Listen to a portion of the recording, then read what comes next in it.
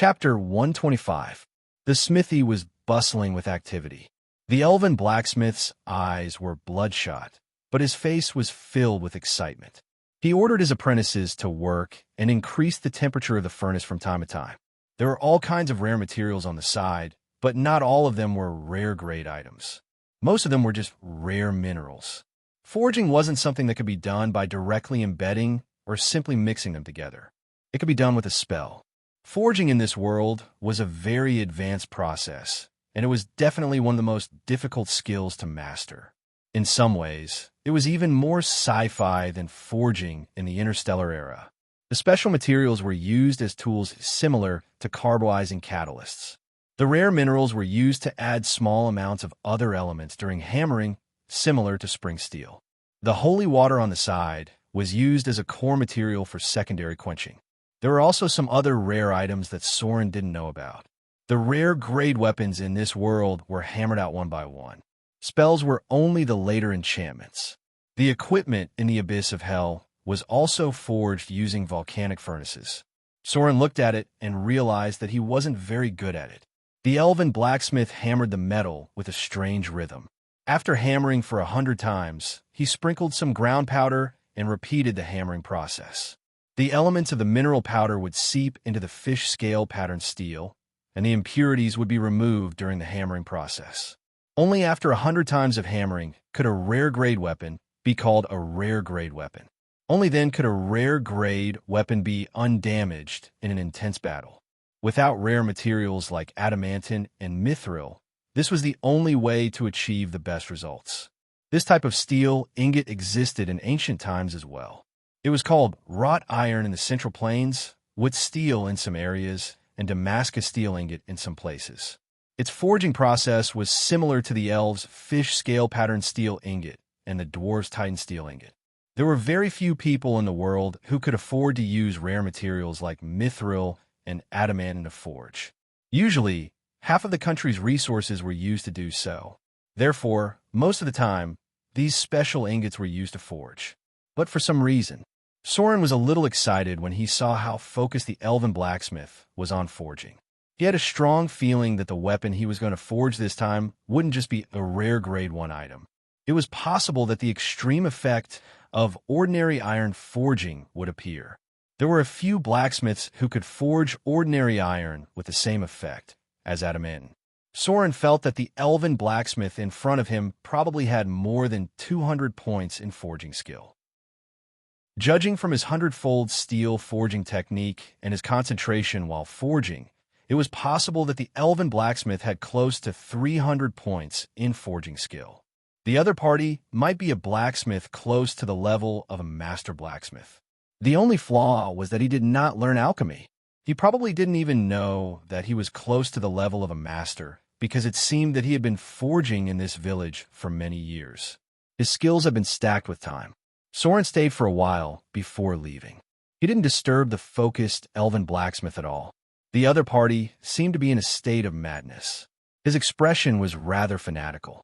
He probably also felt that his skill was about to reach a breakthrough point. After decades of smithing, he had never thought that he would reach a critical point because of an order for a transcendent weapon. Soren returned to the inn and began to study magic. The more spell nodes and spell circuits he mastered, the faster he could learn other spells in the future, and the easier it would be for him to comprehend high-level spells. A master blacksmith's weapon was basically the limit for a mortal's weapon. Above, that was magic enchantment, as well as the very sci-fi elemental collapse. Everything had a lot of space. Atoms and molecules had a lot of space, and protons and electrons had even more space. Elemental collapse was the collapse of these spaces. The Arcane Empire had a lot of in-depth research on this, because the strongest neutron star golem in the legends was made of elemental collapse. Soren once found some strange ores at the edge of the abyss, which was the point of contact between the plane and space. They were only the size of a fingernail, but they could weigh up to 3 kilograms. This was the elemental collapse material, and it was also an important material for legendary weapons. The weapons made were almost indestructible. It was also the only material that could resist supernatural magic enchantment. In the later stages of purebred warriors, after entering the legendary realm, they would forge their own exclusive weapon. This elemental collapse material was the core material for their weapon forging. Until now, there was still a battle axe in the abyss, and even the 100-armed giant couldn't pull out. If Soren remembered correctly, its strength should be around 45 points. This strength was enough to move mountains and fill oceans. In the underwater ruins, there was a document that recorded part of the neutron star golem's data. It was only 5 meters tall, and its size was similar to a steel golem. It weighed 300,000 tons, and it was almost immune to all physical and magical attacks. In the entire Arcane Empire, there was only one neutron star golem. Because of some mistakes, a piece of the continental shelf sank, and in the end, the neutron star golem disappeared completely. Only in the legendary golem craftwork would there be some records about the neutron star golem. Soren would definitely go to the abyss in the future. This was because the materials he needed to forge supernatural weapons could only be found in places like the abyss, and the elemental collapse material could directly block many magic attacks. This was because even magic attacks couldn't penetrate it. Time passed little by little. Soren was very patient. Every day, he would practice the white raven sword style regularly, and then he would learn the structure of spells. Occasionally, he would also practice his casting skills. He had a feeling that he would soon master the ability spell control. The innkeeper's attitude towards him was a lot friendlier. On one hand, it was because of Kindler, and on the other hand, it was probably because she was more familiar with him. She didn't think that he was a dangerous person. In fact, Soren looked very handsome. As long as he wasn't in a state of battle, he would look like a quiet scholar. The elven blacksmith's eyes were getting more and more bloodshot, and he was getting more and more excited. Soren was even asked to buy more than 100 Kindler's special materials. It was an unknown material that was refined using divine spells and alchemy. It was an unknown material used to forge holy weapons. Anyway, even if he didn't know what it was, Soren still bought it without hesitation. This was because his custom-made curved sword was almost finished. 3 days passed quickly. The elven blacksmith didn't sleep much. His eyes were bloodshot, and 2 of his apprentices had already collapsed from exhaustion. When Soren arrived on the 4th day, the elven blacksmith finally showed a smile. Clang! A curved sword that was covered with tiny fish scales appeared in front of Soren. The hilt was very simple, and it didn't look like the style of an elven weapon. There were only faint patterns on the hilt, and it looked like the unique mark of a blacksmith. The elven blacksmith had already opened the blade overnight. He looked at Soren and smiled happily. Then, he swung the sword at the iron felt next to the furnace. Clang! A corner of the iron felt was cut off, and the thickness of the cut was close to 5 centimeters. The elven blacksmith didn't seem to use too much strength, and he was able to cut off a corner of the iron felt. There wasn't a single scratch on the snow-white blade, and it looked just like how it was before. Armor break. Soren's pupils shrank, and his expression changed. He quickly walked over to the elven blacksmith. Ha ha ha! The elven blacksmith laughed hysterically, and then he held the curved sword in his hand in front of Soren. Soren took the curved sword with a solemn expression, and then slightly bowed to show his respect. It was really the ultimate forging of ordinary iron. Only the armor break attribute could achieve such an effect. This was already close to the strongest grade 1 weapon. Item type: curved sword +1, unenchanted. Item grade: rare grade 1. Item description: a weapon made from 100-fold forged steel. Other materials were mixed into it during the forging process. It was made from the Elven clan's fish scale steel ingot, and it underwent a second quenching process. All attributes of this weapon exceed that of other weapons. Equipment requirements: 12 strength or above. Equipment effects: fish scale steel ingot, +3 sharpness, +3 penetration, +1 toughness, +1 armor break. Soren's expression was a little excited. He stretched out his finger and gently stroked the curved sword's delicate body. He could feel the tiny fish scales rubbing against his fingertips. Soren lifted his finger and lightly flicked the blade. He could hear a crisp sound, as if it had a trace of magic. He couldn't help but murmur, "This sword is qualified to be used to slay a dragon." The elven blacksmith's tired eyes suddenly lit up, and he excitedly said, "That's right. It can definitely break through the dragon scales of a pure-blood dragon. That's why I named it Dragon Slayer." Soren was suddenly stunned. As the one who forged this curved sword, the elven blacksmith in front of him did indeed have the right to name it. But this name was a bit of a pain in the ass, right? He suddenly wanted to slap his own mouth. Chapter 126. The blacksmith fell to the ground as soon as he finished his sentence. The others were shocked. Soren thought that the blacksmith had died from exhaustion, but the blacksmith soon started snoring. He waved his hand at the apprentices next to him, signaling them to move the blacksmith to the bed and leave a dozen kindlers by the furnace. The apprentices were exhausted after 3 days of hard work. Their eyes were bloodshot, and they looked very tired. Soren was very satisfied with the result, so he didn't mind giving them a small tip. Dragon Slayer. Soren stroked the blade and curled his lips. This name is too inauspicious. Let's just call it Laceration. There were a lot of equipment called Dragon Slayer in this world. For example, there was a Dragon Slayer sword in Whiterun City.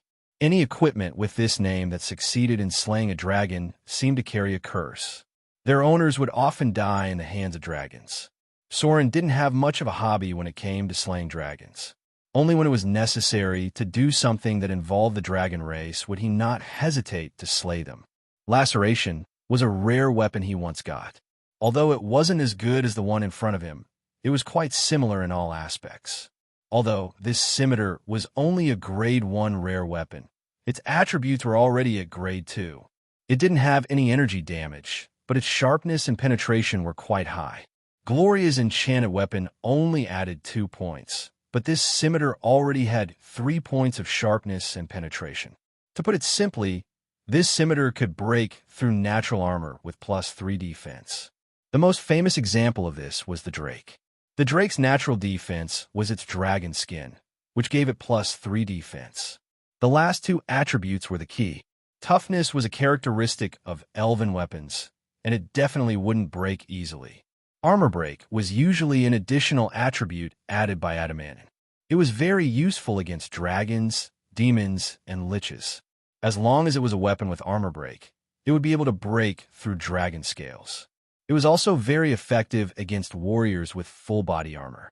Other than the full body armor that was hard to break, the other scales and chainmail could be broken through with 1 or 2 slashes. Since the weapon had been forged, Soren naturally didn't need to continue staying here. He had almost recovered from his injuries 2 days ago. In these 2 days, he had also studied about 70% of the Charm Person spell. Charm spells were more difficult to learn compared to other spells. Soren went to the inn to pay the bill and gave 1 or 2 Kindler coins as a tip. Then, he went directly to the outside of the village. His arrival did not alarm too many people, and his departure was not noticed by many either.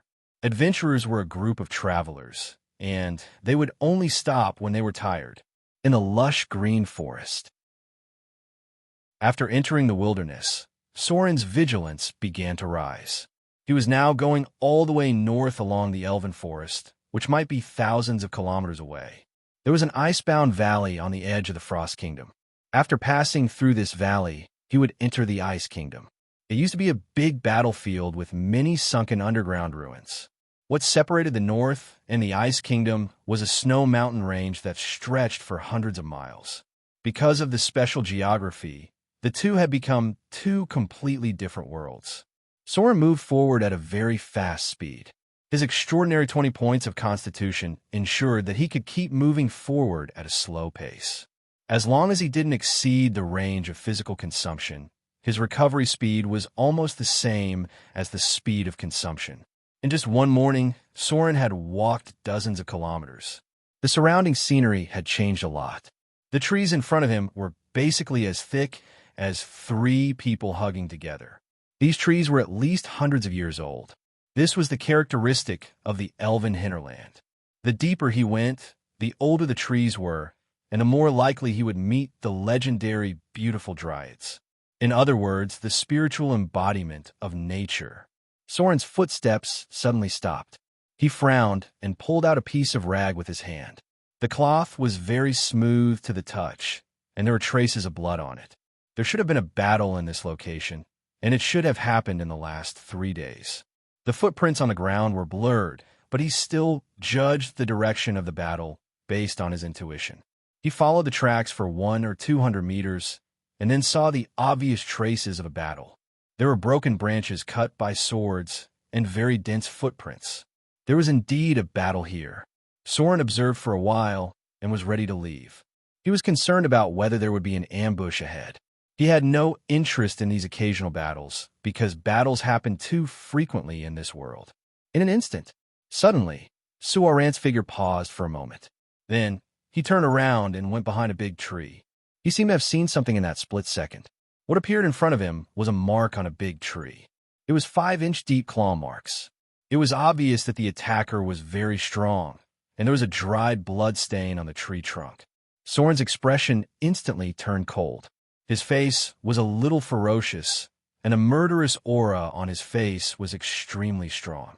He stretched out his palm and gestured at the 5 claw marks on the tree, then slowly pressed it on his back. There were still 5 shallow red marks on his back.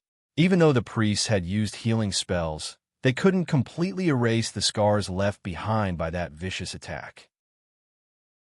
Soren silently held his curved sword in his hand, and then his figure gradually became blurred and finally disappeared into the shadows. That group of hunters, they didn't give up on the hunting ritual, and in the last 3 days, they had also killed another target. Soren would never mistake the 5 claw marks. The dark high-grade knoll almost killed him there. The killing intent in his heart made Soren thirst for blood. His injuries had basically healed, and the special abilities of a shadow dancer were all available. Soren, who had just obtained a rare grade weapon, was ready to use the blood of these hunters as a sacrifice to his blade. Soren was not afraid of the number of enemies when he was alone. Because he was a rogue, the shadows and the forest were his best cover. His figure disappeared, and the power of the shadows covered his traces. Only when he walked on the bright ground could he see a blurry figure. This was because the level of sneak was not high enough. It required more than 200 points of sneak to become invisible in places without shadows. But this didn't matter much to Soren. He didn't put most of his skill points in his sneak, which meant that he strengthened his other combat abilities. The wizard's invisibility could completely replace the effect of sneak when necessary. Looks like there are more than 20 of them. Soren stopped and looked at the ground. The footprints on the ground were messy, but he could see that it was a circular encirclement. It didn't look like it was left behind by an attack, but more like it was left behind by someone retreating. He pulled out the grass in front of him, and there was a piece of cloth left behind by the thorns. The texture and cloth were similar to the ones in front of him, but the pattern was somewhat familiar. He murmured, "Where have I seen this pattern before?" He identified the direction and continued to follow the tracks. Rogues were also good at tracking. Otherwise, they wouldn't have been able to reproduce the advanced profession of bounty hunter and assassin. Soren walked for about 1 or 2 kilometers and stopped in front of another big tree. There were 3 claw marks on it, and there were broken branches and shrubs nearby. He could hear the sound of a river in front of him. Looks like there was a fight here for a while. Soren reached out his hand and picked up the soil on the ground. It was dark red soil, and the area was not small. Although the body was gone, there should be a person here. Judging from the bloodstains, the person should have died on the spot. There was obviously someone in front of him who used a sword to cut down the shrubs, blocking the way. It seemed like the person they surrounded was not good at fighting, or he was weak, so the person protecting him had to clear the way and cut down the shrubs that were blocking his movement. Looks like they're dead. Soren only saw the traces of one person's death, but according to his estimation, the person shouldn't be able to run away. If he had to protect such a burden, he would not be able to escape the hunter's pursuit. He lost track of them by the river. There were no footprints on the other side, so it seemed like the person didn't cross the river. Soren walked along the riverbank and soon found a new clue. He found a weapon and a torn piece of armor. An elven rapier? Soren picked up the broken rapier and looked around. He muttered to himself, "Could it be the elven noble I met the other day?" His guards seemed to be equipped with this kind of equipment. No wonder they looked so familiar. Normal elven patrol guards couldn't afford such expensive cloth. Does that mean that guy met the hunters? It should have happened 3 days ago. Soren met an elven noble in front of the Temple of Life in the village. He had a part of the elven queen's bloodline, and it seemed like he was a descendant of the divine blood. They must have met the hunters, and for some reason, they became the new target. What happened next was a battle to escape. His guards definitely couldn't beat a group of high-grade hunters. If I want to catch up, it should be in front. Soren's pupils shrank. His figure once again disappeared into the shadows, and then he sneaked towards the foot of the mountain in front of him. There were more mountains in the elven forest, but they weren't high. The terrain was hilly. According to Soren's estimation, the elven guards would at most cover the foot of the mountain in front of him, and then the hunters would catch up to them. The distance between them was getting closer and closer. Soren suddenly stopped. He pulled out his curved sword, and his footsteps became lighter. There were still traces in front of him. The traces were very obvious. There were at least 10 people moving around, and they should have been left behind today. He could also vaguely hear some voices. It seemed like there were people in front of him, and the number was more than 10. P.S. The second update will be a little later. Chapter 1:27. Soren didn't dare to get too close to it. The hunters had anti-tracking abilities, and the gnolls had a good sense of smell. They could smell the scent of a living person if they got too close to it. Soren's figure was completely shrouded in the shadows, and there were no traces of him at all. He was moving in the shadows, and there was no way he would expose himself in a place without shadows. The distance between them was getting closer and closer. Soren was moving very slowly, and there were almost no footsteps. There was a gray hair near the bushes, and it didn't notice Soren even when he passed by it about a meter away. It was still busy eating something. There were traces of a bonfire in front of him, and it seemed that the hunters had spent the night here. There were also skinned beast carcasses nearby. They must have killed a wild boar last night, and there was still half of the boar's head left uneaten. A hybrid orc appeared in front of him. It looked at the foot of the mountain with a fierce expression, and it was rubbing its battle axe in its hand. Percent and at %**, Soren couldn't understand what it was saying at all. It seemed to be the hybrid orc's dialect, and there was a little bit of pure orc language in it. This language couldn't be understood without learning it. He could only guess from its facial expressions and movements. The hybrid orc seemed to be angry, and it kept pointing at the foot of the mountain, as if it wanted to attack. The number of hunters had decreased a lot. Soren saw the dark high-grade gnoll. There was a sword wound on its face, and it was staring at the hybrid orc coldly. It seemed that they hadn't finished the hunt. Something must have happened. Soren moved forward in the shadows and went around 100 or 2 meters to the foot of the mountain. His expression gradually became serious, and the vegetation on the ground seemed too strong. He reached out and picked up a vine and murmured, "What is this? Entanglement? No, it doesn't look like a simple spell effect." The power of a spell wouldn't last that long. Everything in front of him had obviously lasted for 2 or 3 days, and the plants were full of vitality for some reason. Drool? Soren approached the mountain bit by bit, and found that the foot of the mountain had become a sea of plants. There were green vines everywhere, and these plants seemed to have come alive. They swayed gently with the wind, and he could vaguely see signs of unreasonable activity. The exuberant plants were like a barrier blocking the holes in all directions. Fresh blood could be seen in some places.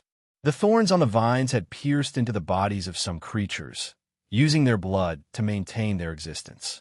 However, there were also signs of withering near the edges. Is this a living plant, or did it change with divine power? Soren slowly pulled out his curved sword, not daring to get close to the vines that were obviously too vigorous. This kind of thing was definitely difficult to deal with. Even legendary rogues might be trapped in it if they were unlucky. Looking at the corpses inside the vines, they were definitely the corpses of high-grade hunters. At least 6 of them, with a profession level of 15 or above, had died in the vines. It seemed that they also tried to attack with fire, But these supernatural vines were not afraid of fire at all. Soren saw the figures of the elven guards. The number had decreased a lot. Only 3 of them were still standing. There were 4 or 5 lying on the ground next to them. It seemed that many of them had died. The handsome elven nobleman was still there, but he looked very embarrassed. There were 3 claw marks on his face, and his eyebrows were cut open. His face looked particularly ferocious. Judging from the wound, the nobleman was almost attacked in the temple. It doesn't look like a burst of divine power. Is it because of some legendary item? Soren stared at the elven nobleman in the distance. His expression was a little desperate. They had been trapped here for nearly 3 days. Most of his guards had died, and the rest were basically injured. They were obviously trapped here by the hunters, and only supported by the vines outside for so long. Time passed little by little. The despair on the elven nobleman's face became more and more obvious. The guard said something in his ear, but it was too far away to hear clearly. These vines could not last forever. If no one came to rescue them, these people would definitely die in the hands of the hunters. The sky was getting darker and darker. Soren quietly landed from the tree trunk and slowly moved forward along the shadows. Rogues were very patient, and Soren was even more patient. He was not in a hurry to attack, nor did he do anything that would expose his existence. He was like a bystander, always watching the movements of the group of people at the foot of the mountain, maintaining a distance of about 100 or 200 meters. Although the hunters were constantly arguing, they were still vigilant. Soren was sure that he could kill them in one shot, but he was not sure if he could retreat after attacking. He also did not approach the elves. First of all, Soren did not have the ability to help them get out of danger. Second, they might not trust him. He was not enthusiastic enough to risk his life to help someone who had nothing to do with him. There were 12 hunters in this group. Half of them were around professional level 12, and the other half were all high-grade professions with professional level 15 and above. Half of them were mixed orcs. Although the high-grade gnoll was very strong, its voice seemed to have been weakened a lot. The hunters were roasting meat. They had sent someone to hunt a goat.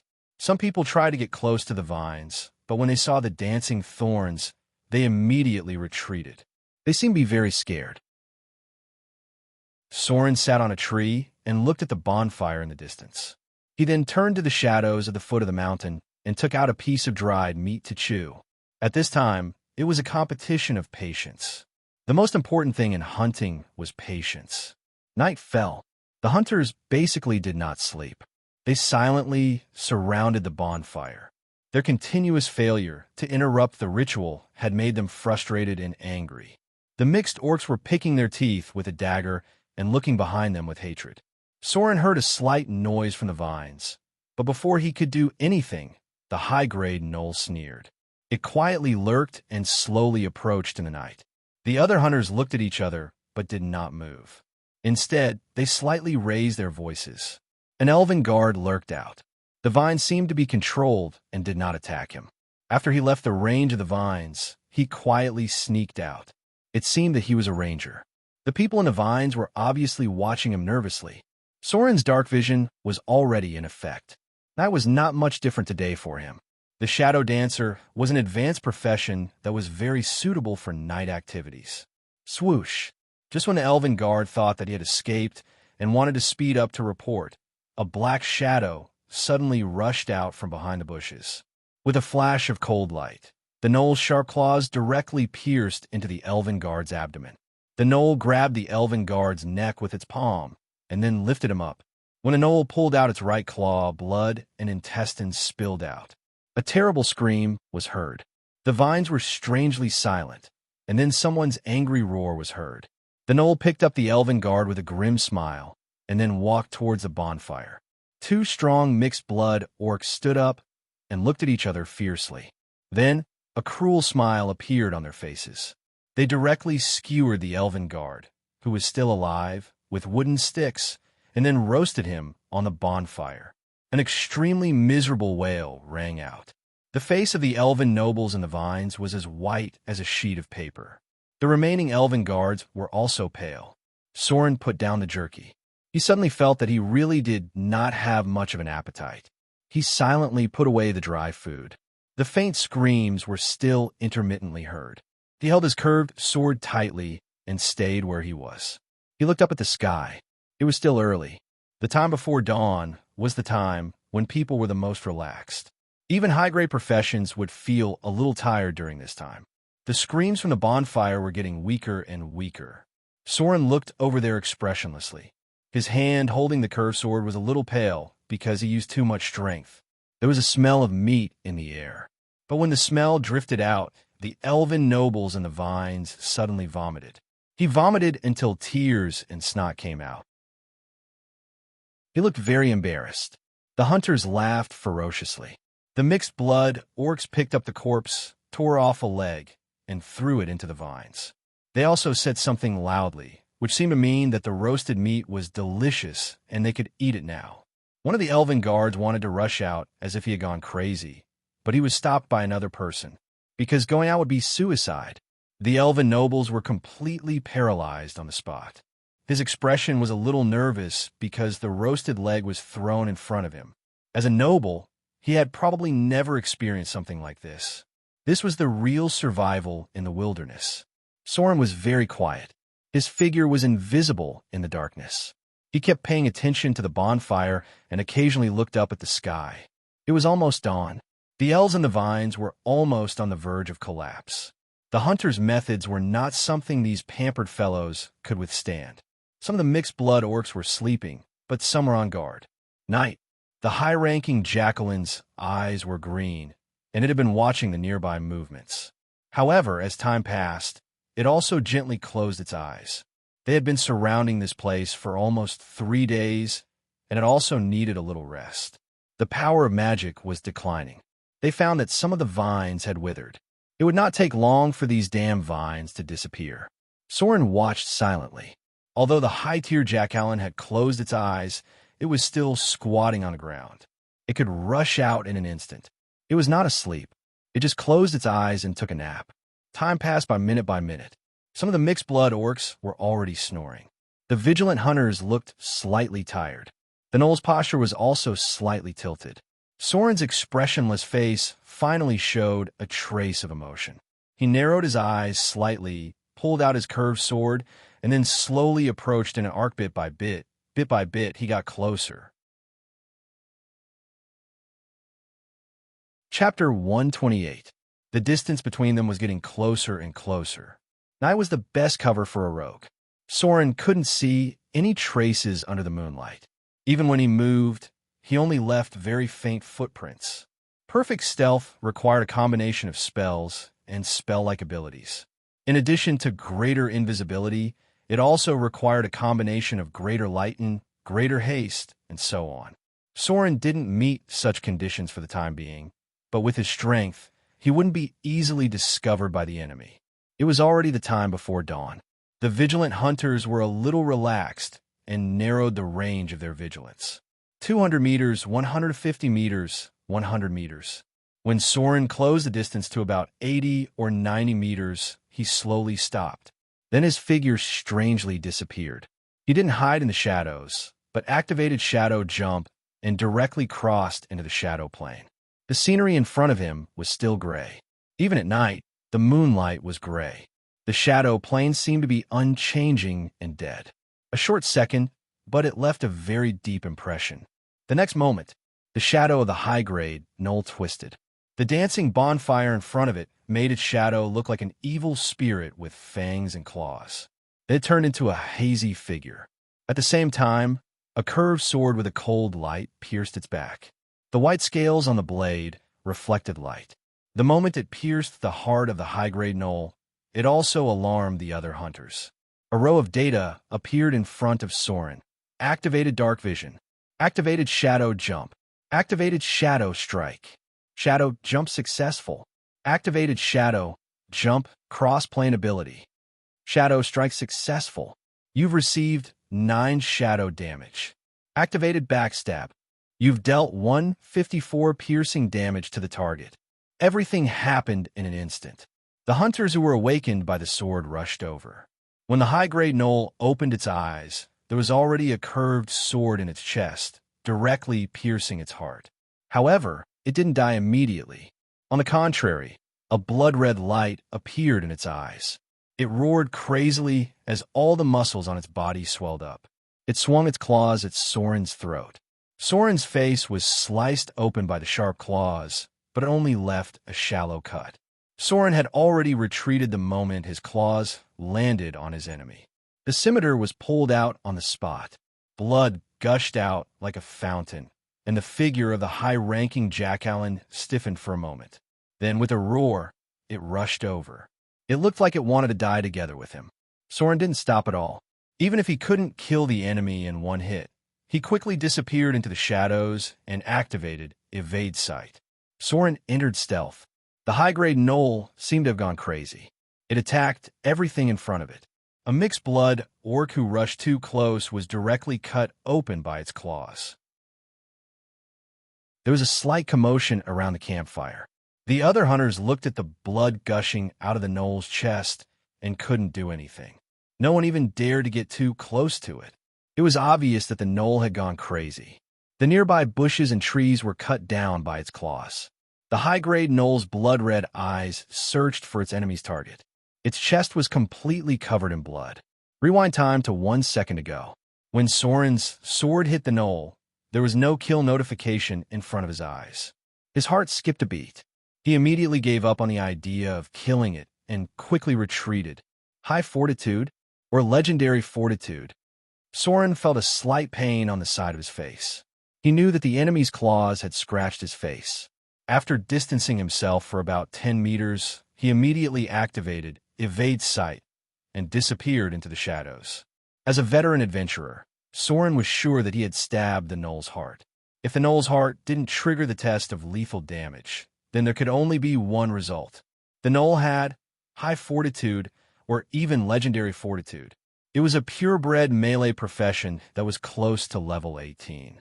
Its physical strength was close to supernatural. The distance between them was about 50 meters. All the hunters had woken up. They looked around with vigilance and uneasiness. The high-grade gnoll was still standing on the ground. Its crazy and bloodthirsty eyes were trying to find Soren's trace. A lot of blood was gushing out of its chest. Some people tried to get close to it and heal it. However, without the divine spells of a high-grade priest, it was impossible to heal such a serious injury by relying on medicine alone. More and more blood gushed out. The high-grade gnoll's feet were covered in blood. Its eyes were getting crazier and weaker. Finally, after being stabbed in the heart by Soren, it still held on for 5 or 6 minutes. Only then did the gnoll's blood run dry. It fell to the ground with a roar full of unwillingness. A notification appeared in front of him. Target killed. Extracting soul energy. You've received 5,200 slaughter EXP. Soren returned to the shadows. He wandered around the hunters and looked at the high-grade gnoll on the ground in front of him. He was surprised. What a high fortitude! In his memory, other than those legendary realm warriors, there were only a few creatures that could counterattack after their hearts were pierced. Perhaps only a few creatures with abnormal vitality could do so. The high-grade gnoll that was just listed as the first target didn't trigger the test of lethal damage when its heart was stabbed. It probably didn't have many fatal points on its body. If he wanted to kill it in one blow, he could only use a beheading attack unless he pierced the brain. High-grade melee professions could train to have extremely high fortitude. Soren had seen a legendary melee profession with legendary fortitude and absolute fortitude. After his heart was taken out, he still fought for nearly 10 minutes. He relied on his explosive power to kill a large number of enemies at the last moment of his life. If a high-grade priest could cast a level 9 Greater Restoration spell on him during this period of time, then his heart could be restored by divine spells. The profession level of the high-grade gnoll was close to 18, and its HP was estimated to be close to 300 points. Soren's attack didn't trigger the test of lethal damage, so it only caused about 150 points of damage to it. Although it didn't kill it on the spot, the bleeding damage and the damage to its internal organs caused its HP to continuously decrease. Even with the high vitality of a high-grade warrior, it couldn't last long under such serious bleeding and internal injuries. The god of the hunt had already taken back the divine spells it gave. Without a priest with a profession level of 15 or above to cast restoration, even if it was seriously injured, it could only last a little longer. Its vitality was rapidly depleting, and eventually, its HP was completely exhausted. Although Soren killed the most dangerous high-grade gnoll among the hunters, he didn't feel much excitement in his heart because the strength of the enemies in front of him was beyond his estimation. He simply didn't have the ability to kill all of them. In this attack, these enemies had already been alerted. They shortened the distance between each other and expanded their vigilance range at the same time, basically cutting off his chance of a sneak attack. Shadow Jump had already been activated. Without this supernatural ability to cross planes, it would be very difficult for him to sneak over and backstab them. If he killed an enemy, he would be surrounded by other hunters. However, Soren didn't just leave. He was a very patient rogue, and his killing intent towards the enemies in front of him was firm enough. He once again lurked around, silently waiting for a new opportunity. As long as these hunters continued to hold the ritual, he could wait for a new opportunity. For Soren, who had already surpassed grade 3, this kind of opportunity was enough for him to kill an enemy. The light of dawn gradually emerged. The hunters didn't dare to act rashly. To deal with a rogue who was proficient in stealth, acting rashly would only expose them to danger. They were waiting for dawn, and only after dawn would they be able to find traces of the rogue. The mixed-blood orc was angrily cursing, as if roaring that it would pull out the tendons and skin the enemy when it found them. But now it was still very dark. No matter how angry it was, this guy didn't dare to be more than 15 steps away from the others. As long as it went beyond this distance, it was likely to be attacked by a high-grade rogue because there were too many shadows nearby. The light in the sky was getting brighter and brighter.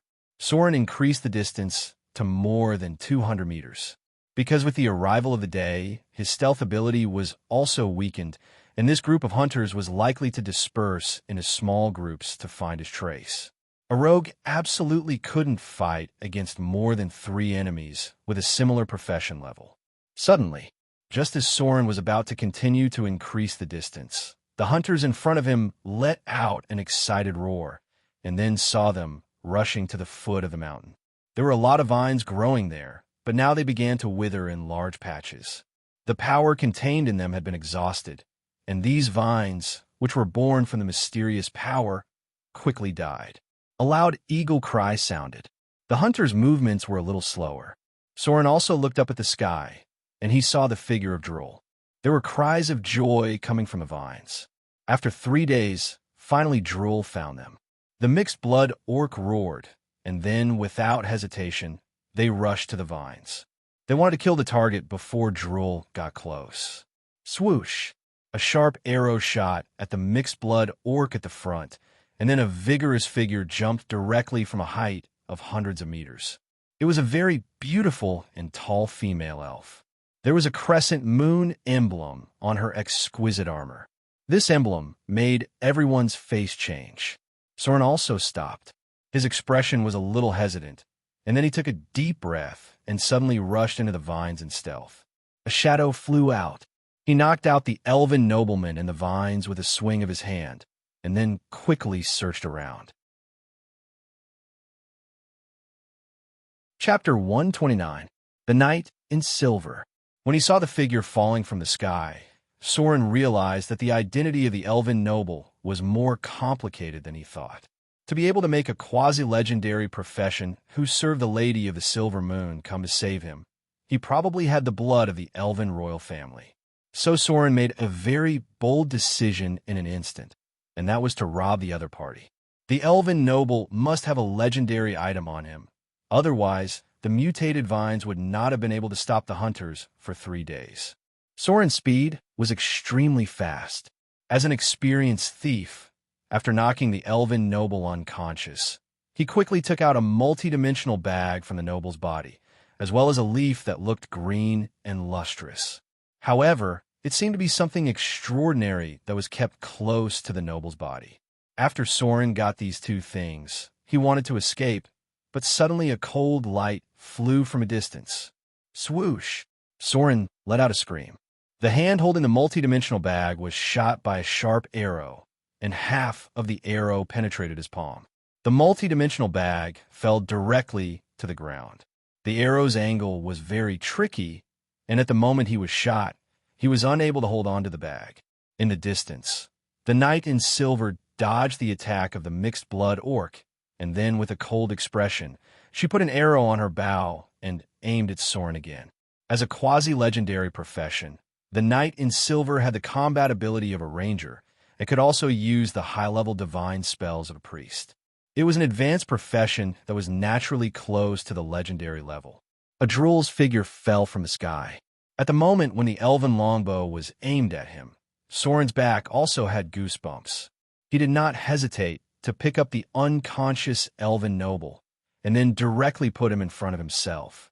The knight in silver's expression was indeed hesitant. She twisted her body and shot a hunter in the arm, and then sprinted towards Soren's position. The speed of the opponent's sprint was very amazing, almost leaving behind afterimages. It was simply a supernatural ability. Soren took a deep breath and did not bother to pick up the multidimensional bag on the ground. He quickly put the strange green leaf into his arms. Then, he gritted his teeth and threw the elven noble in his hand away. Then, he flew towards the shadows. The knight in silver hesitated for a moment, but still reached out to catch the elven noble. After checking his breath and finding that he had just fainted, she suddenly raised her longbow to block an attack from behind. She seemed to want to keep Soren here, but he was nowhere to be seen. Evade sight. As soon as Soren entered the shadows, he activated evade sight for the last time. After entering stealth, he quickly retreated without looking back. The drool who had just landed was also a high-tier spellcaster. The knight in silver's skill was superb. She could even shoot an arrow while blocking the opponent's attack. Her slender figure seemed to be dancing in a strange way, and any attack missed her by a little bit.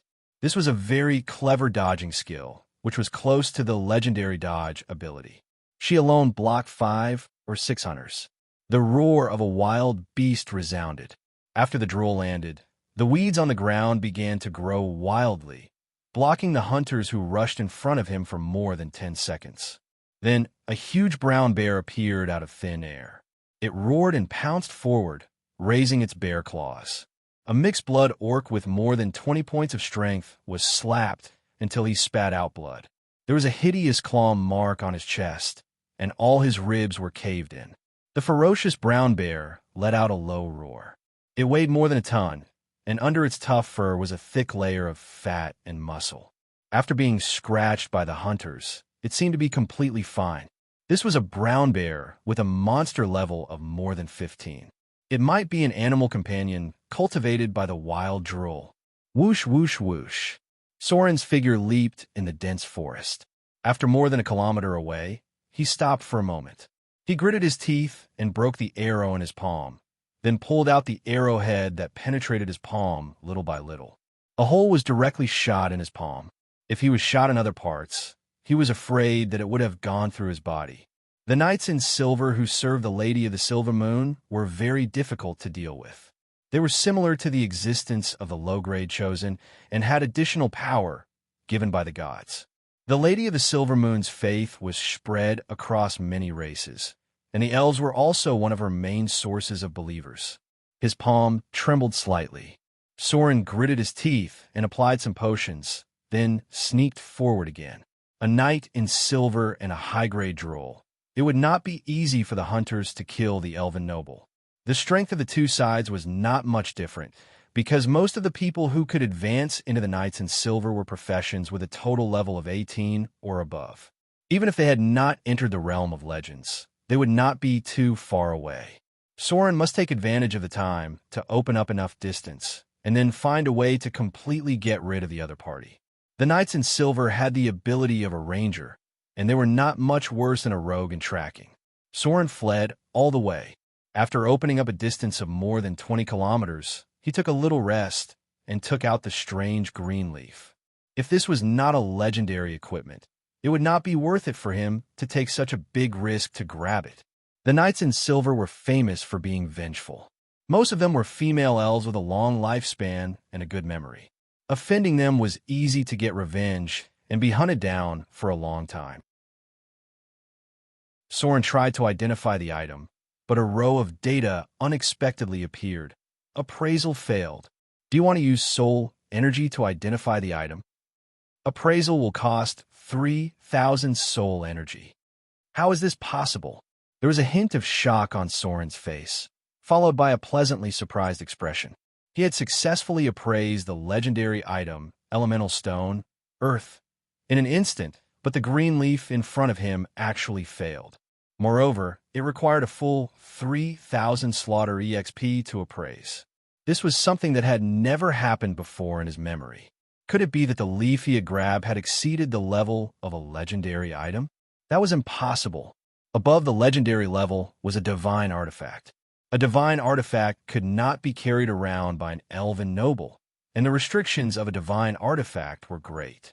There was a force field of law energy on it, so it was impossible for him to hold it in his hand casually, because most of the divine artifacts would be damaged if you held them indiscriminately.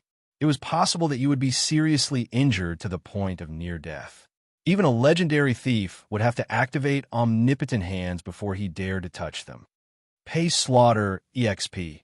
Although he did not know what the green leaf in his hand was, Soren did not hesitate to choose to spend soul energy. He felt that the leaf in front of him was definitely not simple. An emerald green light appeared.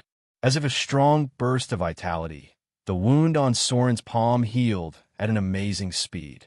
In the blink of an eye, the bloody hole in his palm completely disappeared, and the wound left by the arrow had been completely healed. Then a row of data appeared. Item type, Leaf of Life, unknown.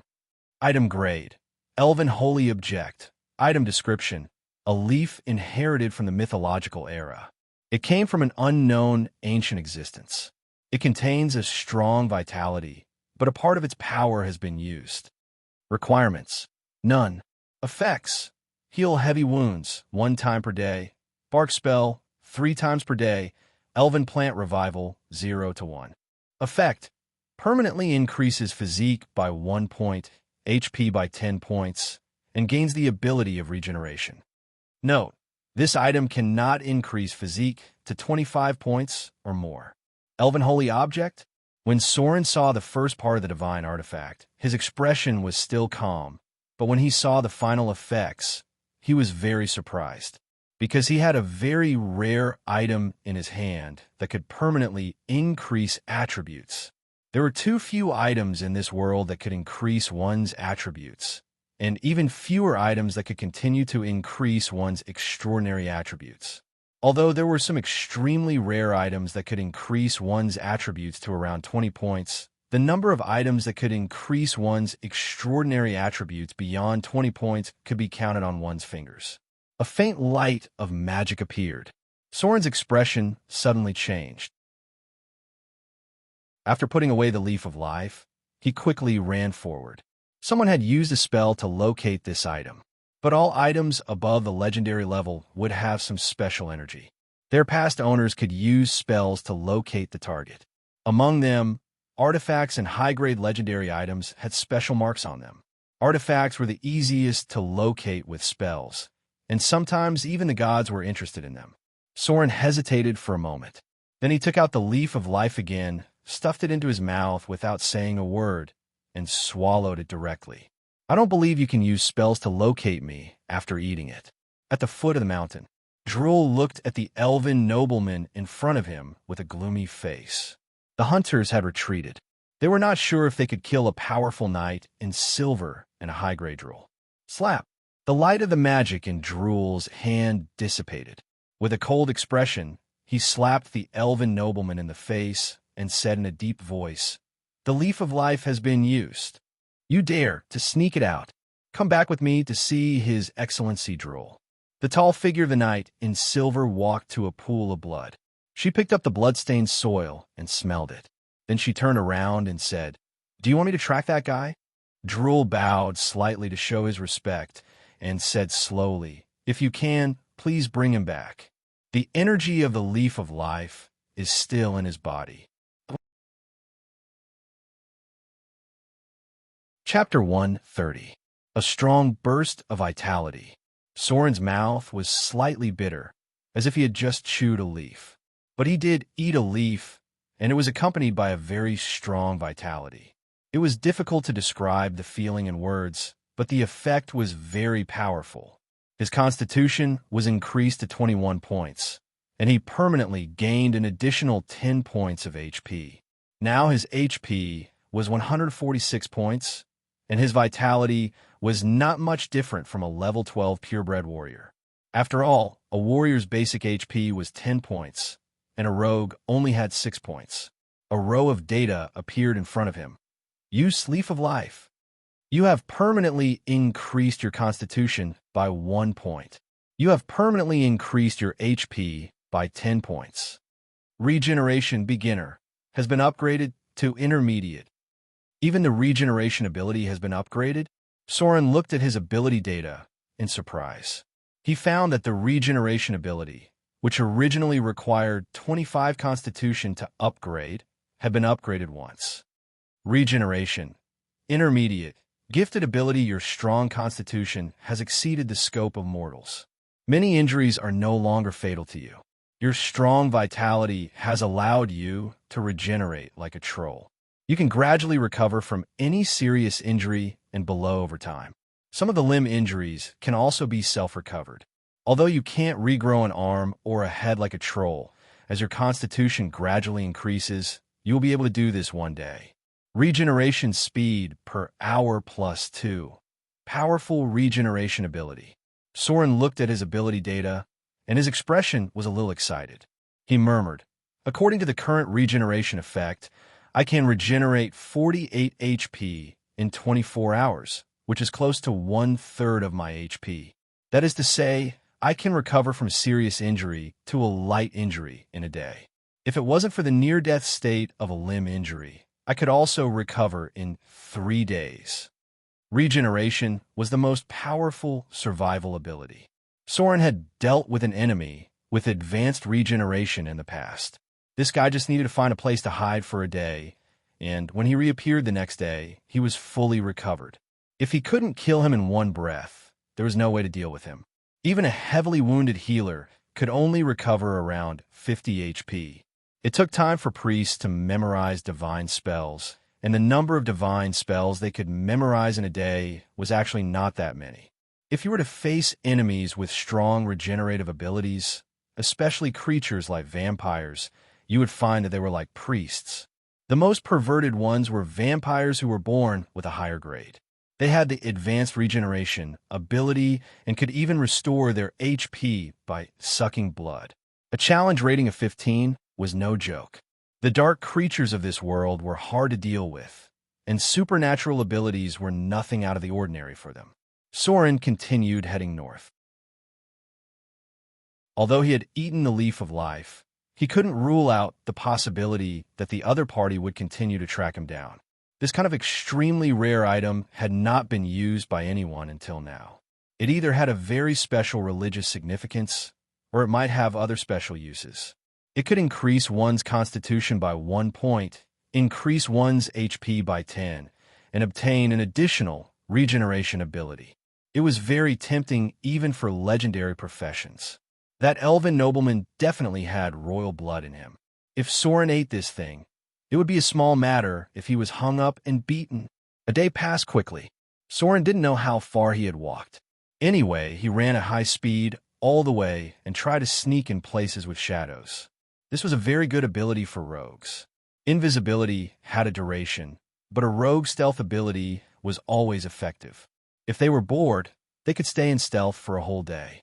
In the beginning, there were people who transformed themselves into shadow beings, and their stealth ability could be said to have been further improved. If they entered the higher realm of legends, which was roughly around rogue profession level 25, they could also become permanently invisible through special rituals. Although this ability was powerful, it was very difficult to communicate. Soren conservatively estimated that he had walked more than 200 kilometers in a day. Along the way, he encountered many villages and a large elven town. There were not many cities on the elven side. There were only 5 or 6 in total, distributed in some very important places. This was a bit like the city-state system. Many places relied on cities for survival. Under normal circumstances, there would not be other large cities within 100 kilometers of a city. The area of the southern region was about one-third of Asia's, but there were less than 200 or 300 cities. And they were mainly concentrated in the plains near the river. If it was close to the desert and the virgin forest, the distribution of cities would be even more sparse. There were only 6 large cities in the entire desert area, all of which were built in the oasis area on the edge. The development of cities in this era required a lot of conditions. Amber City rose because of the diversion of the river. If there were no innate geographical conditions, it would be quite difficult to transform and develop the city by relying only on manpower. The sky gradually darkened. Soren saw some eagles on the road, and he couldn't be sure if they were the animal companions that Drool recruited from time to time. However, he was careful to avoid these creatures. When they appeared in the sky, they slowed down along the shadows. Soren didn't make a fire to cook. He just chewed dry food for a meal and then continued on his way. With his extraordinary constitution of 21, this kind of hurrying was not a big consumption. The enhanced dark vision from the Shadow Dancer made him more comfortable at night. If the knight in silver was really tracking him, then the best way to get away from her was at night. After all, their speed was about the same during the day, and it was certainly impossible for the knight in silver to continue tracking at night. Night was the time when wild beasts were active. Soren heard the movements of many wild beasts and saw some green eyes. He was almost at the border of the elves, and he didn't go deep into the jungle. He had been moving on the edge of the area. The possibility of encountering Drool inside the forest was very high. Many Drool liked to live in seclusion in the virgin forest. A wolf howl sounded. Soren looked at the hills in the distance. The trees nearby were much fewer. Some of the howls were louder and louder. It was the sound of a warg. He was close to the border of the orcs. Although the orcs were good at domesticating wargs and had trained elite wolf riders, there were only 1,000 or 2,000 of them in the entire tribe. This wolf rider needed hundreds of thousands of people to feed, and much of the meat came from corpses and executed criminals in the war. The orcs had reduced the number of domesticated wargs several times during this period because of the huge consumption of meat. It was estimated that this winter would continue to decrease. It was a little better to domesticate wargs. The drow's petrified lizards were the real money burners. He often saw people throwing corpses to feed them in the Underdark. After passing through this barren hilly area, he gradually approached the northern area. The barbarian fortress was on a mountain over there. It had the oldest and purest barbarian training heritage. Every year, advanced barbarians would visit. Soren had tried the training method there. Carrying boulders along the mountain path in the cold wind was definitely a torturous way of training. 3 days. Soren crossed a distance of more than 800 kilometers and approached the range of the Frost Kingdom little by little. The temperature was getting lower and lower. The ground had begun to freeze. There was a heavy frost in the morning, and the top half of the mountain in the distance was covered with ice and snow. The wild beasts here were much thicker in order to adapt to the cold climate. Soren looked travel-worn. Some beard grew on his chin, and he looked much more tired than before. But when he saw a peak like the Himalayas in the distance, a smile appeared on his face. He was finally about to reach the icebound valley. Chapter 131. The biting cold wind was like a knife. Soren had to put on a cloak to cover his whole body. This year, the north was colder than before. He didn't know if it would only last this winter. Anyway, in his memory, the Frost Kingdom was not as cold as it was now. The heavy snow had basically stopped, but the speed of ice and snow melting was very slow. There were almost no traces of melting. Ice had begun to form on all sides, and some rivers were covered with ice that people could pass through. It was now the end of September, and there were still 5 or 6 days until October. The beasts in the ice field had begun to come out to look for food. Because of the cold climate, the wolves had also begun to migrate. Soren encountered many monsters along the way, but he avoided them by using stealth. Looking from afar, The mountain was right in front of him, but when he walked, he found that it was still not there. Soren walked for half a day before he gradually approached the range of the Icebound Valley, because there were many ice crystals on the trees around. The Icebound Valley was one of the coldest places. The climate here was somewhat special, and it hadn't changed for hundreds of years. Traces of carriages appeared in the wind and snow. Soren stopped to observe and found that there should be a caravan in front of him. Who would go to the Frost Kingdom in winter? Soren pushed away the snow and looked at the traces of the wheels. The big carriage should have been specially modified to widen the bearing area, but it wasn't modified into a sleigh. It didn't look like people from the south. They should have come from the port cities in the central region. The number of people in a caravan was relatively large. Soren estimated that there were at least 30 or 40 people. There shouldn't be any caravans in this season, right? Soren carefully looked in front of him, but he didn't see them. They probably passed by yesterday. Moving forward in the ice field was slow. Soren estimated that he would meet these people tonight. He just didn't know who would go north in such a cold weather. There were traces of bonfires nearby, and some pieces of food were thrown directly on the side of the road. Soren looked at the debris in front of him and frowned, because he felt that it wasn't a caravan in front of him. The ice on the road was getting thicker and thicker. When the sky gradually darkened, Soren finally saw a group of people in front of him. They were 3 large, modified carriages. The pack beast was a type of yak with thick fur. Its entire body was snow white, and there was only one horn on its head. These yaks were squatting in a circle around the perimeter to block the cold wind. In front of them was an experienced team. They had obviously been to the ice plains before and knew how to make themselves more comfortable, just like how people in the desert knew how to use camels to block the wind and sand. The tame pack beasts were very tame. Soren did not see any caravan guards, nor did he see many mounts. These people in front of him were not merchants. Ooh, a short figure jumped out and squinted its eyes. Soren saw a green-skinned goblin, but it was different from the other goblins he had seen before. Its facial expression was richer, and its face was smeared with strange paint. It looked like a clown. As the goblin shouted, more than a dozen people near the carriage stood up. Almost all kinds of races could be seen, and there were even beautiful elves standing next to the burly orcs. Circus! Soren frowned slightly, walked over slowly, and smiled. A traveler passing by saw you here and came to ask for a hot soup. The green-skinned goblin looked at him up and down, then showed a funny smile and waved. Come here. We just went camping. A lone adventurer. It didn't seem to be much danger, at least not a threat to such a large caravan. Soren slowly approached, but his expression was not completely relaxed. He looked around and asked, Circus? Are you going to Frost Kingdom to perform?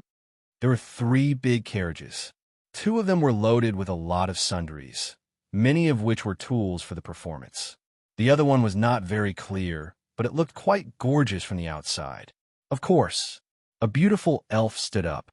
Her skin was very delicate, and she seemed to have the bloodline of a grassland elf.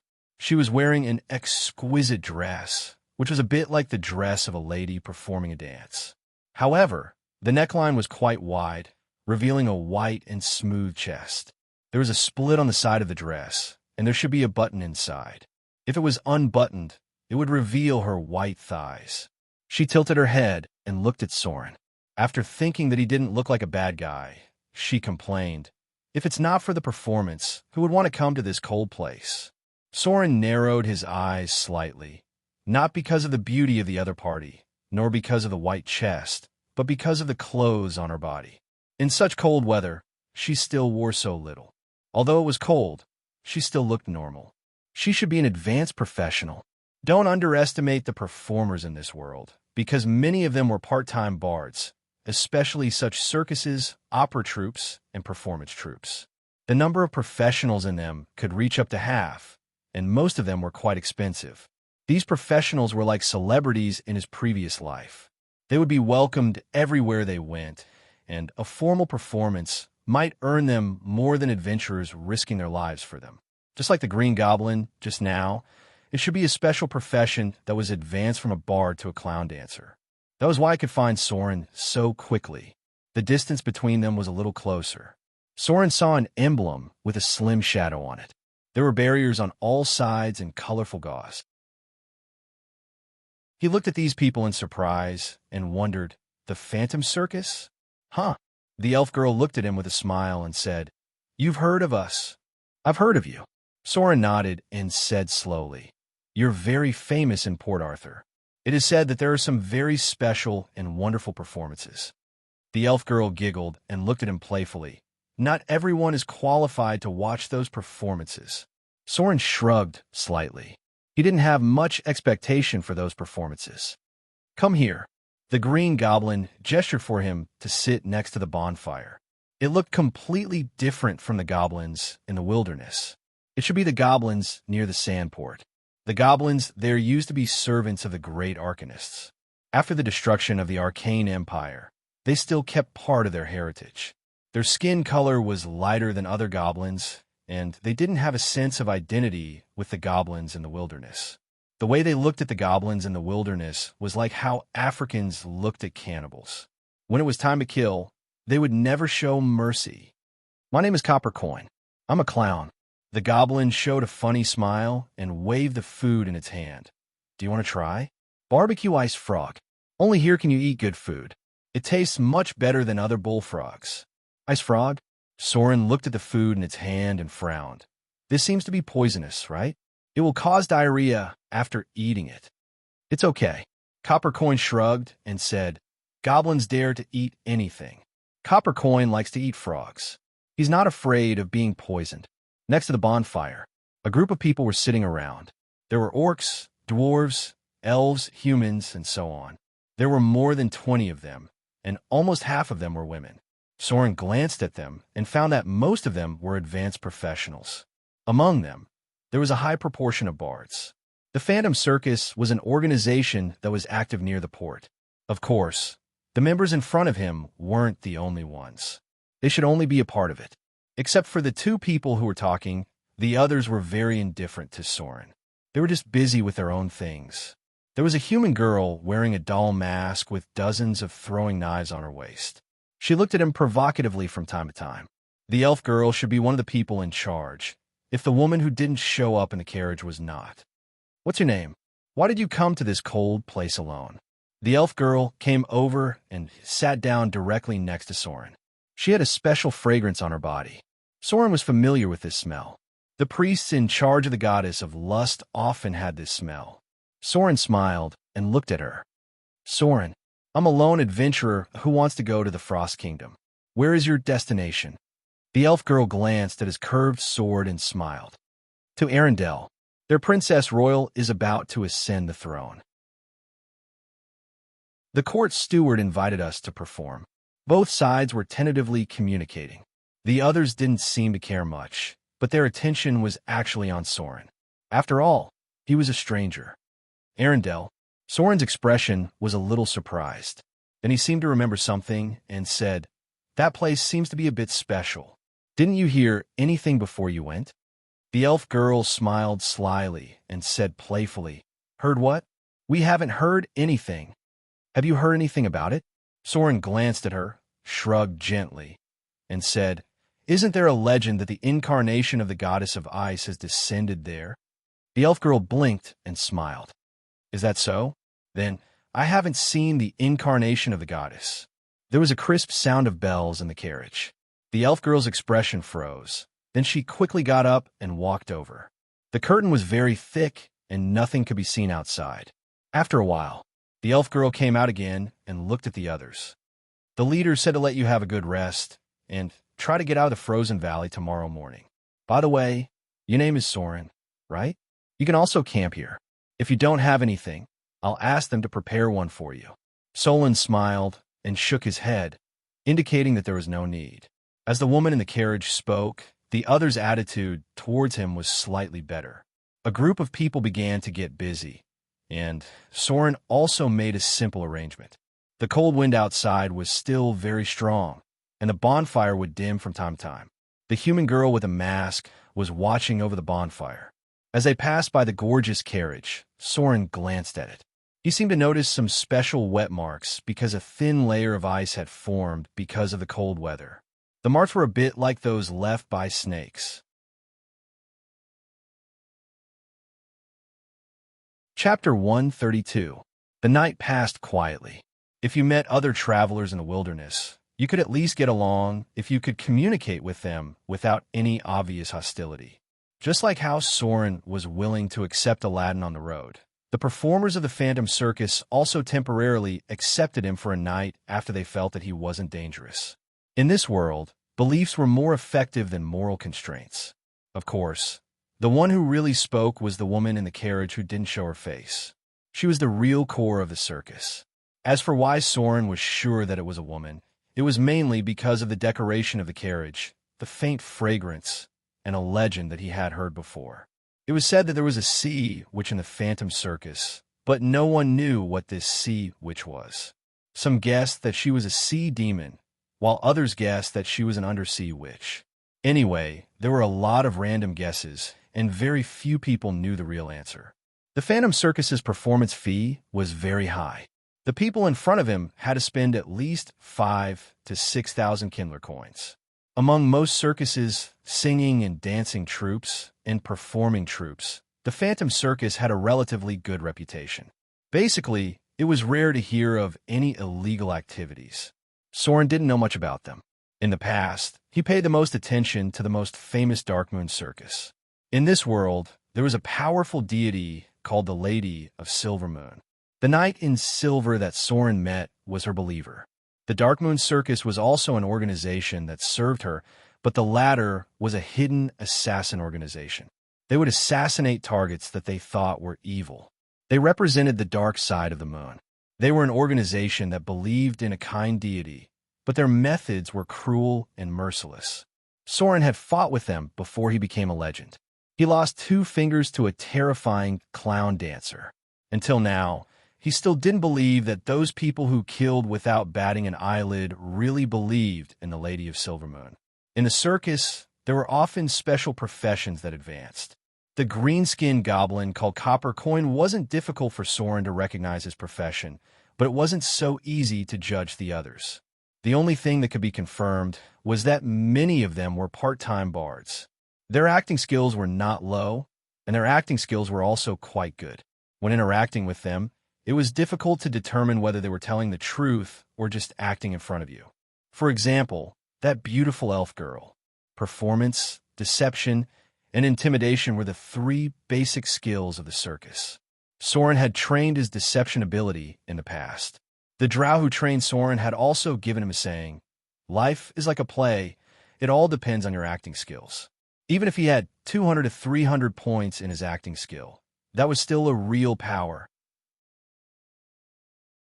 To be honest, when Soren saw this group of people, he really missed the observation ability that he had learned in the past.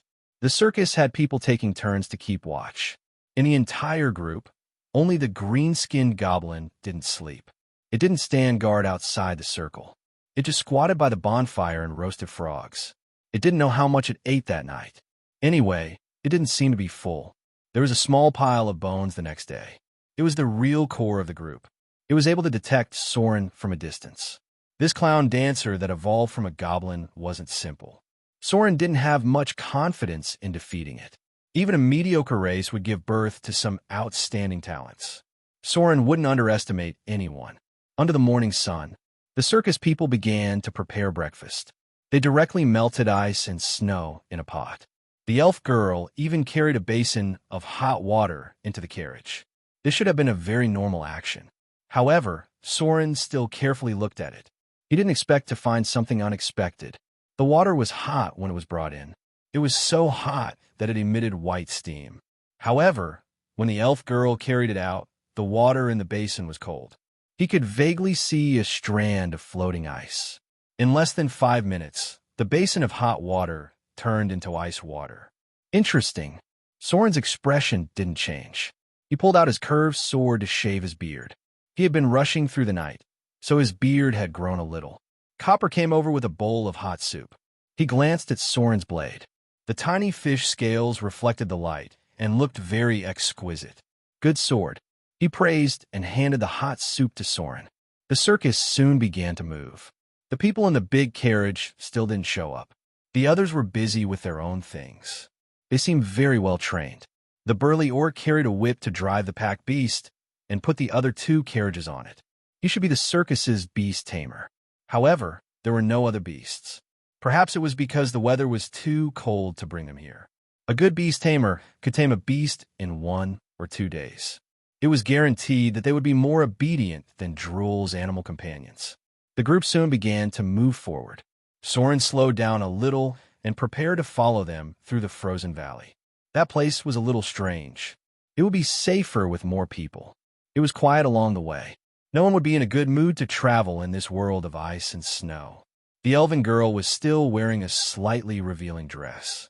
Her tall figure kept moving back and forth. From time to time, she would shout and command them to move forward.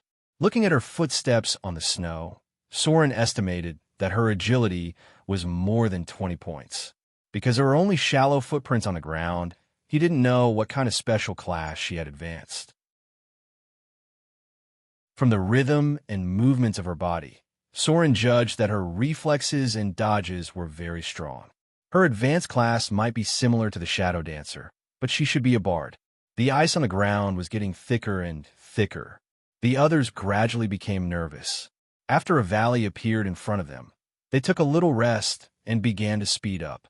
The goblin clown walked at the front of the group. He looked up at the cliffs on both sides and the top of the mountain. He said in a deep voice, "There's a possibility of encountering ice trolls here. Everyone, hurry up and pass through. Don't shout. If you are unlucky, you will be unlucky if you encounter an avalanche."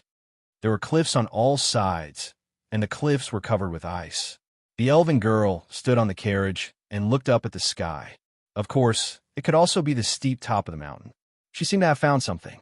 It should be the ice trolls. There were many ice trolls living on the top of the mountain. If it weren't for the scarcity of food, these ice trolls would not attack travelers below the valley. Soren, the elven girl, landed lightly beside him, looked at him, and blinked. "It seems that you're also a knowledgeable adventurer. Since you know the legend of Arendelle, do you know why this place is called Icebound Valley? Is this a test? Or does she want to know something from me?" Soren frowned slightly, looked at her, and said, "The real Icebound Valley is ahead, but it used to be called Icewind Valley a long time ago. It is said that the valley was completely frozen because of a legendary battle. The ice there is very thick. The ice will not melt all year round. The people of the Frost Kingdom don't dare to go out there. They usually trade by sea after spring. Drool once tried to remove the anomaly in front, but it seems to have failed. There is a special energy in Icebound Valley. You should be careful later. Elementals may appear in Icebound Valley in winter. Generally, no one goes there in winter." That's right. The real ice in Icebound Valley is half a meter below, and its hardness is similar to diamond. If you're interested, you can try your weapon. It is said that there is some treasure below, but no one can cut through the ice. Hearing Soren's words, the others could not help but be surprised. As they continued to move forward, the thickness of the ice became higher and higher. Almost everything in front of them was covered with a layer of ice, and the road was slightly slippery. The elven girl seemed to be very interested in what he said. She whispered a few words beside the goblin clown, and it quickly broke the ice with a dagger. Soon it dug about 50 centimeters deep, and then saw a layer of light blue ice. Clang! Its dagger pierced the ice with a crisp sound. The goblin clown moved its palm and seemed to be a little numb. Then it said, "It's really as hard as diamond. How come I've never heard of it before?" There was only a shallow mark on the light blue ice. Soren shrugged and said, "I actually heard about it, but it seems that the legend is true." Icebound Valley. The thickness of the ice on the surface was not high, about the same as other ice cubes. Below was a special layer of ice that was as hard as diamond. Rare-grade weapons could only leave a shallow mark on it. At the beginning, many people wanted to find the secret below, but no one succeeded. It was said that something was frozen below, and it might be a divine artifact. Anyway, it had been frozen for a long time. It was not until the end of the Frost Riot that the ice here suddenly melted. The elven girl was obviously very interested. She reached out her finger and stroked the light blue ice, then walked into the carriage and said something. Then the team continued to move forward. The others also tried it curiously and found that the hardness of the ice was really beyond imagination. This was something left behind by supernatural abilities. There seemed to be whispers in the cold wind. It might be an illusion, or might be real. Anyway, this sound had been there for hundreds of years. The people of the Frost Kingdom thought that there was a mysterious witch living here. In the past, all the locations had been explored, and there were basically no traces of human life. So the final conclusion was that this whisper-like sound mixed in the cold wind was not the work of supernatural abilities, but the sound was caused by a special environment. In Icebound Valley, as long as the wind was strong, there would be this kind of whisper-like sound. Fortunately, the journey here was not long. If they sped up, they could walk there in half a morning. They did not encounter any monsters along the way. Soren noticed that only one of the 3 carriages had a thin layer of ice, which was the carriage where the leader of the Phantom Circus stayed. From here, they parted ways. Soren headed towards the glacial mountains near the north, while they followed the road to the sea. Arendelle was a kingdom of ice and snow near the sea. The Princess Royal, who was about to ascend the throne, seemed to be a legendary destiny sorcerer. If he didn't remember wrongly, after the mysterious disappearance of the Frost Goddess, her magic was out of control for a while, and the nearby sea was completely frozen. In the end, the Frost Riot broke out, and the Princess Royal fought against the lesser divine power, Winter Maiden. It seemed that the lesser divine of the evil alignment, the Maiden of Pain, also joined in the fun this time.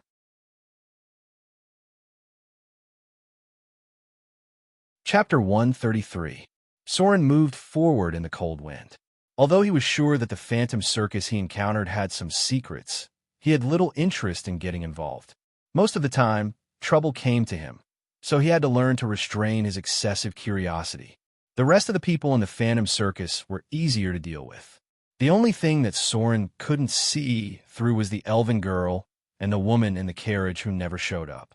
The thin ice on the edge of the carriage left a deep impression on Soren. The person inside seemed to have uncontrollable power.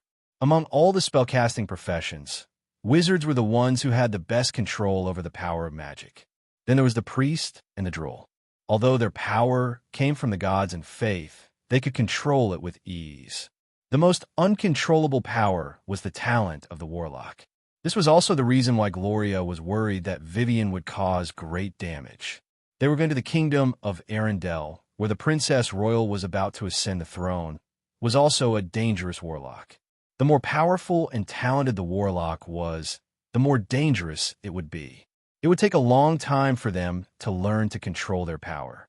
The person inside was definitely not a wizard. Then the possibility that she was a warlock was more than 50%, and a powerful warlock who couldn't fully control her power. In contrast, Vivian was much better at controlling her power. She almost didn't have the period of energy rampage that other warlocks had to go through. The warlock's introverted personality was caused by the early energy rampage. Sometimes they even hurt people close to them because of the uncontrollable power. Snowflakes fell from the sky. The snow wasn't very heavy, but Soren's body was still covered with a layer of snow. He shook his cloak, and the snow fell to the ground. It was almost afternoon, and he passed through a dense forest covered with snow. The road ahead gradually became more spacious, which meant that he was close to the area of human activity. There weren't many goblins and kobolds in the Frost Kingdom. The climate was too cold, but there were bugbears, a creature more dangerous than gnolls. Those creatures were called goblins, but their size and appearance were very different. Maybe they really had a partial bloodline. It was very easy for subspecies to mutate. Soren walked for about 10 kilometers before he vaguely heard the sound of music. It seemed to be a sorrowful tune. He frowned and listened to it for a while before heading in the direction of the music. Camping in the wild in the Frost Kingdom was very uncomfortable because the climate was too cold. Sometimes one's body would freeze after sleeping. The temperature here was below 0 degrees all year round. Soren decided to find a human town to rest and recover, and at the same time, replenish the number of spells he had mastered.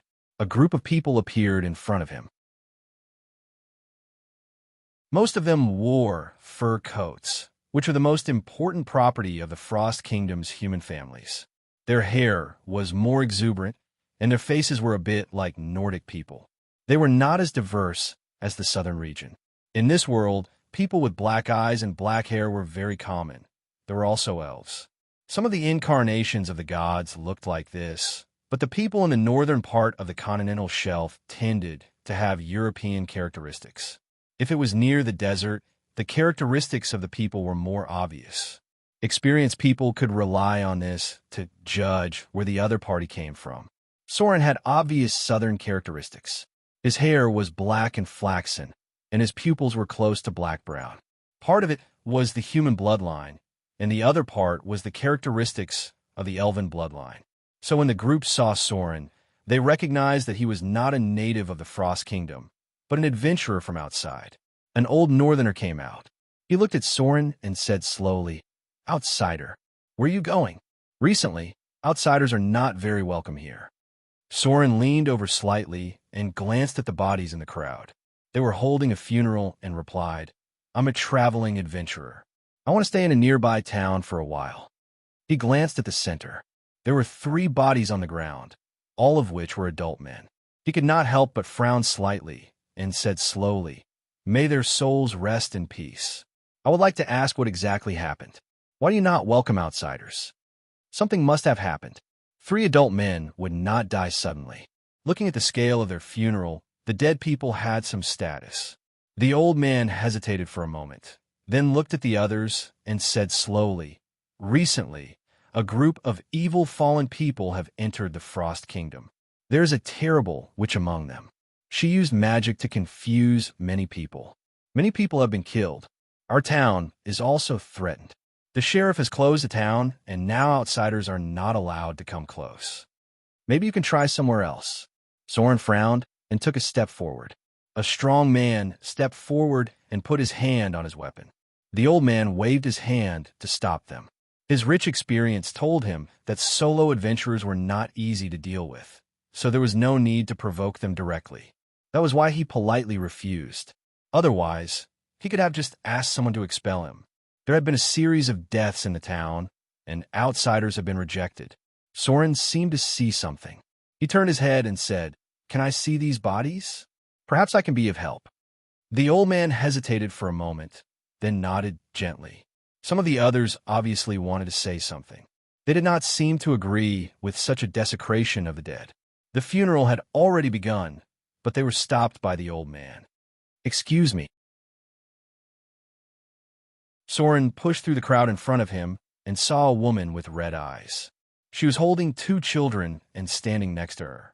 She had lost the pillar of her family, so her future would be very difficult. If she did not have a rich family property, then she could only remarry. Otherwise, it would be difficult for a woman to raise 2 children. Soren noticed that there was a scar on the neck of the corpse. He opened the eyes of the deceased and pressed his finger on the forehead of the corpse. The 3 corpses were a little similar. They were all adult and strong men. Their expressions were a little strange and twisted. It seemed that they were in great pain before they died, but there was a strange smile in the pain. There was a kindler on their lips. This was a tradition close to the north. In their legends, there was a god of death who liked wealth very much. The coins on their lips were a tribute to them. The rich put a kindler, the commoners put a silver dural, and the poor put a copper dural. The tradition in the north believed that the souls of the dead were first collected by the god of death, and then it was up to them to decide whether these souls would return to the kingdom of the gods or enter the river Styx. The first recipient of the souls must be the god of death. They were born with great power. The god of death was one of the few divine systems that had a greater divine power. The ancient god of death, the king of the dead, the king of the end of all things, and the recorder of death, still existed in a corner of the river Styx. He used to be the master of the underworld, although now he had retired. This powerful ancient god of death was the only ancient god who had a greater divine power in the past and had not fallen. He had existed for a long time, and it was said that he had been waiting for the end of all things. He waited for the end of the universe, recorded the final death, and completed his final mission. Regarding the greater divine power of the master level, he was also the only standard that could be clearly measured. This was because he personally separated his power and gave the divine title of death to 3 gods. This ancient god of death, who was regarded as the standard of a greater divine power, divided his divine power to create 3 greater divine power gods of death, and also separated the divine title of the god of death that covered the multiverse. How strong was this ancient god of death? The information collected by Soren was not very clear. The only thing he could know was that there was a period of turmoil in the past, but it only affected the heavens and did not affect the abyss and hell. The scope of the turmoil was also very small. It was only concentrated in the material plane, and it did not affect the elemental gods and some of the ancient gods. It was a period of small-scale turmoil. During this period, the 3 gods of death joined forces to fight against nearly half of the gods in the upper plane. Although they failed in the end, the consequences have been affecting them until now. The template of the Son of Slaughter was said to be the descendant of the god of slaughter, one of the 3 gods of death. And it was not the direct bloodline. A lot of information had been lost, especially after the rise of the Arcane Empire. There was a very long gap in time, and there was a blank period of more than 3,000 years in the literature record. Soren remembered that there was a period of conspiracy theories that were very popular. This was because the destruction of the Arcane Empire and the disappearance of the greater divine power at the same time. After the destruction of the Arcane Empire, there was no greater divine power. Some people speculated that in this struggle, one of the greater divine powers lost, and so did the Arcane Empire. Only the gods in the heavens still existed. Otherwise, there is no way to explain why the Arcane Empire would study the elemental annihilation matter and such a terrible existence as the neutron star golem. Moreover, the last small-scale turmoil was because the greater divine power gods forcibly took away the divine titles of the other gods in the heavens. Conspiracy theorists thought that this was enough to make the other gods have the idea of rebelling and even killing the greater divine power gods. They also listed some of the information that the Arcane Empire had the ability to help kill the greater divine power, because someone had been to the Nirvana Mechanical Mirror Challenge rating 25. The conspiracy theorists also tried to speculate the truth of this turbulent period. Unfortunately, there was no useful information because this time, not only the gods in the heavens, but also the ancient gods in the abyss, hell, and the elemental plane had all lost the power of divinity. This time, it was obviously not something that a greater divine power could do, because this time, none of the gods were spared. It was said that the ancient god of death, who had given up most of his divine power, was beaten down. Soren lifted the clothes on the body, and this action made the others angry. Some even wanted to attack him because he directly took off the clothes of the dead body. Clang! Soren pulled out his curved sword and pointed it at the people who wanted to attack, and they could not help but take a step back. He frowned and looked at the wounds on the body, which were covered with hideous and shocking wounds. Soren's face was gloomy. He used his fingers to separate the broken flesh and murmured, "Snake whip."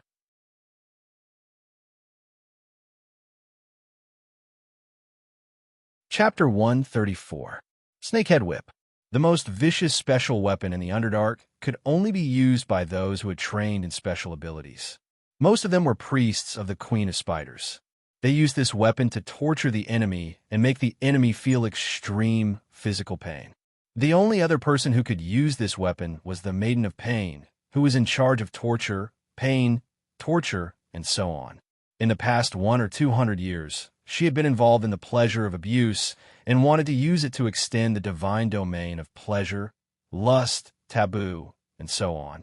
If she succeeded, she could deprive the divine domain of sex and abuse and lust and supplement it with the divine domain of pain and torture.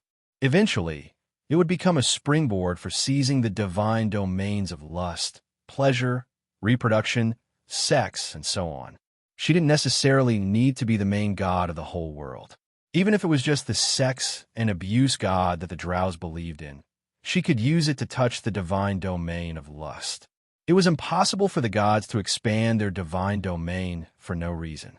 The power of these divine domains extended mutually. For example, the core divine domain of the Queen of Spiders was the god of the Drows. All the domains related to the Drows were included in this divine domain. Below this divine domain, there were other extended divine domains of the Queen of Spiders, such as spiders, evil, darkness, murder, and so on. Many gods would extend their domain of divinity to completely absorb the power of their opponents before killing them. The Frost Kingdom is not safe anymore. This was the first thought in Soren's mind. His original plan was to bring Vivian here to avoid the coming time of troubles. But now everything in front of him told him that although the time of troubles did not affect this place on a large scale, the chaos of ice and snow had begun to ferment. Everything in front of him was definitely related to the Maiden of Pain, but it was not until 2 or 3 years later that it completely broke out. Before that, it was clear that her believers had been active in the Frost Kingdom. No place was safe. Soren felt that the corpse in front of him seemed to be mocking him, mocking his timidity and escape. He tried his best to bring Vivian here to avoid the time of troubles. But now it was like being slapped in the face, telling him in a cold and ruthless tone that there was no real safe place in this era. Even the Frost Kingdom, which he thought had not been affected by the time of troubles, began to brew the coming storm of slaughter. Haha. Soren's expression was a little ferocious, revealing a psychotic smile. He slowly withdrew his scimitar, looked up at the sky, and murmured, "God, are you forcing me to do this?" There was nowhere to run. If the believers of the Maiden of Pain really came here, then the Frost Kingdom would not be as safe as imagined. It took Soren almost a month to travel from Amber City to Whiterun.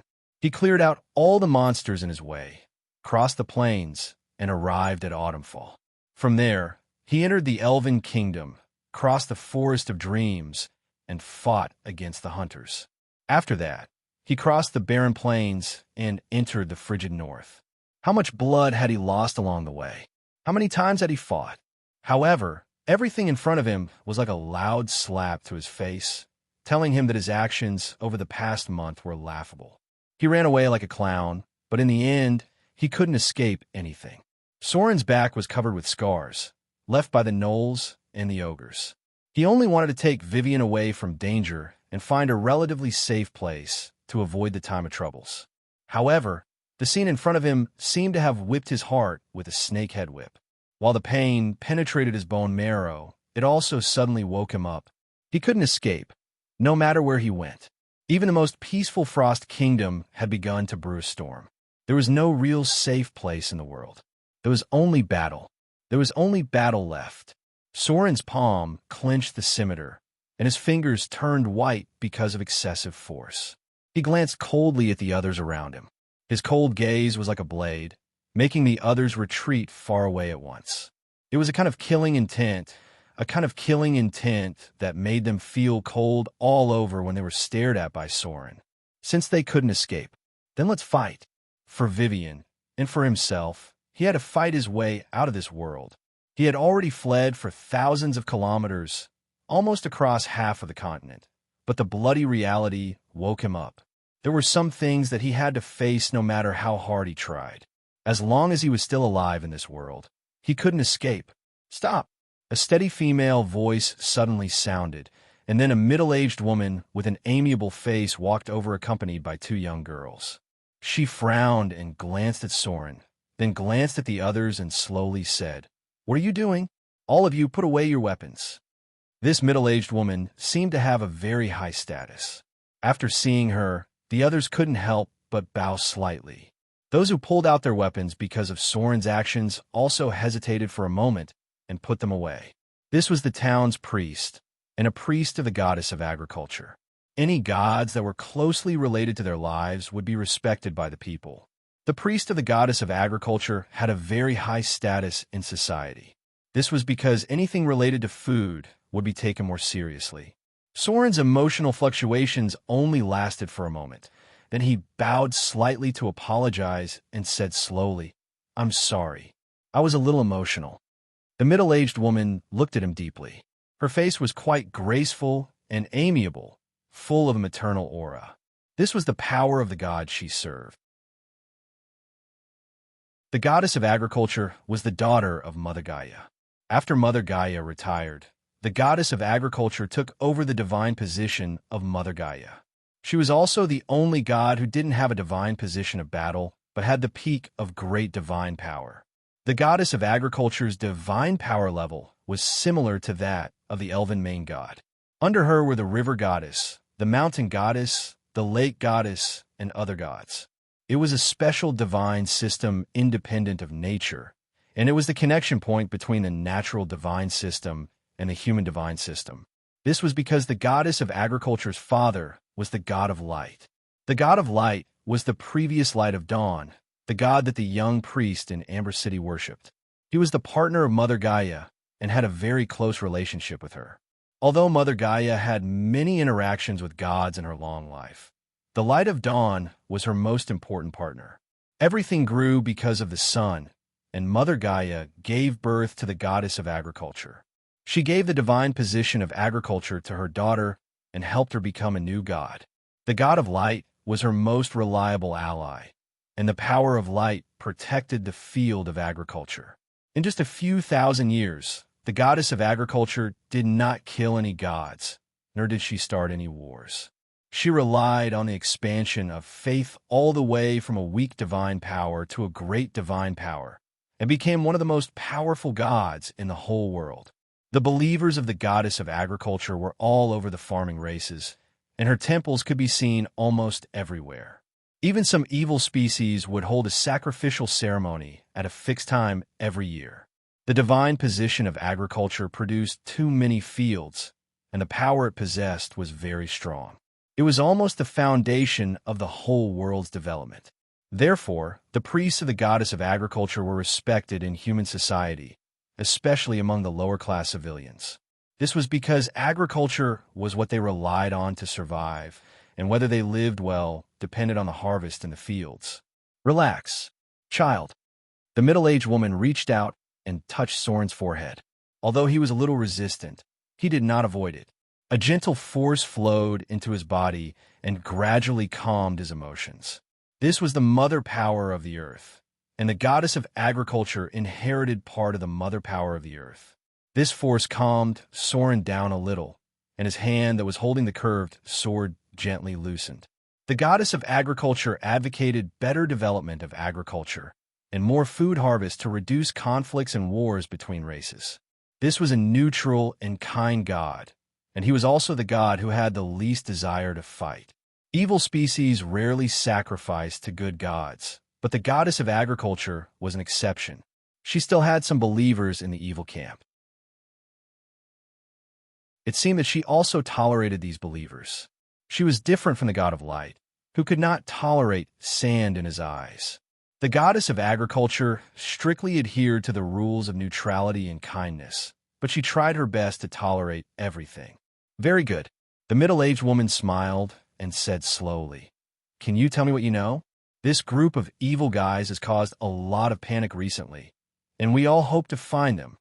Soren let out a long breath, then bowed slightly and said, "It seems that they are the believers and followers of the Maiden of Pain. The weapon that killed them was a snake-headed whip. This weapon is very rare on the ground. In the Underdark, only the priests of the Queen of Spiders and the followers of the Maiden of Pain can use it." The Maiden of Pain? The middle-aged woman frowned. Although the god in charge of torture, pain, and whipping was not powerful, she was not easy to deal with at all. For a long time, some gods could not avoid falling, but this god, who was only a low-level god, lived longer than many mid-level evil gods. This was not just because of power. The clergy of pain and torture belonged to the field of battle. Although there were not many believers of the Maiden of Pain, their combat power was not low, and many of them were cruel and experienced in killing. The middle-aged woman glanced at Soren and smiled. "Child, you look tired. Maybe you would like to go to the town to rest." She stretched out her palm and made an inviting gesture.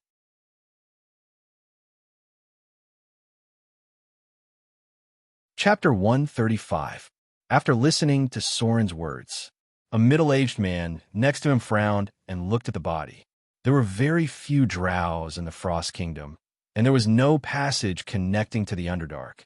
If he hadn't been in the Underdark for a long time, he wouldn't have recognized the snakehead whip, because the priest of the Queen of Spiders rarely fought. In Soren's memory, in addition to the believers of the Maiden of Pain, only the succubi in the Abyss could give people a strange sense of pleasure when they were in pain. The Maiden of Pain was one of the gods who was best at using whip weapons, only slightly worse than the Queen of Succubus.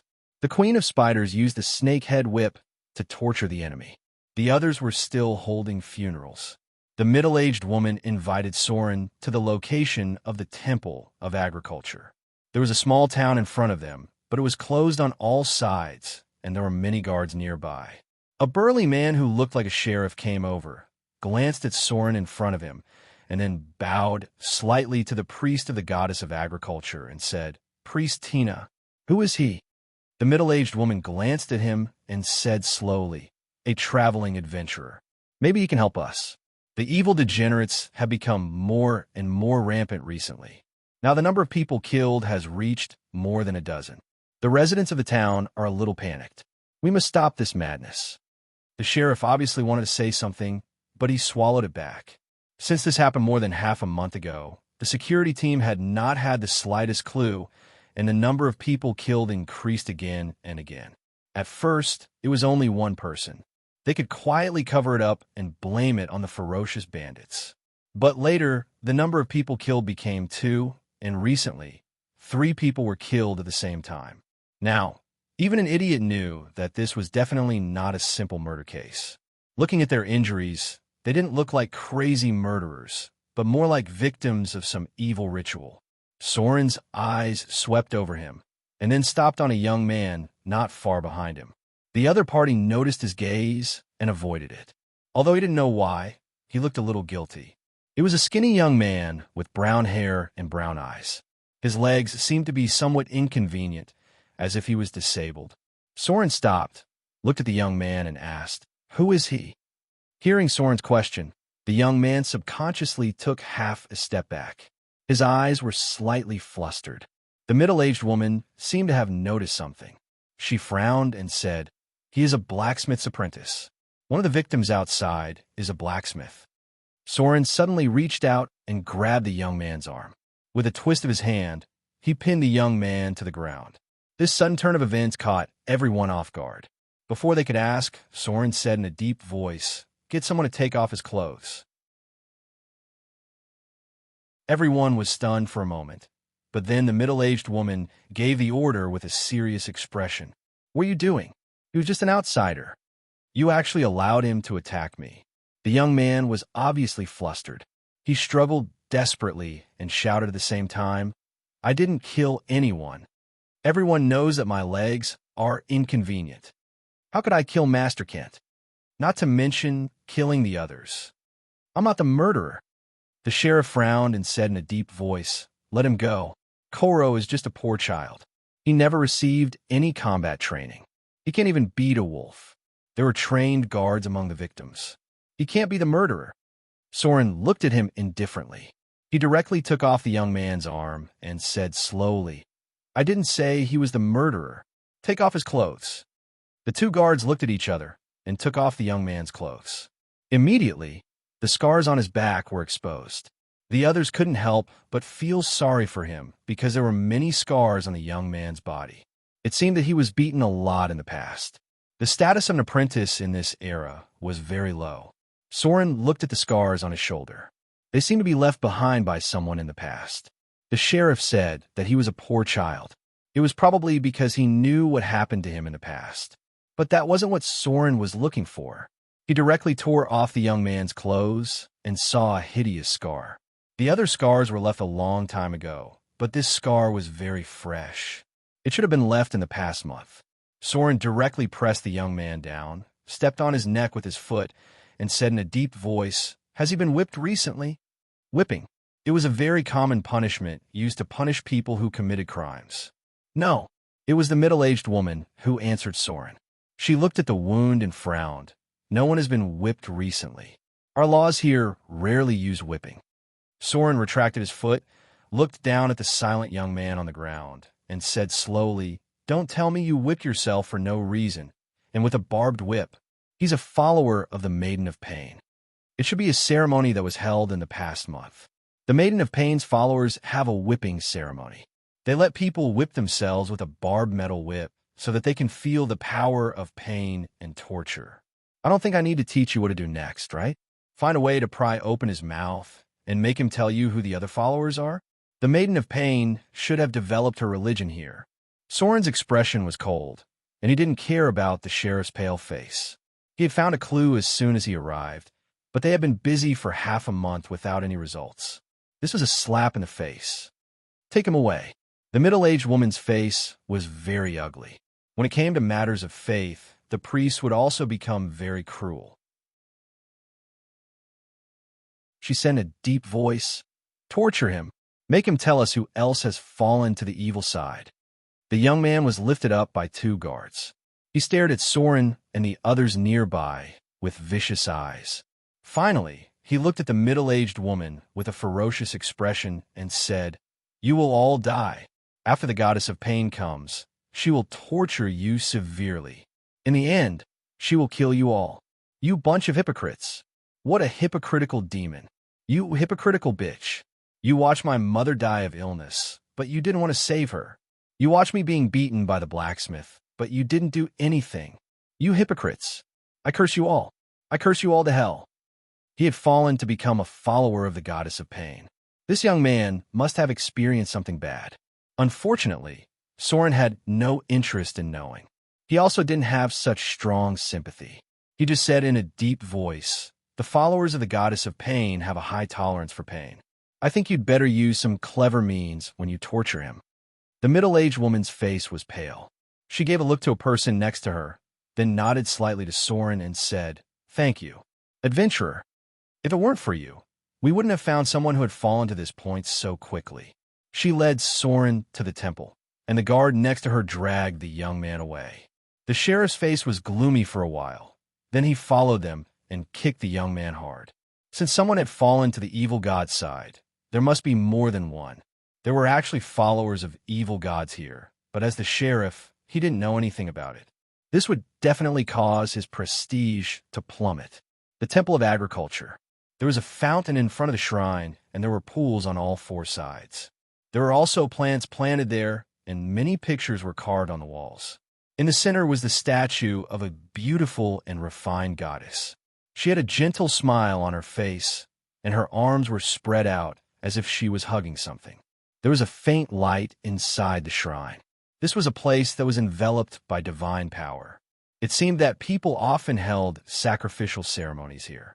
The goddess of agriculture was a powerful goddess, and her temple was covered by more power than many other gods. The middle-aged woman asked someone to bring a glass of water, then raised her hand and made an inviting gesture. Soren glanced around and saw the statues of the goddess of the river and the goddess of the lake in the side hall.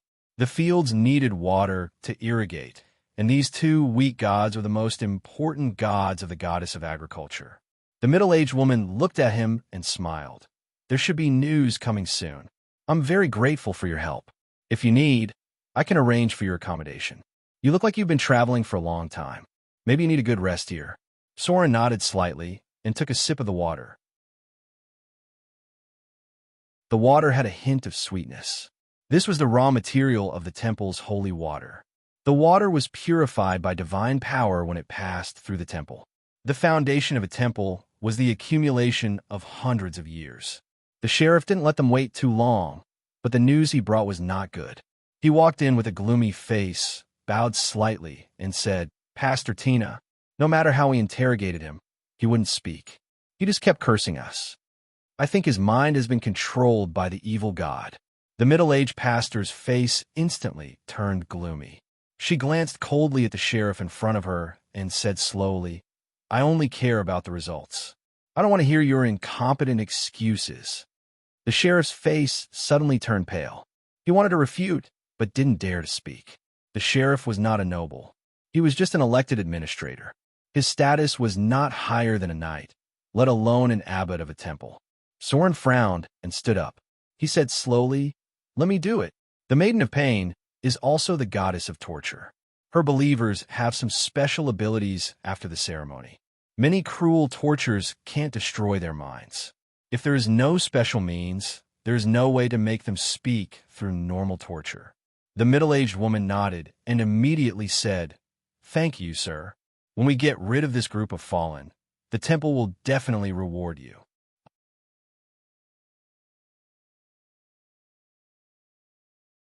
Chapter 136. Inside the dark cell, Soren saw dried blood everywhere. It seemed like they had used it many times. There were charcoal, branding iron, leather whips, saws, and so on. The young man in front of them was no longer the same as before. There were dozens of whip marks on his body, and he looked bloody. There were scars left by branding iron on his chest and the side of his face. There was also the mark of a slave on his forehead. His fingernails were pulled out one by one. The bloody scene made the two girls behind the middle-aged woman's face change slightly. It seemed like they almost vomited, but they forced themselves to hold it back. You bunch. I curse you." The young man's speech was a little slurred. It seemed like he had used up too much of his strength because of the blood loss. But his eyes were still vicious, and he cursed them with a ferocious expression. The sheriff seemed to want to restore his prestige. He picked up the whip and gave the young man a hard slap. The sheriff gasped and said, "Priest Tina, look, his mind has been completely controlled by the evil god. No matter how much we torture him, he will only say this." The middle-aged woman's face changed slightly. It seemed like she had never seen so much blood. She turned around and looked at Soren. It seemed like she wanted to ask him if there was a way. Solen's expression was very calm. He had seen too many scenes, and the scene in front of him was nothing at all. He just slowly said, "Can you treat his injury? If this continues, he will soon die from excessive blood loss."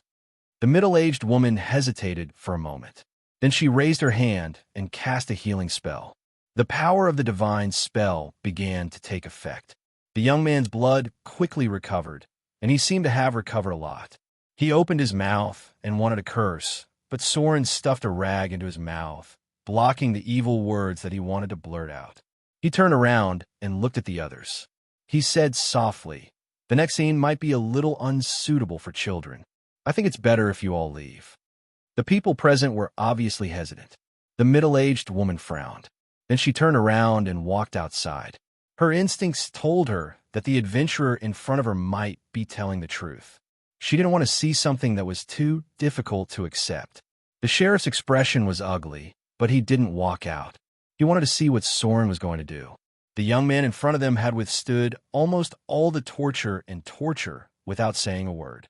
He just kept cursing them for more than an hour. He did not believe that the adventurer in front of him could have any great means. "Step back a little." Soren looked at the others and gestured for them to stand far away. Then he said, "Don't talk and don't interrupt me. I need to be very focused on what I'm about to do. I don't want anyone to interrupt me." "Understood." His tone was very annoying, but his cold gaze made everyone shiver. It was as if they couldn't help but shiver. Soren smiled, but his expression was hard to describe. He walked up to the young man and whispered in his ear, as if he was talking to himself, "Do you know, I'm very depressed today. When I saw what you did, I suddenly felt that I've been a joke for the past month. I brought Vivian so far away from a dangerous place, but it seems like I've entered another dangerous place. You really don't give me peace. It's hard to find a safe place to hide. I'm not that afraid of fighting, and I'm not that afraid of death. I just want her to grow up in a relatively safe environment. After all, she's only 8 years old. It's not too difficult to live away from some bloody killings and grow up happily, right? But it seems like the heavens are against me. Maybe there's really no place to escape. No matter what, I can't escape from this. Now think about it. Gloria's divination of Vivian said that she saw countless blood and fire. Maybe this is really fate. We've encountered so many things along the way. Even if we try our best to avoid them, we still encounter them. I don't know if it's my fate or Vivian's fate. Maybe it's both of our fates. Actually, I don't know what I want to say. Maybe I just want to say it casually. Because what I'm going to do next is something you will never want to see. but you have to see it and feel the whole process because you're my work. Soren slowly pulled out the curved sword. His palm trembled slightly, but soon it was as steady as a rock.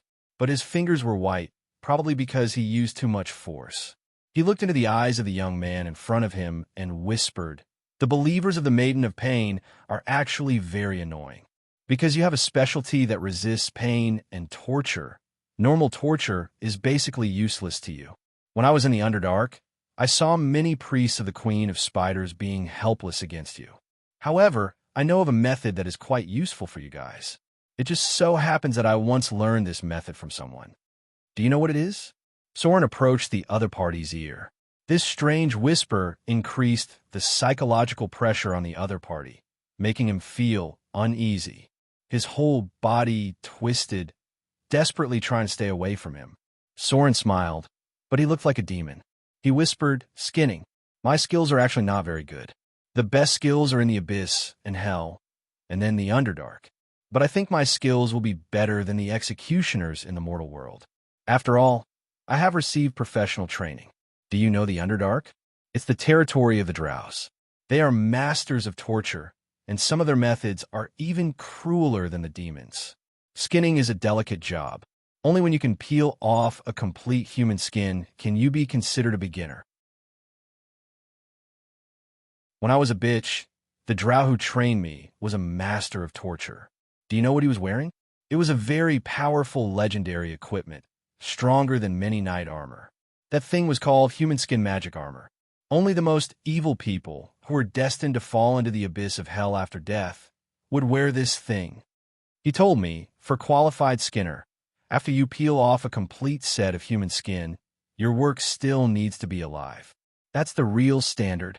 Actually, I'm not sure if I can let you live, but you should be able to live for a while. After all, I have extraordinary dexterity, and there's a grade 3 priest outside." Soren's voice was so low that only the person next to him could hear it. The people standing in the distance could not hear anything. The young man who was hung up was trembling all over, and the fear in his eyes grew stronger. He opened his mouth to say something, but his mouth was gagged. In fact, he could only make muffled sounds. Soren raised his curved sword and looked at the other party with a smile, as if he was chatting with a friend.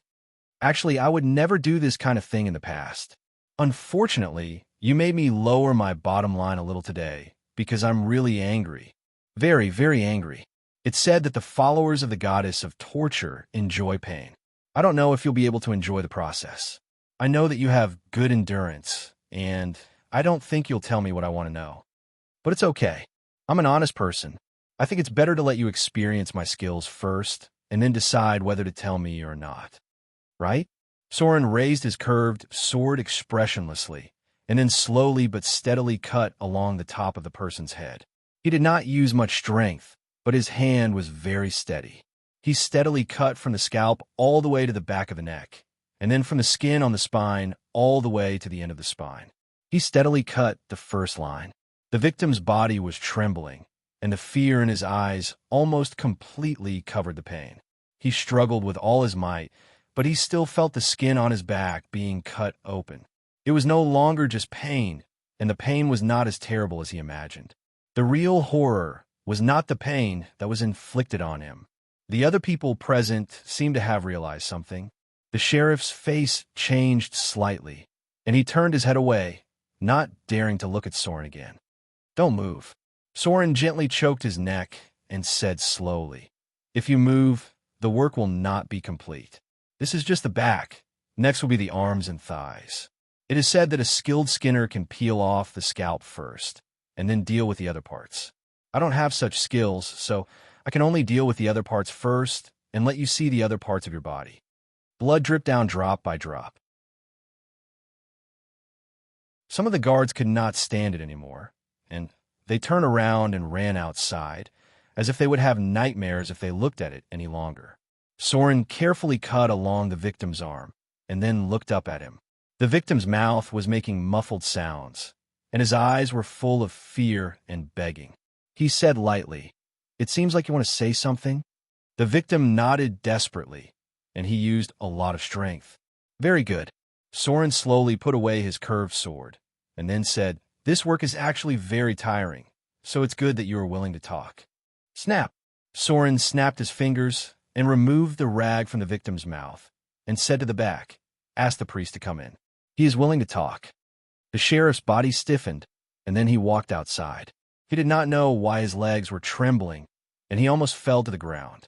Sauron slowly retracted his scimitar with his back facing the victim. His hands were trembling slightly, but soon he took a deep breath, and all his emotions gradually calmed down. P.S. I have been updating twice for the past 2 days, so I will continue to update after I recover.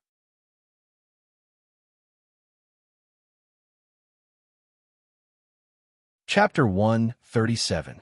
Amidst the snowstorm, a graceful figure wearing a snow-white mink coat slowly moved forward. Her footsteps were so light that there was almost no trace of her footsteps on the snow. When the bone-chilling wind and icy snowflakes approached her body, they seemed to have hit an invisible barrier and scattered around her. This was the wizard's protective energy field. Perhaps only high-grade wizards could use spell slots so extravagantly. This woman wore very little. Apart from the mink coat on her body, she only wore a close-fitting snow-white robe, revealing the exquisite outline of her delicate body. She wore black silk stockings on her legs. At a glance, one could tell that it wasn't silk from the surface world.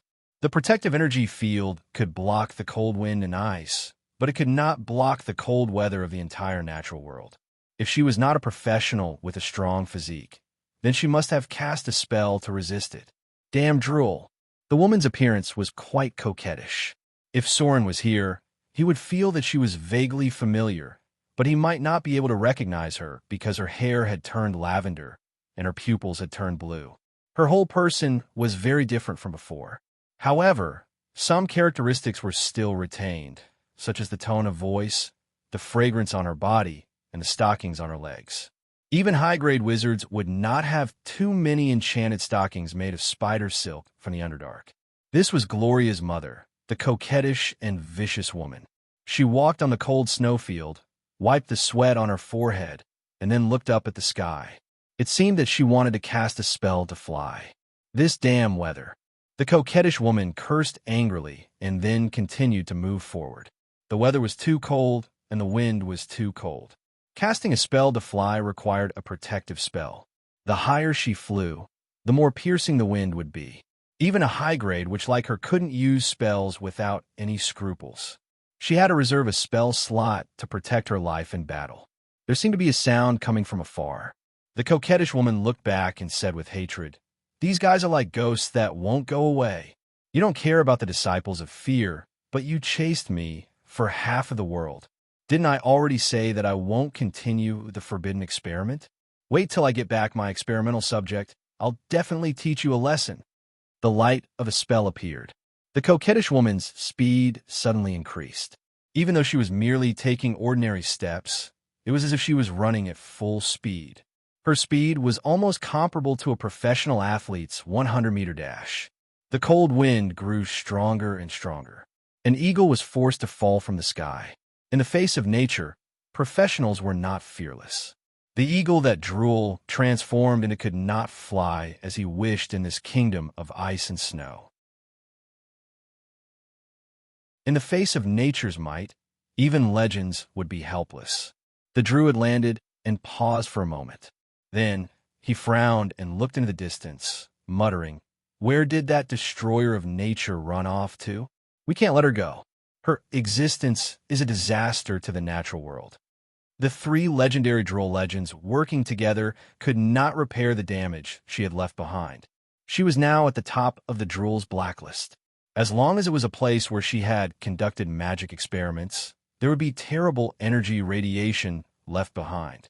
She was like a human-shaped, self-propelled nuclear fusion radiator. In recent hundreds of years, no one had destroyed the natural environment more than she did. The cold wind was getting colder and colder. The coquettish woman walked dozens of kilometers away. Suddenly, she seemed to feel something. She cast a spell on herself, and then the outline of an eye, which was invisible to the naked eye, made of light, appeared above her. The next moment, her expression changed slightly. She first said a northern dialect, which meant something like holy sh*t. Then she murmured, "The knight in silver."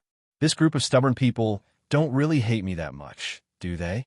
Not only did they send a quasi-legendary level drool to kill me, they even invited the knight in silver. She wanted to use teleportation spells, but teleportation spells could not be used indiscriminately. If a wizard did not prepare the teleportation coordinates in advance, it was possible to die by teleporting indiscriminately. If you were teleported into a rock, the rock would not automatically give way to you. There were only two results. One was that you hit the rock at an extreme speed. The speed of a space channel was very close to the speed of light. No matter how slow you were, you would be smashed to pieces. The other was the deviation of the spell. You were teleported into a rock. You were here, and the rock was here.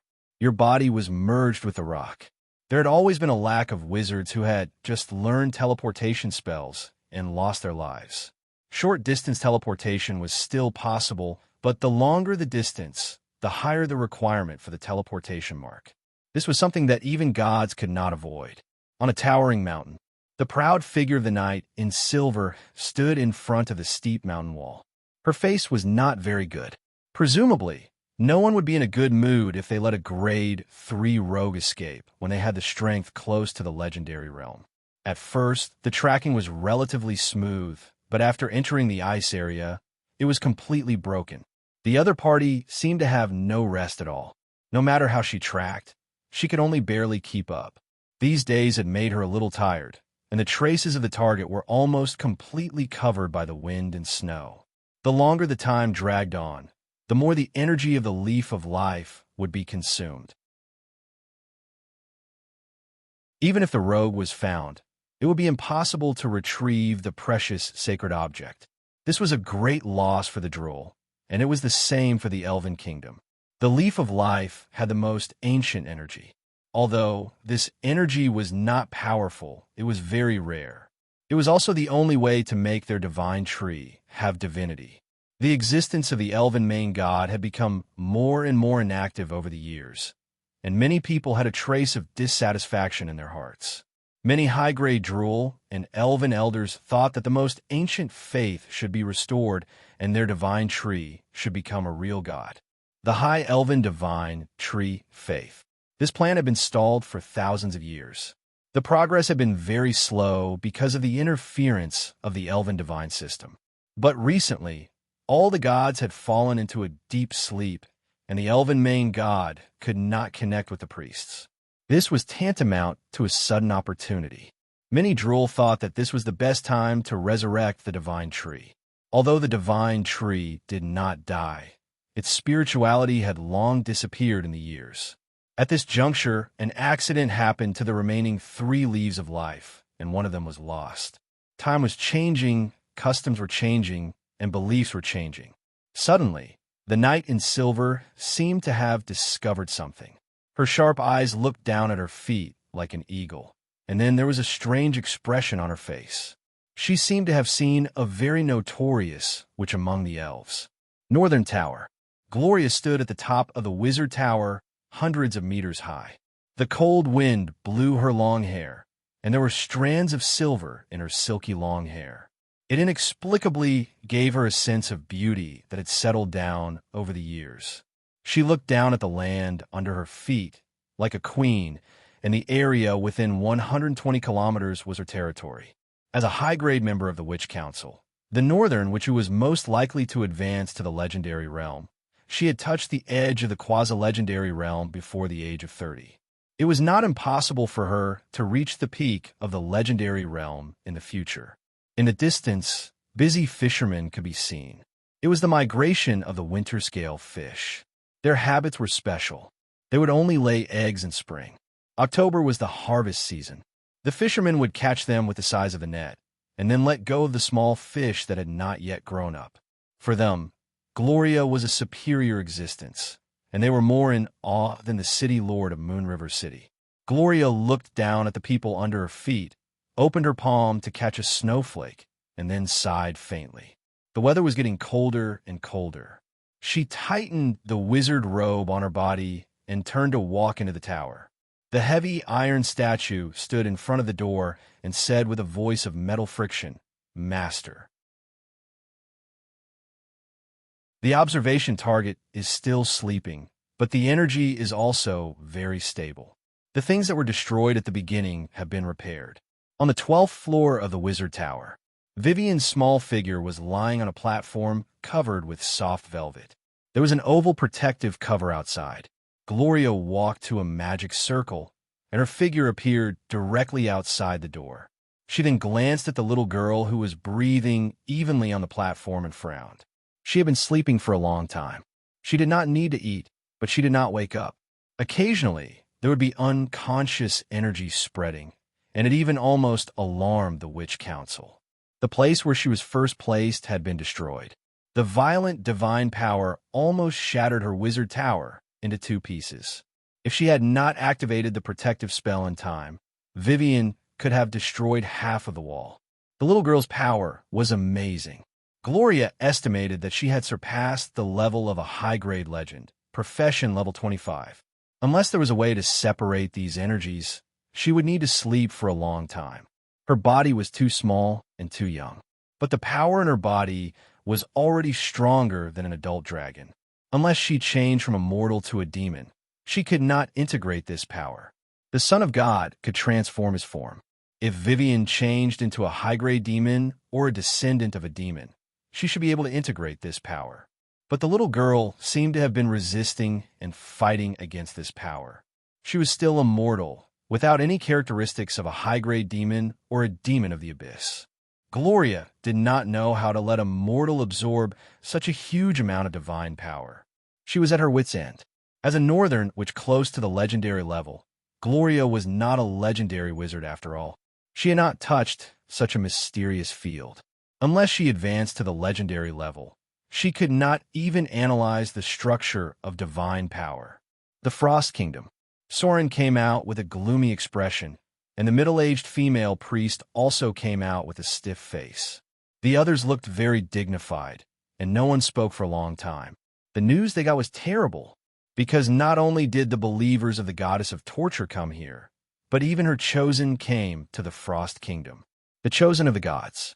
A natural, legendary profession. She seemed to have come from the Underdark and had some drow features, but no one had seen her face clearly. She was a wizard with great power. She also came here more than half a month ago.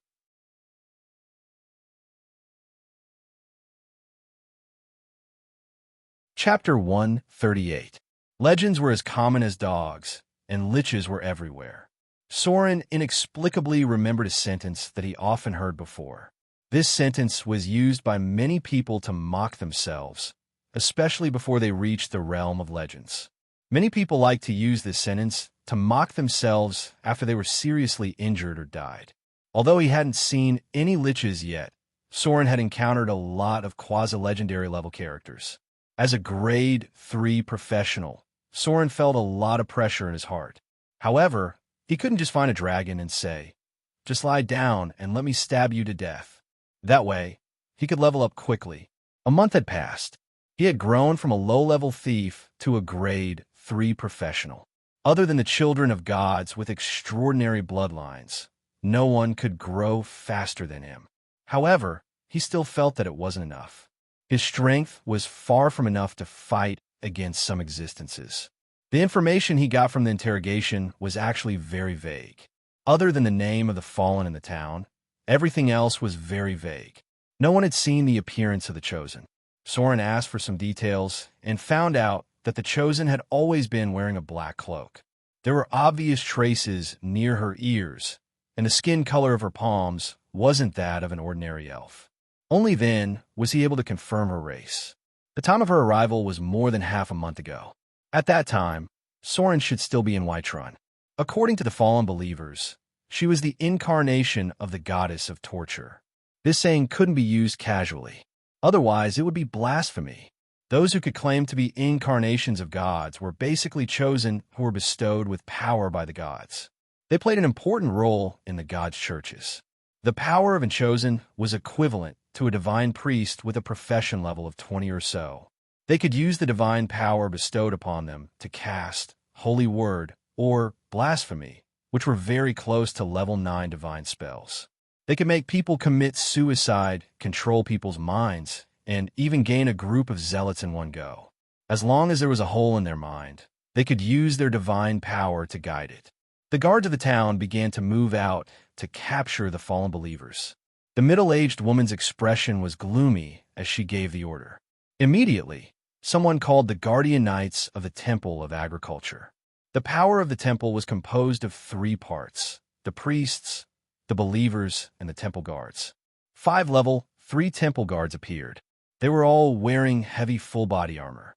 They bowed slightly and followed the guards. In the past, Soren couldn't even take a single hit from them. But now, he was confident that he could take on all 3 of them at once. The speed of his growth was already very shocking, but unfortunately, he had too little time. He used a month to walk the path that others took 10 years, but the enemies he had to face were thousands of years ahead of him. The sky gradually darkened. There were signs of unrest in the town, but Soren didn't care about it. He rested in the inn while training his will. He wanted to complete the cultivation of an ascetic. As a foreign adventurer, Soren did not need to fight on the front line against these fallen ones. The followers of the gods were not to be trifled with. If he was not careful, he might fail miserably. There were very few ways to gain slaughter EXP in a short period of time. The distribution of living creatures was quite spread out. Killing people indiscriminately would only lead to destruction, and it would also cause him to completely lose his way. The slaughter EXP given by ordinary creatures was too little. It was too difficult to solo a group in the wilderness, and killing them bit by bit was too time-consuming. According to the normal progress, Soren estimated that he would need at least 7 days to get enough EXP to level up. He needed to absorb divinity. Soren was ready to fight against the will of the Dread Lord and devour the divinity that was separated from his soul. But this required a very strong will. The night passed quickly. Soren slept very well that night. It could be said that he had completely replenished his energy. When he walked out the next day, he looked very different from before. He took off his leather armor and warm cotton clothes. He was only wearing the thinnest linen clothes. His shoulder-length hair was loose, and his bare feet were not wearing shoes. He walked directly on the cold snow. Asceticism. It was the best way to train one's will. A strong will was honed and accumulated over time. A person's will would not change just because of one's decision. It was the accumulation of one's will as one persevered. Soren stepped on the snow with his bare feet.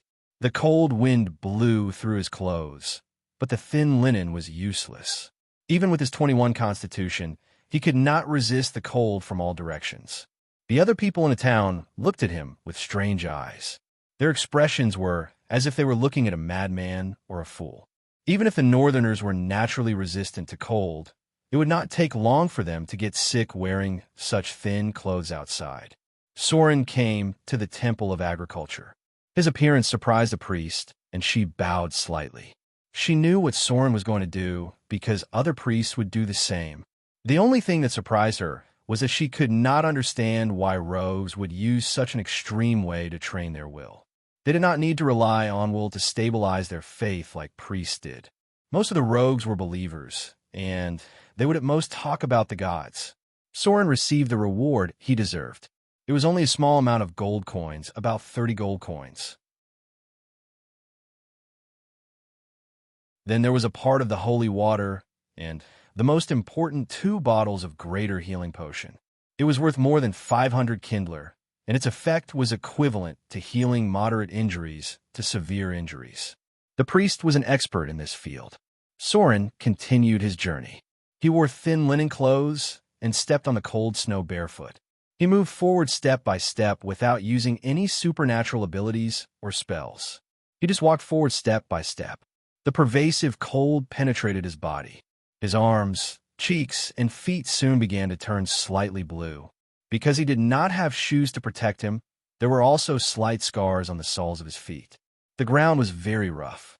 There were stones, dead branches, and inconspicuous spikes because it was a coniferous forest outside. The frostbite was gradually accumulating. Although the speed of increase was very slow, the number of frostbite was still steadily increasing.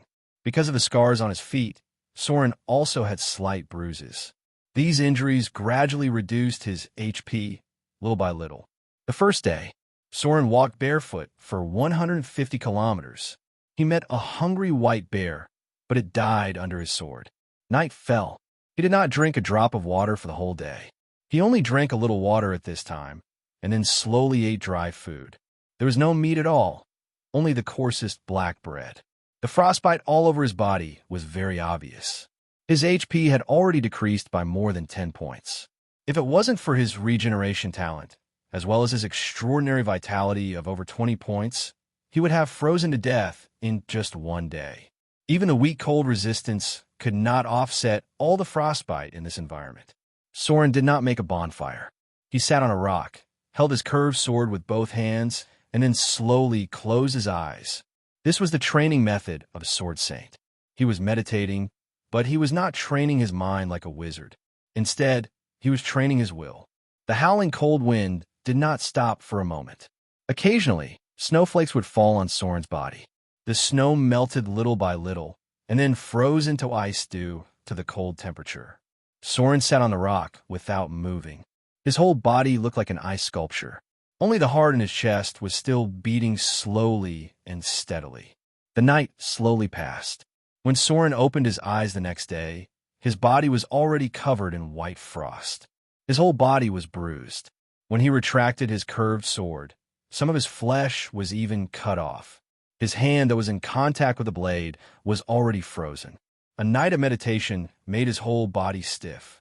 The frostbite on his body had accumulated to more than 50 points, almost a third of his HP. He slowly got up, drank some cold water, and then began to eat. He moved his body slightly. Today, there were no monsters that didn't know what was good for them. After moving around, Soren's skin was slightly red. He drank a bottle of healing potion and felt a warm current flowing through his body. The healing potion could not heal his wounds quickly. After a short rest, Soren continued on his journey. He was still wearing thin clothes. He walked barefooted on the ice and snow. He walked slowly along the path. Occasionally, he would meet other people. They looked at him in disbelief, as if they were looking at a madman. The second day, the third day, the fourth day. As time passed, Soren's body became thinner and thinner. He looked more and more tired. The frostbite on his body had accumulated to the point that his flesh started to crack. However, the light in his eyes became more and more solid, like a sharp blade buried in the ice. He slaughtered a pack of snow wolves, killed 3 earth spirit bugbears, and even fought with an ice troll for a short time. Soren walked less and less every day because he was really tired. He came across a few human villages on the way, but he did not stop. He just quietly walked past them. The 5th day, the 6th day, the 7th day. Soren's lips were completely cracked. His body was full of shocking frostbite. He no longer looked as handsome as he did at the beginning. His walking posture was slightly inconvenient because he had drunk all the healing potions. The accumulated frostbite eventually dragged him into a seriously injured state. He came across a large pack of wolves. Because of the bloody smell from the frostbite, the alpha wolf bit him on the leg. The wound could not heal until now. The Frost Kingdom was always so cold. Soren walked barefooted in this world of ice and snow for more than 1,000 miles. When a city in ice and snow appeared in front of him, he finally received the long-awaited ability prompt. Barefooted for 1,000 miles. Although Soren was very weak at this moment, it was also his strongest moment. Life and death were decided at this moment.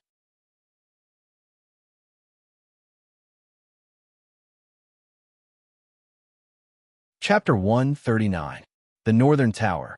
The ice on the river was already very thick. Some children in the north cut through the ice to fish. When they caught something, they would take it back and roast it. Children at this age were more gluttonous. However, they did not dare to get close to the tower. It was a forbidden area for others. They had been warned by their parents not to disturb the mysterious northern witches. Occasionally, they would look in that direction with envious gazes, hoping that they would one day become a powerful adept. Gloria was buried in a pile of notes and books. In front of her were dense text symbols. She had been in the laboratory for 3 days. Occasionally, she would sleep here when she was tired. From time to time, she would go to see Vivian's situation. She was ready to break through to the legendary level of the Northern Witch. During this time, she had begun to explore deeper into the magic network and study the ninth circle high-level spells. If she successfully completed a ninth circle spell, she would enter the realm of quasi-legendary. As long as she was given a little more time, she would steadily be promoted to the level of a legendary witch. Suddenly, Gloria seemed to feel something. She raised her head from the tall pile of books, reached out to take off her crystal glasses, and frowned as she glanced outside. Her eyesight was actually very good, but she would wear delicate silver-rimmed crystal glasses when she was researching spells. This was an extraordinary level enchanted tool that could help her study spell models. Gloria seemed to feel something. She stood up excitedly and disappeared in the blink of an eye. Vivian, she looked at the little girl who had just opened her eyes in surprise. Because she had slept for too long, she was still a little confused. She rubbed her eyes with her little white hands, and then said, half awake, "Sister Gloria, did I sleep for a long time? Why do I feel a little dizzy?" Gloria hugged the little Vivian, leaned over, and kissed her forehead. Then she slowly said, "You have been in a coma for almost half a month, brother." The little girl seemed to remember something and said in a panic, "Where is brother? Isn't he here?" Gloria fell silent. She raised her fingers and ran them through her long hair. There were strands of silver in it. She murmured, "Soren got separated from us. But he should be fine. You don't have to worry too much." Vivian fell silent. Then, the little girl looked up at Gloria and said doubtfully, "That's not right. I just saw Big Brother." This answer puzzled Gloria. She frowned and asked, "You saw Soren? Here? Impossible. This entire tower is under my detection. If Soren is here, there's no way I wouldn't know." He seemed to have thought of something. Gloria's face suddenly turned slightly pale, and a trace of sadness appeared in her eyes. Was Soren really dead? If he was a spirit, it was possible that she didn't notice him. Could it be that Soren's ghost had appeared here for a moment because of his strong obsession? Gloria tightly hugged Vivian in front of her. She suddenly felt that her nose was a little sore, and she felt inexplicably sad. She didn't know why, but recently she would occasionally think of the man named Soren. As a noble northern witch, she rarely thought of anyone on her own initiative. Even if it was her mother, she only thought of them occasionally. Now, she thought of a man every few days and worried about whether he had survived or not. Gloria's heart was a little unclear. This was not the love that ordinary people spoke of, but it did not seem to be a simple friendship either. She actually remembered that man, as if he was a family member that she had known for a long time and had been with for a long time. Was it a dream? The little girl rubbed her head and said to herself, "I seem to have had a lot of dreams." These words were like spring returning to the earth, and Gloria was inexplicably happy again. She was a little annoyed as she bumped Vivian's little head with her forehead, and then asked, "What did you dream of?" The little girl closed her eyes and recalled for a moment, then murmured, "I dreamed of a lot, and a lot of scary things. There was fire and blood everywhere. They were near me, but I wasn't afraid of them, because as long as I wasn't afraid of them, they couldn't get close to me. I also dreamed of a very scary person. He seemed to be my father. No, he's not my father. He's a very powerful and terrible thing. I don't know what it is. He kept telling me to be obedient. He wanted me to submit to him. There seemed to be another voice. I don't know who it was. She said she was me, and her name was Lillian. I won't submit to them. I'm Vivian. I'm my brother's Vivian. Brother, right? I also dreamed of my brother. He had a lot of injuries on his body. My heart ached when I saw him. I couldn't stop my tears. I desperately called out to him, but my brother didn't seem to hear me." The little girl's voice trembled slightly, and Gloria could not help but feel her heart clench because she knew that this might not be just a dream. Vivian closed her eyes, and there was a trace of sparkling tears at the corner of her eyes. She murmured, "Brother seemed to have walked a lot. He seemed to have come from a very, very far away place. His injuries were very serious, and he looked very tired. I don't know how long he had been walking. Suddenly, he walked past me one day, and I still desperately called out to him, but my brother didn't seem to hear me. The ground he walked on was covered with ice and snow. I saw the ground under my brother's feet freeze into ice, and it suddenly became very cold. I was so cold that I was shivering, and my tears were about to freeze. Brother's body was covered with ice and frost, and the ground he walked on was frozen. The howling cold wind caused heavy snow to fall. The cold wind and snow extinguished the flames, and all the blood was frozen into ice. My brother looked very tired, but he didn't stop walking. He didn't hear my voice either. He just kept walking forward, getting closer and closer. Finally, he arrived in front of the monsters and demons. Brother pulled out his sword. Those monsters that got close to him were all frozen into ice sculptures. Brother killed those demons. He kept walking forward. Then he walked to the front of that terrifying monster. I heard the monsters roar, and I felt very scared. But Brother kept walking forward. He still didn't stop. He just walked to the front of that monster, and then cut off its head with one swing of his sword. I felt the whole world shaking, and many things were shaking. Brother didn't seem to hear me, and he just disappeared. And then Vivian raised her little head and murmured, and then I woke up. "Sister Gloria? Big brother, did you kill those demons and save me?" I feel like Brother must know that Vivian is trapped there. Then he walked a very, very long way to save me. Although he couldn't hear my voice, I feel like Brother knows that I'm here. Right before Brother disappeared, he looked at me. He smiled. He seemed to want to say something, but before he could say anything, he disappeared. Gloria fell silent. She lowered her head and kissed Vivian. As if she was relieved, she murmured, "Yes, Vivian. It should be Soren who came to save you. You should be fine. He's still alive. A man who could make me pay such a high price for a divination wouldn't die so quietly." Gloria's voice became softer and softer, and in the end, it was almost inaudible. Vivian raised her little head and looked at Gloria with her beautiful big eyes. Then she stretched out her little hands and hugged her, burying her little head into her chest. She rubbed her head like a little puppy and murmured, "Sister Gloria, sometimes I feel like you're very much like my mother. Even the smell is very similar." Gloria couldn't help but laugh. She didn't know whether to laugh or cry. She opened her mouth and bit Vivian's tender little face. She muttered, "Mischievous girl. I'm not that old. Call me sister, don't call me mother." "Oh." Vivian shrank her head and murmured, "Don't bite people. Brother said that only little dogs bite people." Outside the tower, the cold wind was still howling, but it seemed that the coldest time had passed. What they needed to do now was to wait for the arrival of spring. That was the hope of life.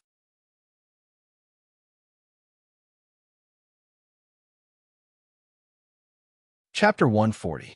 The faint light woke up Soren from his deep sleep. The first thing he did when he opened his eyes was to get up and reach for the weapon next to him. When his hand touched the curved sword next to him, his expression relaxed a little. A series of memories began to appear in his mind. He walked for a long time and saw a city. Although he was very tired, he finally reached the peak of his will. The journey was like sharpening a knife.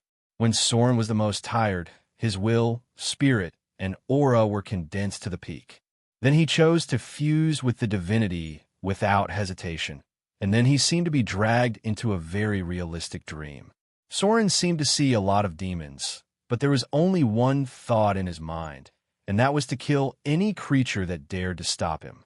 He didn't know how many he killed, but when he finally relaxed, all the demons, including the will of the demon god, were killed by him. He could vaguely hear Vivian's cries, but unfortunately, he fainted before he could get a good look at her. The fatigue and injuries that had accumulated over the past 7 days finally exploded the moment he relaxed, and he felt as if his whole body had fallen into darkness. If he was too tense, he might break. Soren used his strong will to hold on until the last moment. But when he killed the will of the demon god and heard Vivian's voice, he felt that she was still alive. All of a sudden, all the fatigue hit him. From a moment he was separated from the hunters until now, Soren's nerves suddenly relaxed, and the result was that he directly fainted. He fainted in a world of ice and snow, lying in the cold snow on the side of an unknown city. Soren slowly stood up. He had changed his clothes, and everything was neatly placed next to him. It seemed that no one had opened them. The wounds all over his body had almost recovered. He didn't know if it was because of the effect of fusing with the divinity, or because someone had treated him. Maybe it was because of both, because the accumulated frostbite had dragged him into a state of serious injury. It was very difficult for such a serious injury to recover in a short period of time. It should be the next day. Soren's intuition told him that he hadn't been unconscious for too long. There were sounds of human activity outside. He looked at the room in front of him. The furnishings were simple but solemn. They were all made of thick logs. This was the most common house in the north. The owner should be a citizen with a decent family background and a decent status. There were few fires in the Frost Kingdom because of the cold climate. The trees here were tall and made good wood for building houses. He took off his clothes, which seemed to belong to another man. The material was coarse, and the man was probably taller than him. Soren changed back into his own clothes, then opened his multidimensional bag to take a look. There were almost no traces of it being touched. Someone must have saved him. He brought Soren here after he fainted, and it seemed like the other party had a good character. He didn't even touch his belongings. Such people were extremely rare. Someone seemed to have heard the sound in the room. Heavy footsteps came from outside, and then a northern woman who looked a little round came in.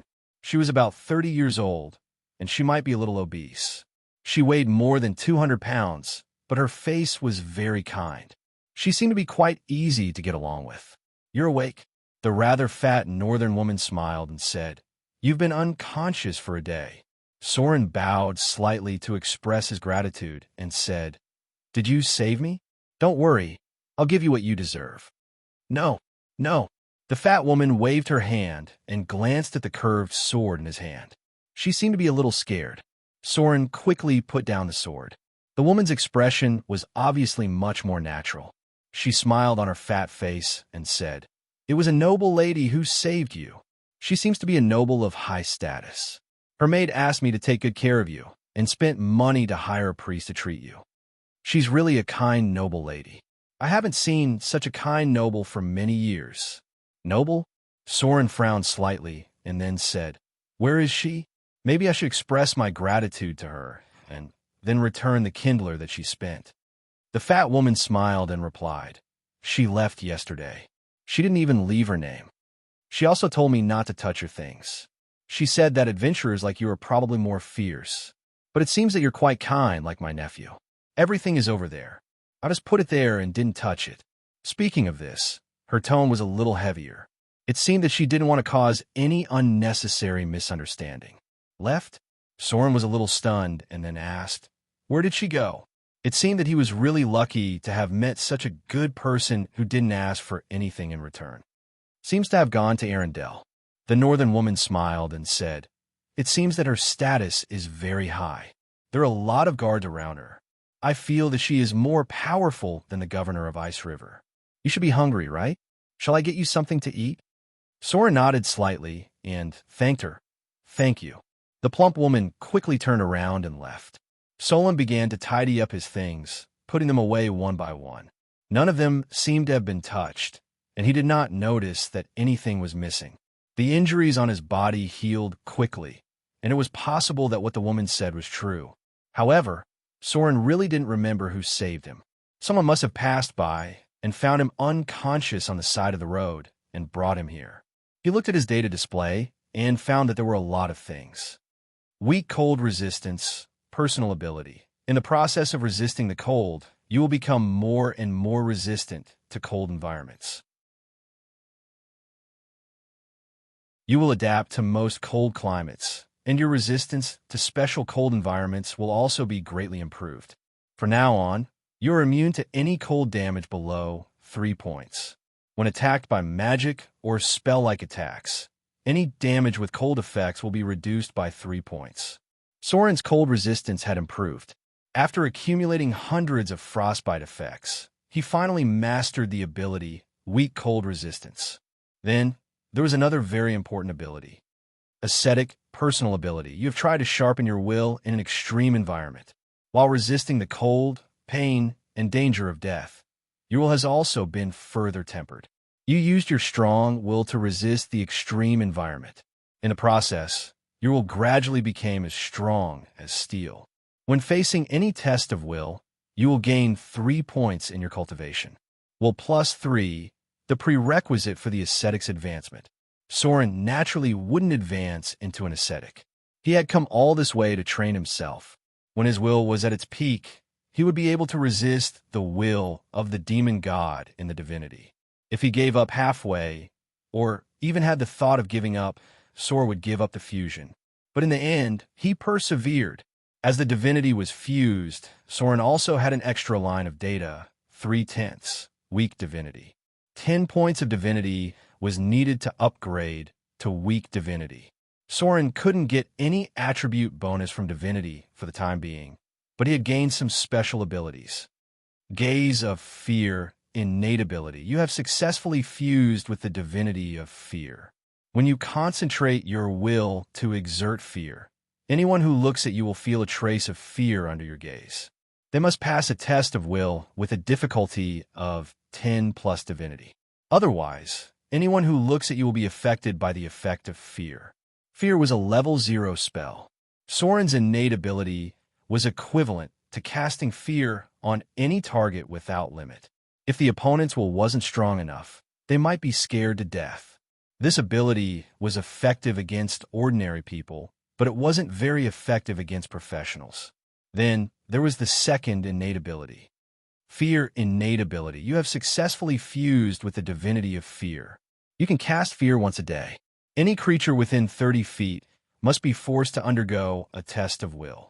The difficulty of the test is equivalent to your casting level and spell power.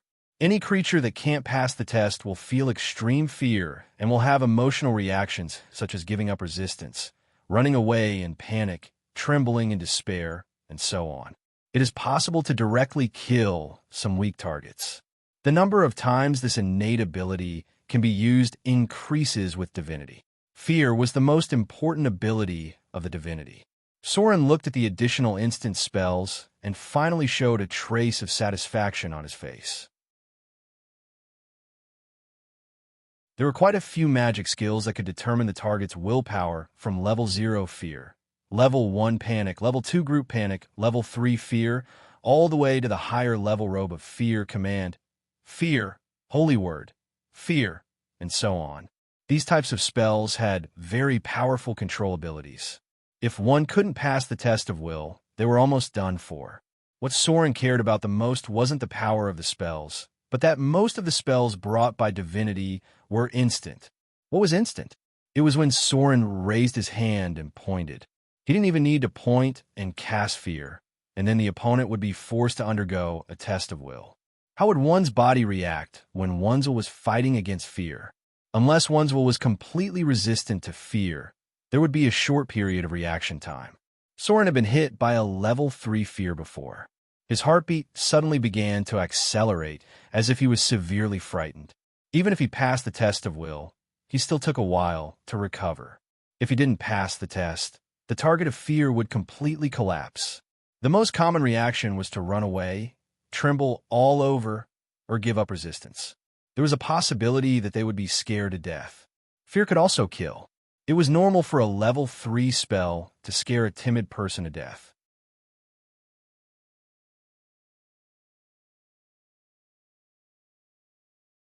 Chapter 141.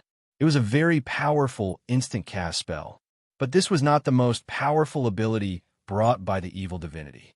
There was an even more abnormal instant spell in Soren's innate ability. The most common innate spell of the evil divinity was Vampiric Touch. Vampiric Touch, innate ability. You have successfully fused with the divinity of fear. When activating this innate ability, you can condense negative energy to erode the enemy's life force and temporarily transfer it to your body. After activating this ability, any enemy that is touched by you will lose 3 asterisk spell strength HP.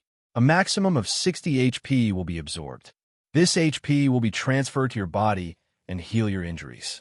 If it exceeds your HP, this HP will be retained for 1 hour, increasing your maximum HP. The effect of this spell cannot be stacked. The enemy may die directly because of the exhaustion of their HP. This was Vampiric Touch. It was one of the most powerful low-grade spells of the necromancy system. Soren could now use this innate ability to absorb more than 30 HP from the enemy at one time. This HP could be used to heal his injuries. If he was not injured, it would be stacked on his body as a temporary HP, and it would last for 1 hour. If he were to be injured in the future, this temporary life force would be the first to be consumed and used to heal his injuries. This spell was difficult for wizards to use. Because wizards had to fight from a distance, it was difficult to touch the enemy after getting close to them. But for a rogue like Soren, touching the enemy was a very simple matter. Instant cast touch. Vampiric Touch began to take effect. The enemy's HP was reduced by more than 30 HP, while Soren's HP was increased by more than 30. This was equivalent to more than 60 HP, which was equivalent to an instant cast heal. The abilities of the divinity were more complicated. First was the attribute bonus brought by the divinity itself. Soren still needed 7 points of divinity. If he had enough, he could upgrade to minor divinity, which would increase all his attributes by 1. The second was the innate ability brought by the divinity. These abilities were changed according to the divinity itself. For example, the divinity of the good faction was mostly divine healing, blessings, buffs, and so on. The divinity of the evil faction was basically all damage spells, as well as negative energy absorption spells. The fear divinity would definitely have the talent of fear, and then there would be the vampiric touch brought about by the evil alignment divinity. Soren had suffered a lot because of this before. In a moment of carelessness, Sherfong had been struck by the other party, instantly losing over 50 HP. Sherfong had entered a heavily injured state on the spot, while the other party had basically recovered from his injuries. This innate ability was the main reason why he took the risk to absorb the divinity. The vampiric touch had the ability to turn the situation around. Even if Soren was up against a high-grade professional, he wouldn't be afraid in a direct battle. That was the difference between gods and mortals. Basically, all spells below level 6 could be instantly cast by gods who descended in the form of saints. Some powerful gods could even instantly cast level 9 spells. They had so many specialties that it made one's scalp tingle. Soren slowly walked out. There were 2 or 3 northern men who were chatting outside. Their skin was whiter, but their pores were thick and their hair was exuberant. Their physiques were obviously stronger than those of the southerners. This was a grocery store, and it seemed that they also sold some wine and food. There should be some spare rooms upstairs. Anyway, it was a place where most of the ordinary businesses had a little bit of money. Soren saw 3 children who looked a little similar. 2 boys and 1 girl were younger, and their little faces were a little chubby. They should be their children. To raise 3 children at the same time, it was indeed necessary to make as much money as possible. Soren nodded slightly. He looked at the man outside, reached out and took out 10 kindlers from his pocket, and then handed them to the man who was obviously the shop owner. No need for so much. It's too much. The tall northern man was a little embarrassed and murmured, "That noble lady has already paid. She directly paid for your accommodation and food for a week." Soren smiled and said, "Take it. Take this money as my thanks." The finances of the commoners were not very rich, but there were not many places where they spent money. Otherwise, adventurers would not be able to earn enough money to retire for the rest of their lives.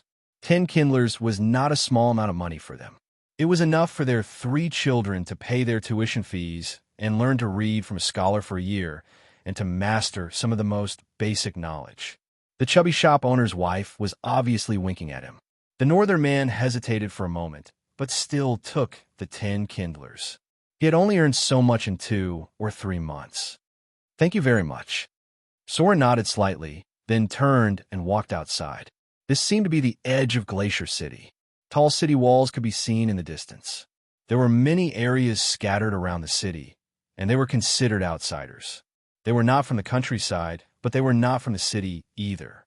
There was still a lot of ice and snow on the road, but they could see young children fishing by the side. There was a river on the right of Glacier City, and it was already frozen. There were very few fish in the river. This place had been overfished, and there were basically no fish left. Soren looked up at the sky, then walked into the city. He wanted to sell some jewelry, as well as his spoils of war, replenish his supplies, and buy a few magic scrolls that he needed. Although he felt that Vivian was very safe, Soren still wanted to see her as soon as possible. Without her by his side, he always felt empty.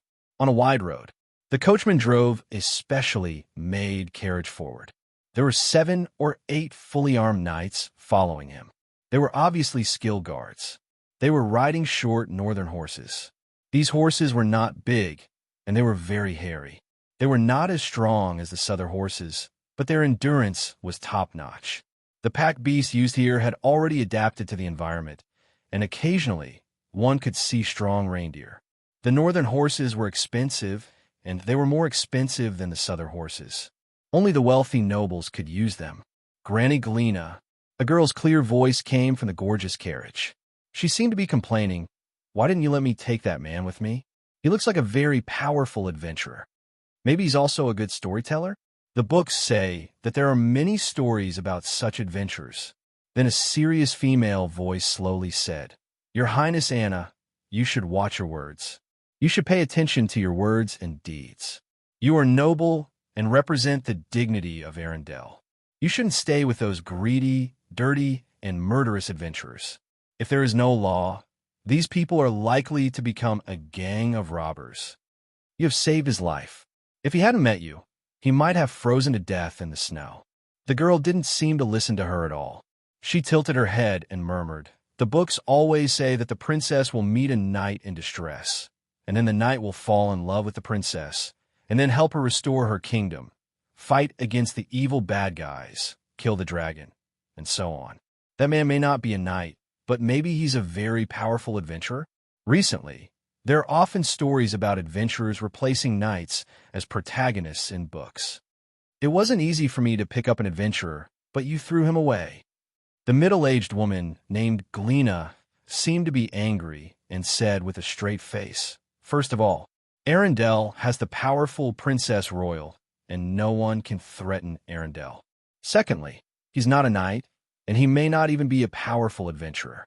An experienced adventurer wouldn't put himself in such a difficult situation, and he didn't seem to have encountered any terrible enemies. Finally, Princess Royal is about to ascend the throne. Your Highness Anna, can you imagine what kind of expression Princess Royal will have when she sees an adventurer you picked up from the road?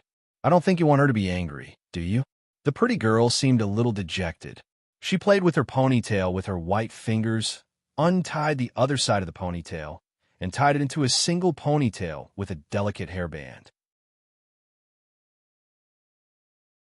Then she pursed her lips and muttered, "I'm just a little bored.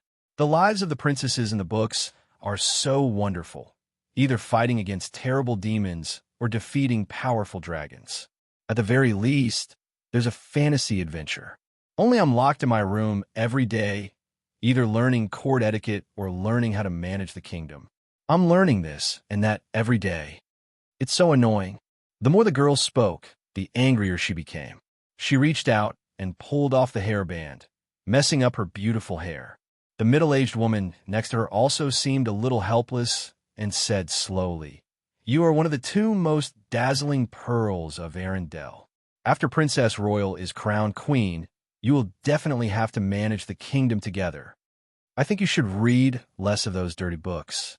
They're completely used by lowly bards to fool ignorant girls." The girl's beautiful eyes widened when she heard this, and her pretty face was angry. She seemed to want to refute the other party, but suddenly the carriage shook, and then the surroundings became strangely quiet. The middle-aged woman protected the girl behind her with amazing agility, then opened the curtain and took a look outside. The coachman was strangely stiff in place. His eyes were moving desperately. His lips slightly wanted to say something, but no sound came out. All the guards outside were stiff in place, and the horses were like puppets. Group hold instant cast, a level 9 spell. There were wizards or priests close to the legendary level nearby, using the metamagic ability, instant cast, to hold the entire convoy in place.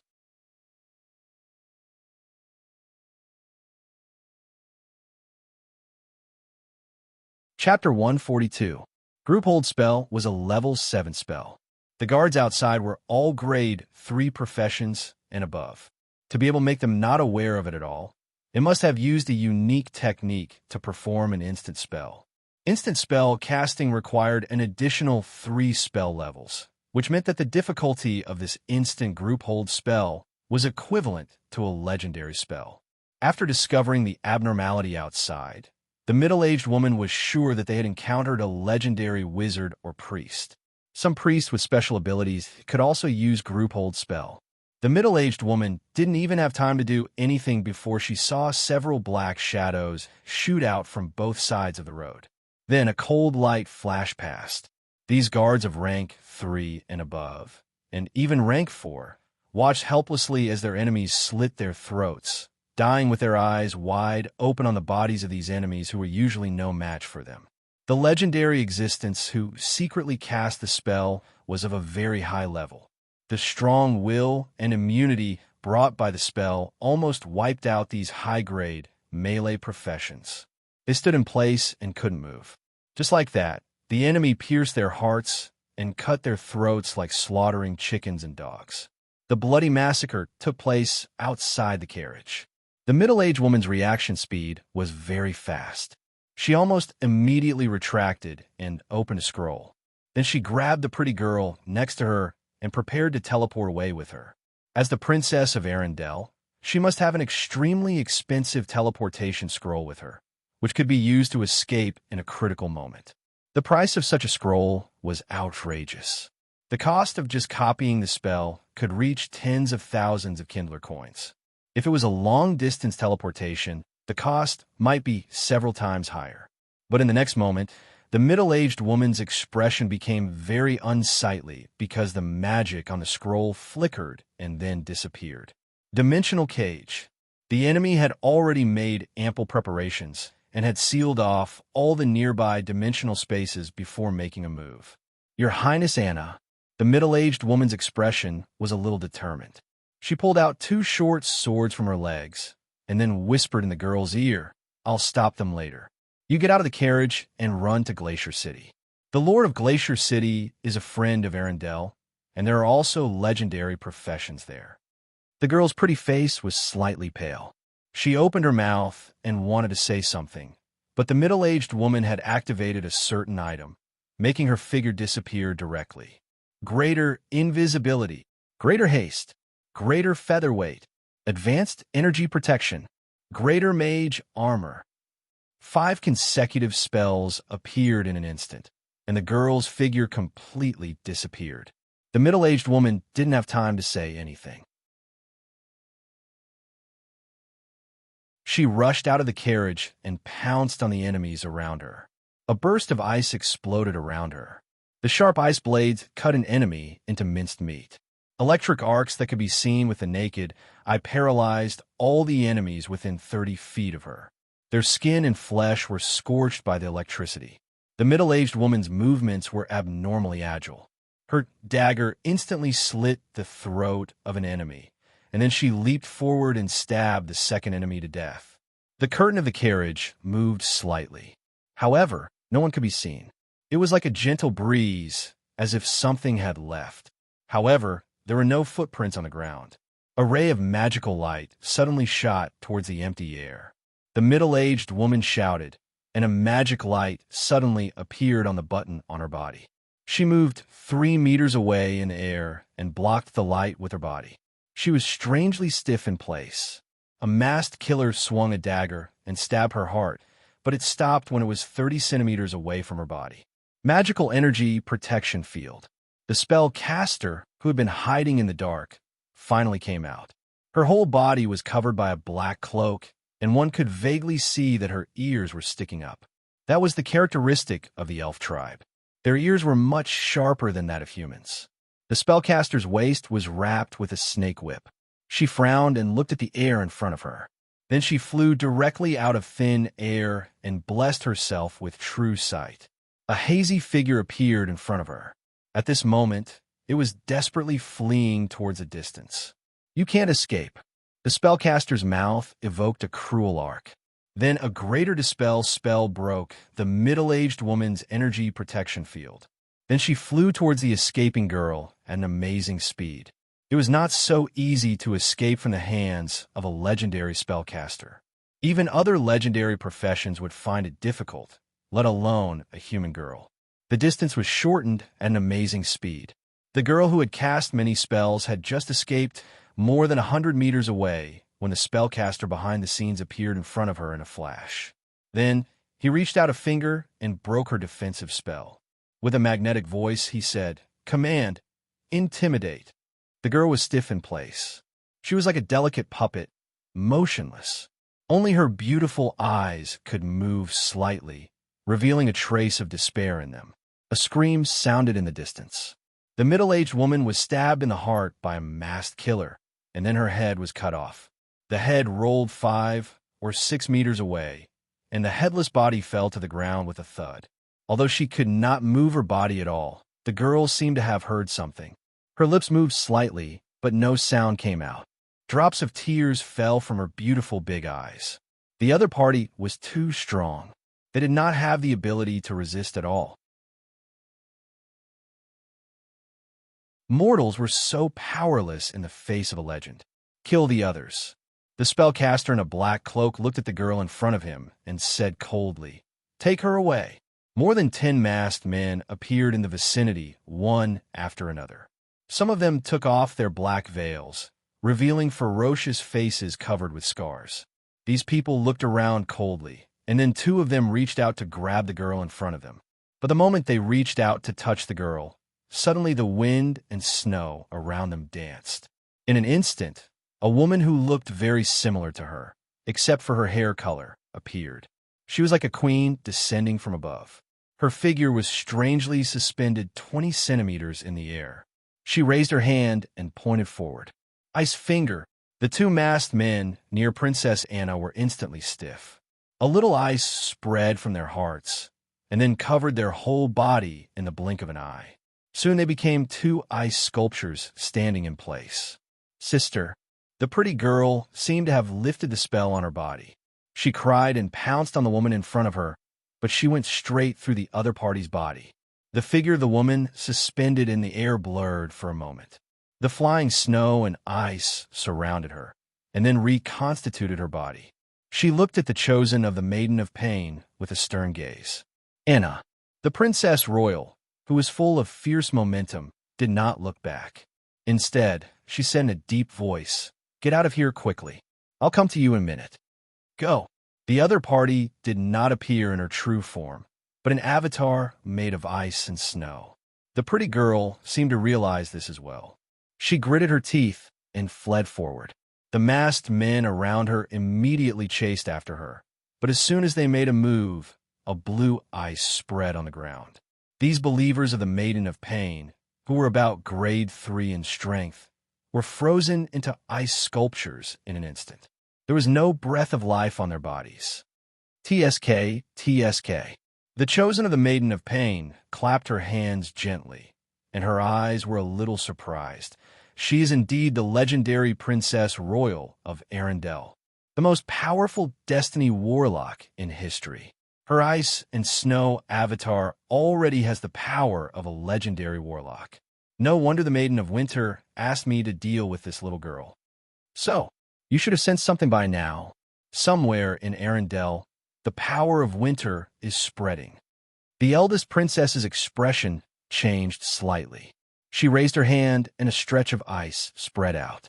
The ice and snow in the surroundings descended like a storm, turning into countless ice blades that enveloped all the space in the vicinity. The other party didn't even have a chance to dodge. He couldn't even evade a teleportation spell and was enveloped by the ice blades that blotted out the sky and earth. Clang! Clang! An invisible energy shield emerged, blocking tens of millions of ice blades. The ground was full of dense marks, and the sharp blades had cut thousands of holes in a radius of more than 100 meters. The chosen of the Maiden of Pain slowly took off her cloak, revealing a wicked face. There was a scar on the side of her face. Her skin was dark, and her pupils were blood red. At a glance, one could recognize that she was a drow from the Underdark. As the chosen of the Maiden of Pain, she did not seem to be afraid of this level of attack. She just looked up at the escaping girl and said slowly, "How many more times can you cast such spells? If you continue to stay here, Arendelle will soon become a dead city. I'm curious, do you choose to save your sister, or do you choose to save the thousands of civilians in Arendelle?" Arendelle. This was the most prosperous kingdom in the Frost Kingdom. Its superior location near the sea attracted countless caravans. The endless stream of ships did not stop even because of the cold winter. In the distance at sea level, a girl in a white tulle slowly walked out. The sea she stepped on was frozen into ice. Her long silver hair fluttered in the wind, and the places she walked were shrouded in the cold wind and snow. The ice spread at an amazing speed. The whole sea near the port of Arendelle was frozen. One by one, the busy dock workers froze in place. Then they were covered by ice and frozen into ice sculptures. The girl stared blankly ahead. When she stepped on the dock, she looked up at the top of Arendelle's castle. At the top of the castle, a woman who looked almost identical to Princess Anna, but with the same silver hair, stood in the wind and snow.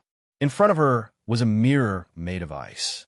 In the mirror was a drow with a strange smile.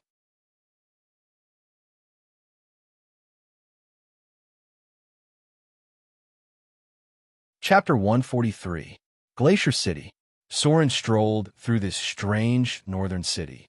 He didn't know if it was because it was close to the river and the sea, but there was often a faint fishy smell in the northern city. Amber City was also a city close to the river, but it was obviously not as bad as Glacier City. Soren could smell the fishy smell in the air as he walked on the street. This was a transit city in the Frost Kingdom. Because of the cold climate, food rotted slowly. Most of the meat in the north came from transported fish and seafood. It was a paradise for seafood gourmets. You could buy crabs the size of a porcelain bowl here for 5 copper dirhams. However, it seemed that humans in this era did not like seafood very much because there was not enough seasoning to remove the fishy smell. Many nutritious seafood fish were eaten by the lower class of civilians. There were many poisonous seafood.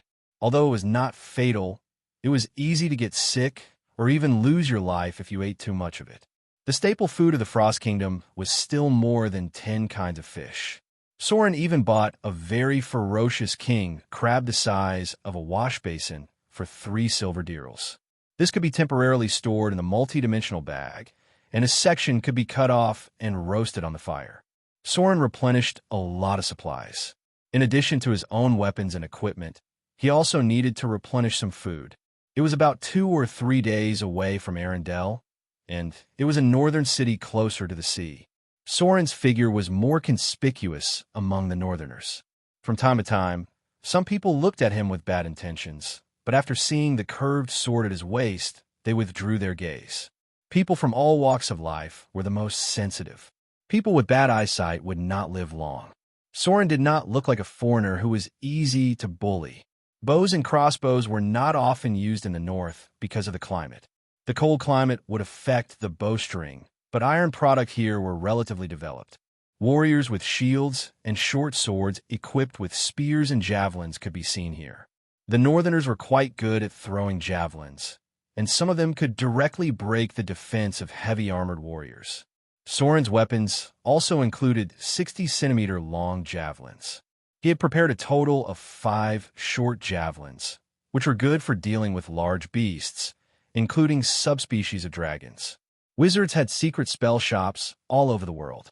The most common spell scrolls here were ice spells from the evocation system. Soren bought the scrolls for featherfall, levitation, flight, and so on. In total, he spent about 1,600 Kindler's coins, which was more than half of the gems he sold. Flight wasn't something that could be mastered directly. Learning the prerequisite spells could increase the efficiency of learning flight. Soren didn't stay in the city for too long. After completing the necessary supplies, he headed towards the wilderness. He had accumulated quite a lot of slaughter EXP, and if he killed 3 to 5 more bugbears, he would be able to level up again. The profession level of a rogue increased in a straight line from level 9. After level 14, it would reach more than 100,000 slaughter EXP. A purebred profession without a part-time profession would also need more than 2 million slaughter EXP to reach the level of a legendary profession. So Soren's priority now was to level up as a wizard and maximize the use of slaughter EXP as much as possible. The wizard profession level increased in a straight line after level 9. Not counting the slaughter EXP needed for part-time professions, it could reach tens of thousands. Wizards above level 14 needed more than 200,000 slaughter EXP to level up. So the number of high-grade wizards had been very rare until now. Unless it was someone with amazing talent, it would take dozens of years for others to enter the field of high-grade wizards. In the past, Soren started to try to slay dragons after he reached level 15. Of course, it wasn't the kind of purebred dragons, but the subspecies of dragons such as ground dragons, pterosaurs, wyverns, and so on. He killed the first purebred dragon when he was level 16 as a rogue, but it was just a white dragon that had just reached adulthood. Before Tier 3, slaughter EXP would be an explosive period. The leveling speed of a player's class would be relatively fast. If he wanted to increase his strength later on, he could no longer just deal with random trash.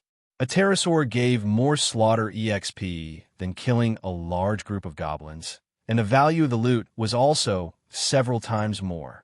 Advancing to legendary not only required slaughter EXP, but also more than 100,000 Kindler's worth of wealth. This world couldn't be separated from money. Soren still didn't have the financial ability to carry out the bloodline purification ceremony for himself, let alone replenish his rare high-grade equipment. The value of a legendary wizard was basically more than 1 million Kindler's worth, which was equivalent to the wealth of the city. It was only enough for him to complete half of a wizard tower. Rogue was a poor profession, and the need for money was not too serious. Although the gap was still big, Soren had already begun to plan to enter the realm of legends. He still needed a lot of things, and the most important thing at present was money. A set of rare-grade equipment had not been collected yet. The huge cost of learning spells had to be accumulated, and the huge amount of alchemy expenses was still nowhere to be seen. Wizards were a profession that was always short of money, and there was never enough money to spend. Money was power to wizards. Low-grade wizards were able to defeat high-grade professions because of money. For now, few wizards could challenge high-grade professions. The main reason was not the gap in strength, but because they did not have as much money as the other party. Sometimes, Soren really felt that he should hug the thigh of the goddess of wealth. After a simple day's rest, Soren left Glacier City and walked toward the desolate wilderness. He knew a place in the Frost Kingdom where the pterosaur subspecies gathered. They were a hybrid of the white dragon and were distributed in groups of 3 to 5. They could spit out ice breath, and the challenge difficulty belonged to the sea level among the pterosaur subspecies. They were relatively easy to deal with. As long as he killed a nest of them, it would be enough for him to exchange for a high-grade rare-grade equipment. The wilderness of the Frost Kingdom was relatively quiet. The distribution of wild creatures was actually very scattered. Species were divided into territories by groups. Adventurers rarely farmed monsters one by one, and the monsters appeared in groups. It was possible that after trekking for an entire day, you would only encounter a few scattered monsters and kill them all. There wouldn't be any more in the near future. The situation in Whiterun was mainly because of a special event that led to the large-scale gathering of monsters. Otherwise, the food shortage would make them kill each other until the number was right. In Soren's memory, farming monsters actually referred to killing people. The most abundant thing in the world was not monsters, but intelligent creatures everywhere. These were the source of experience that could never be killed. Therefore, for a long time, the people of the evil faction were generally 1 or 2 levels higher than the people of the good faction. Unfortunately, these people did not end well. This was a taboo, because those ordinary intelligent creatures were also the source of the faith of the gods. In this place where faith was widespread, they were the cornerstone of faith, and they were also the ones who supported the shrines all over the world. If you encountered some taboo, it would be the shrines that would attack you, and there was the possibility of a legendary being. The only place Soren had farmed people was the desert. The group of desert bandits was not loved by anyone. Not only were they numerous, but they were also densely distributed. Killing too many of them would at most provoke a demigod church. Other than that, there were basically no serious consequences. It seemed that he had completely adapted to the cold. Soren was now very resistant to cold weather, and it was not inconvenient for him to move around in the Frost Kingdom. At noon, he found a relatively dry place to set up a campfire, then cut a section of the king crab and roasted it. This kind of delicious food was only available in a few areas, and the price was quite cheap. Spices were extremely expensive. The weight of spices was almost equivalent to the weight of gold. Even with the income of an adventurer, they could not afford it. Soren rarely used these spices in the past, and now he only brought a little. Otherwise, he would always feel like he was eating gold. If he ate as much as he wanted, he could eat the money to buy a rare-grade equipment. It was easy to ensure survival in this world, but the cost of enjoyment was dozens of times higher. The sea salt was slightly bitter. The superior refined salt had to be filtered through alchemy, and the price was slightly more expensive. Soren was not that particular about it, so he just sprinkled some salt and spices and ate it like that. The king crab tasted good. Soren did not quite understand why people in this era were a little taboo to eat crabs. When he was about 50% full, he suddenly heard something. He suddenly stood up and held his curved sword in his hand. Soren pushed aside the snow-covered bushes and carefully approached the place where the sound came from. It was not far from his position, about 100 meters away. He heard something like a plop. There was nothing in front of him. However, there seemed to be a slight dent in the snow. Soren's expression was a little strange. He took a step forward vigilantly, and then carefully reached out his finger to touch it. He touched soft skin, even though his eyes could not see anything. Greater invisibility? Soren withdrew his finger in surprise, and then carefully touched the nose. The nose was a little small and exquisite, and it looked like a woman. Her breathing was weak, and it seemed that she had fainted. Soren still could not see anything. The effect of greater invisibility was too strong, far stronger than ordinary invisibility. Soren could only rely on touch to determine the target. He touched soft long hair and a delicate earring. He touched along the neck and felt 2 soft and full mounds in front of the chest.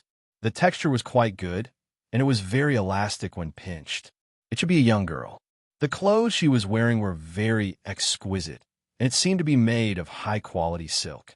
She must be of high status. There were no traces of blood on her body, and her heartbeat was quite stable. She probably did not suffer any fatal injuries. Soren hesitated for a moment. He then bent down and picked up the girl who he could not see, but felt that she was a human girl. He then turned around and walked towards the bonfire. Greater invisibility did not last long, and he did not have a spell to break it. He could only wait for it to wear off. He hoped that saving this girl would not bring him any trouble. Soren would not have done this in the past, but he had just been saved once, and it could be considered as doing a good deed. The girl in his arms was very light, and it seemed that she was enchanted with other spells. How could a girl who had fainted with greater invisibility suddenly appear in this desolate wilderness? It felt like she would bring him trouble.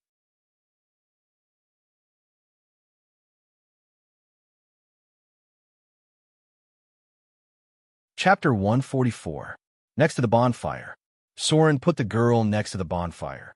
Because she couldn't be seen with the naked eye, he could only put her a little further away to avoid being burned. Invisibility was only a second circle spell, but greater invisibility was a fourth circle spell. The difference between the two spells was huge. Unless Soren took off her clothes, there was no way to see her, and only her clothes could be seen. This was one of the most common spells for wizards. Wizards above grade 3 had replaced the second circle invisibility spell with greater invisibility. This spell wouldn't reveal itself even if it was used to attack. It would only show a blurry outline. It was a very abnormal spell. Soren didn't have the ability to see through invisibility, nor did he have a spell to break it. He could only sit next to her and continue eating. About half an hour later, the girl next to him still showed no signs of waking up. He seemed a little impatient. He reached out and pinched her nose, then pressed heavily on her chest twice. There was still no reaction at all. Soren raised his hand and slapped her face. He didn't use much strength, but it still didn't wake her up. He didn't know if she was unconscious because of supernatural factors. Anyway, Soren searched her body and didn't find any wounds. Now, there were two problems in front of him. The first was that the girl hadn't woken up. Should Soren leave her here or take her on the road? If he left her here, it was equivalent to giving up halfway. It was better not to save her in the first place. Soren wasn't a person who liked to give up halfway, but he couldn't wait for her to wake up here either. The girl couldn't see, but he knew that her identity was strange. She had several spells on her body and was unconscious in the wild. The trouble ahead was probably not small. It was easy to encounter danger if he stayed here. Soren hesitated a little and began to act. As a rogue, he was good at surviving in the wild. He began to erase all the traces left by the two, including the place where she first appeared. This was one of the advantages of the Frost Kingdom. It was much more difficult to track than in the south. As long as he erased the traces left behind, even if someone wanted to track him, they couldn't do anything. It took him a while to clean up the traces, and then he completely extinguished the bonfire. Then Soren picked up the invisible girl and walked toward the snow-covered mountains that stretched for hundreds of miles. The stronger the monster, the more dangerous the place it lived. Dragons would not come to the plains for no reason. They lived in cliffs and high mountains. Anyway, they were creatures that could fly. It's impossible to deal with these creatures without entering the mountains. Their hunting range rarely spreads to very open areas. It was difficult to walk on the snow-covered road. Soren couldn't walk fast with a woman in his arms, and he had to erase the footprints he left behind. Snowflakes fell from the sky, and before long, everything was covered. Soren reached out his hand to feel the man's breathing. His breathing was still stable. Either he had a good physique, or he had some special equipment. However, the right side of her face was slightly swollen. He didn't know if it was because of his initial slap. Anyway, he didn't use much strength, and it swelled so easily. The girl in his hand looked very pampered and spoiled. Her ability to withstand blows was really too weak. He walked for half a day. Soren didn't know how far he walked, but he entered the snow-covered mountains. The sky was getting dark, and he found a place to set up camp. The wind in the mountains was very strong, and he could hear the wind whistling behind a rock. Soren took out some things to set up camp. He placed the unconscious girl in a corner. He didn't know what kind of spell she had cast on herself, but it lasted for such a long time. He even wanted to take off all her clothes to take a look. Soren set up a bonfire and drank some water. Then, he took out some water and drank a few mouthfuls. Remembering that the lady beside him had not drunk any water for the entire day, he reached out and touched her head. Then, he pried open her mouth and carefully poured some water in. He pressed on her chest a few times, and it seemed that she had swallowed it. Cough, cough. A weak cough suddenly sounded, and then there was a blur of colors. The girl who had been invisible for almost a day finally showed her original appearance. She didn't look very old, about 15 or 16 years old. She was wearing a very delicate long dress, and there were a lot of exquisite embroidery on it. She looked very pretty. Her long eyelashes were very beautiful, and her skin was very white and delicate. It was obvious that she was a pampered girl. The only thing that stood out was the red mark on the right side of her face. It was a clear handprint, and her cheek was slightly swollen. Soren was a little embarrassed when he saw this. He really didn't use much strength, and it looked like he only gave her a light slap. Oh! The girl slowly opened her eyes. When she saw that there was someone in front of her, she shrank back. Her eyes were filled with fear. When she noticed that Soren was approaching, she didn't hesitate to pounce on him and bite his arm. She didn't look like a petite girl, but she was actually stronger than Soren. She pushed him to the ground and bit his arm. The girl used a lot of strength, and Soren frowned in pain. He wanted to knock her out, but she looked very pale. He didn't know when she would wake up, so he reached out and pinched her nose. Oh! The girl couldn't breathe through her nose, so her mouth loosened a little. Soren instantly reached out and pulled her chin out. Originally, he had planned to dislocate her chin, but considering that she might have just woken up, he decided to go easy on her. She looked like a girl with no combat experience. Who would bite someone's arm to protect themselves? If you want to bite someone, you should bite their throat. What's the point of biting someone's arm? Were you born in the year of the dog? The girl was instantly knocked away by Soren's grip. She was about to pounce on him again, like an angry cat, but she suddenly saw something. She glanced at Soren's scimitar and said in disbelief, "It's you. It's actually you. Did you save me? Do you still remember me? You were unconscious in the snow that day. I was the one who brought you back to the city." The girl's words were a little incoherent, and her expression and gestures were a little comical. However, Soren still understood what she meant. He was a little surprised and said, "You were the one who brought me back to the city that day? How can there be such a coincidence?" The girl seemed to want to stand up, but she frowned and sat back down. The sudden relaxation made her feel a little weak, and she said in a weak voice, "I saw you unconscious in the snow that day, so I sent someone to bring you to the city for treatment. I was going to bring you with me, but Grandma Galena didn't agree." "Grandma Galena? She's dead. Carlo, Canes, they're all dead." When the girl said this, her voice was filled with sadness. Tears flowed down from her beautiful big eyes, and her shoulders trembled slightly. She couldn't help but sob. Soren frowned slightly.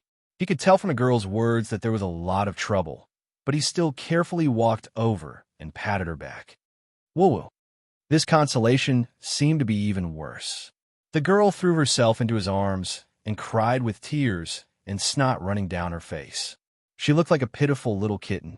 Those who said that girls looked good when they cried were definitely crazy.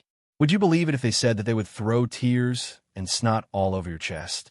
She cried for a long time before she gradually stopped. Her eyes were red and swollen, and she looked a little pitiful. Soren's chest was wet. She was choking with sobs, and her snot was almost coming out. There was no beauty in this scene, and it only made people feel pity for her. Sympathy for the weak was within the scope of morality. Soren obviously had his own moral standards. I'm sorry." The girl looked at the bloodstains on Soren's arm, and her voice was choked with sobs. That was the result of her bite. She used a lot of strength when she bit him. If it wasn't for Soren's quick reaction, she could have bitten off a piece of flesh from Soren's body. The girl wiped her face and wiped away the tears on her face. She seemed to feel that her right cheek was a little red and swollen, but she didn't say anything. She just sat on the ground in low spirits. It was obvious that she was a girl who lived like a princess. She probably hadn't even seen blood before, and she couldn't take it anymore. "All right." Soren didn't know what to say. He patted her shoulder and said, "I'll prepare something for you to eat first. You're probably starving. Let me know after you eat. Since you saved me before, I'll do my best to help you this time." The girl raised her head. Her eyes were red, but there was a glimmer of hope in them. She choked with sobs and said, Thank you." Soren seemed to be a little silent. Just by intuition, he knew that things weren't simple. It would be troublesome to get involved in such a thing. He took out the ingredients and roasted them on the fire. Then he glanced at the girl next to him. Every detail of the girl told him that the girl's identity was quite noble. The enemy who dared to attack her was definitely not simple. He was not a compassionate person, but if the other party had saved him and he left her here, he would not do such a thing. He was a man of principle, and sometimes even stubborn. Soren cut off a section of the king crab and asked, "How did you recognize me? My appearance at that time was quite different from now, right?" The girl was still sobbing softly. She started crying so hard that she couldn't stop for a while. She raised her head and whispered, Your sword." Soren's sword was very different from the rest. In the Frost Kingdom, this kind of scimitar made of elven scales was very rare, and the beauty of the scimitar itself was also very impressive.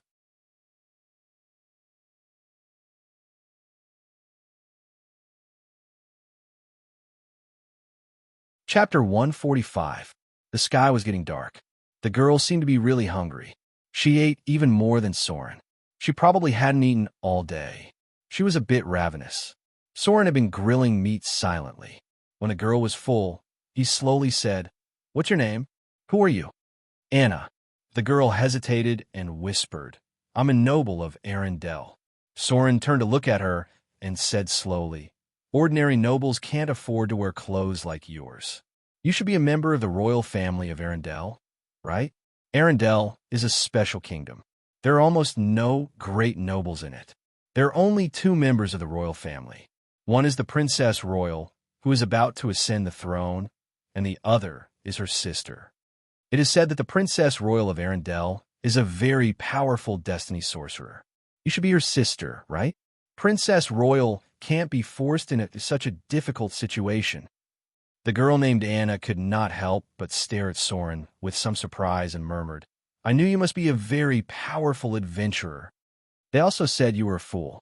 How could you get yourself in such a difficult situation? You almost died in the wild." "Well, I'm the little princess of Arendelle, but I'm not as powerful as my sister. I'm just an ordinary person." Soren didn't continue the previous sentence. He didn't want to talk about the asceticism. He just looked at the girl in front of him and said slowly, "Arendelle is one of the best kingdoms in the Frost Kingdom. The Princess Royal is one of the few legendary sorcerers here. The enemy who dares to attack you is definitely not simple. According to the standards of the royal family of this world, your bodyguards are at least grade 3. If you take into account the wealth and treasures of the royal family, there should be a legendary profession among the people who attacked you." Anna couldn't help but open her mouth wide and murmured, "So powerful." Soren stared at the man's expression, and his face became more and more unsightly. He said in a low voice, "The local legendary professions can attack you, because that would lead to a devastating disaster. I've heard of that elder sister of yours. When she gets angry, she can destroy an entire city with her bare hands. Then the one who attacked you must be an outsider. Moreover, they are people with evil intentions." He paused for a moment and said slowly, "There's only one thing I want to know now, and that is, were there any drows among the people who attacked you?" The girl's face was filled with disbelief as she murmured, "How did you know that I met a drow?" Sure enough, he was still involved in this matter. Soren silently fiddled with the bonfire. His expression was a little uncertain. He said in a deep voice, "That's the chosen of the goddess of torture. I've seen traces of their activities when I came here. They're probably the only ones who would dare to attack the second princess of Arendelle. Others are simply looking for death. The Princess Royal can freeze thousands of miles in a fit of anger." Anna hesitated for a moment, then stared at Soren and said, "Elder sister is a very good person, very gentle and kind. She never abuses her ability, let alone does what you said. She won't hurt those innocent people." Soren did not answer. He looked at the snow outside and said slowly, "What are you going to do now?" Anna hesitated for a moment, then looked up at Soren and whispered, "Can you send me back to Arendelle? I'll definitely repay you well. Elder sister will also give you the reward you deserve, and even give you a title." "A title?" Soren smiled and shook his head. "No, at least not now. Since those believers of torture dared to attack you, they will never let me take you back easily. I don't even have a chance to fight against the chosen of the gods. They are more terrible than legendary wizards. Besides, if I'm not wrong, all the roads leading to Arendelle should have their eyes now.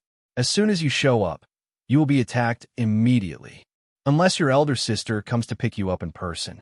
Anna looked a little depressed and murmured, I don't know what happened to elder sister. That bad drow said that if elder sister saved me, she couldn't save Arendelle. Big sister used ice to trap her, and then I escaped. I don't know what happened to Arendelle now. I hope everyone is okay. What a kind little girl. Soren looked up at her and said slowly, It's not that I can't send you back at all, but not now, and not by the normal way. The girl showed a glimmer of hope when she heard this and looked up into his eyes. The other party's eyes were very pure. She looked like a girl who had not experienced much of the world. Soren looked away slightly and said, Now should be the time when they are most anxious. The Fallen are probably desperately looking for you, so we'd better not leave here in the near future. When they take the initiative to expose themselves, your elder sister will deal with them. Then I'll find a way to take you over these mountains and then go back to Arendelle from the sea. The girl obviously believed him and nodded her little head gently. Soren stirred the campfire to make it a little stronger and then said, You should rest well first. I guess you're tired too. We're going to the mountains tomorrow, and we may encounter some trouble. The girl looked at him doubtfully and whispered, Going into the mountains? Aren't we going to wait here? No. Soren shook his head and said, I'm going in to do something. The girl was obviously very curious. She blinked and said, What are you going to do? There's no place for people to live in. Soren glanced at her and said lightly, To slay a dragon. The girl's eyes flickered, and she said in surprise, Slay a dragon? There are no dragons in the Frost Kingdom, right? They're all afraid of my elder sister. It's said that they all fled to Iceland. Soren was startled. It seemed that the legendary Princess Royal was more powerful than he thought. No wonder there were no dragons in the Frost Kingdom. Were they really scared away by the Princess Royal? How strong was this legendary destiny sorceress? Quetzalcoatlus. Soren filled the firewood and said, I'm going to kill some of them to improve my strength, and then get some money. Money? The girl hurriedly searched her body, and then said with a sad face, I lost my bag. There are a lot of valuable things in it. She looked at her body, took off her rings and earrings with some heartache, and said carefully, I'll give these to you first. They were left to me by my mother. Can I redeem them with money when I go back? Her voice was a little nervous, and her little face was a little funny. Soren turned his head and looked at her. He couldn't help but smile, but did not reach out to take those things. Instead, he said slowly, Take them with you. Since you saved me, I should repay you. Maybe your fate really shouldn't be like this. He had heard of the Princess Royal of Arendelle, but he had never heard of the second princess. He didn't know what her fate would have been if she hadn't met him. The ice storm broke out. The berserk Princess Royal froze thousands of miles and turned the earth into an ice hell. Was it because of her? It seemed possible. There were only 2 princesses in the royal family of Arendelle, and she might be the Princess Royal's only relative. Thank you. The girl silently took back her rings and earrings and looked up at Soren in front of her. A grateful smile appeared on her mouth, and she said slowly, You're a good person. Soren's fingers trembled.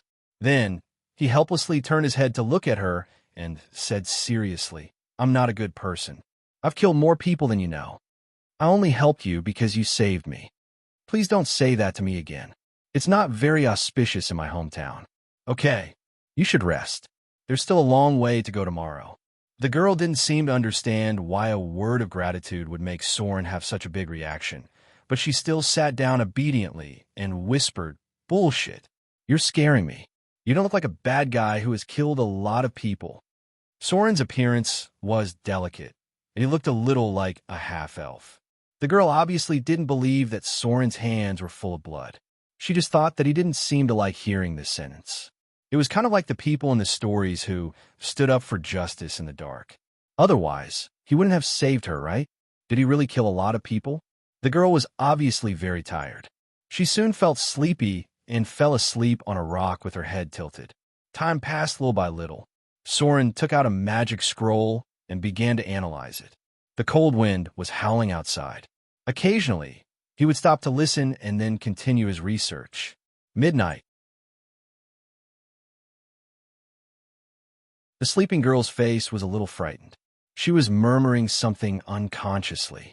Then, she suddenly woke up and shouted with her eyes wide open, "No, no, don't kill her." Soren put down the scroll and looked at her with a frown. Nightmares? The girl was stunned for a moment. Then, she seemed to wake up. She gently nodded and carefully said, "Can I sit next to you?" Soren nodded. She slowly walked over and carefully sat next to Soren. She still seemed a little scared. Soren reached out and touched her hair. Then, he patted her back. The girl seemed to be relieved. She looked at the scroll in Soren's hand and then leaned her head on Soren's shoulder. Time passed quickly. Unknowingly, she grabbed the corner of Soren's clothes with her fingers. Her little head was also tilted to his knee. Her breathing gradually became even. Apparently, she had fallen asleep. Maybe she was really tired.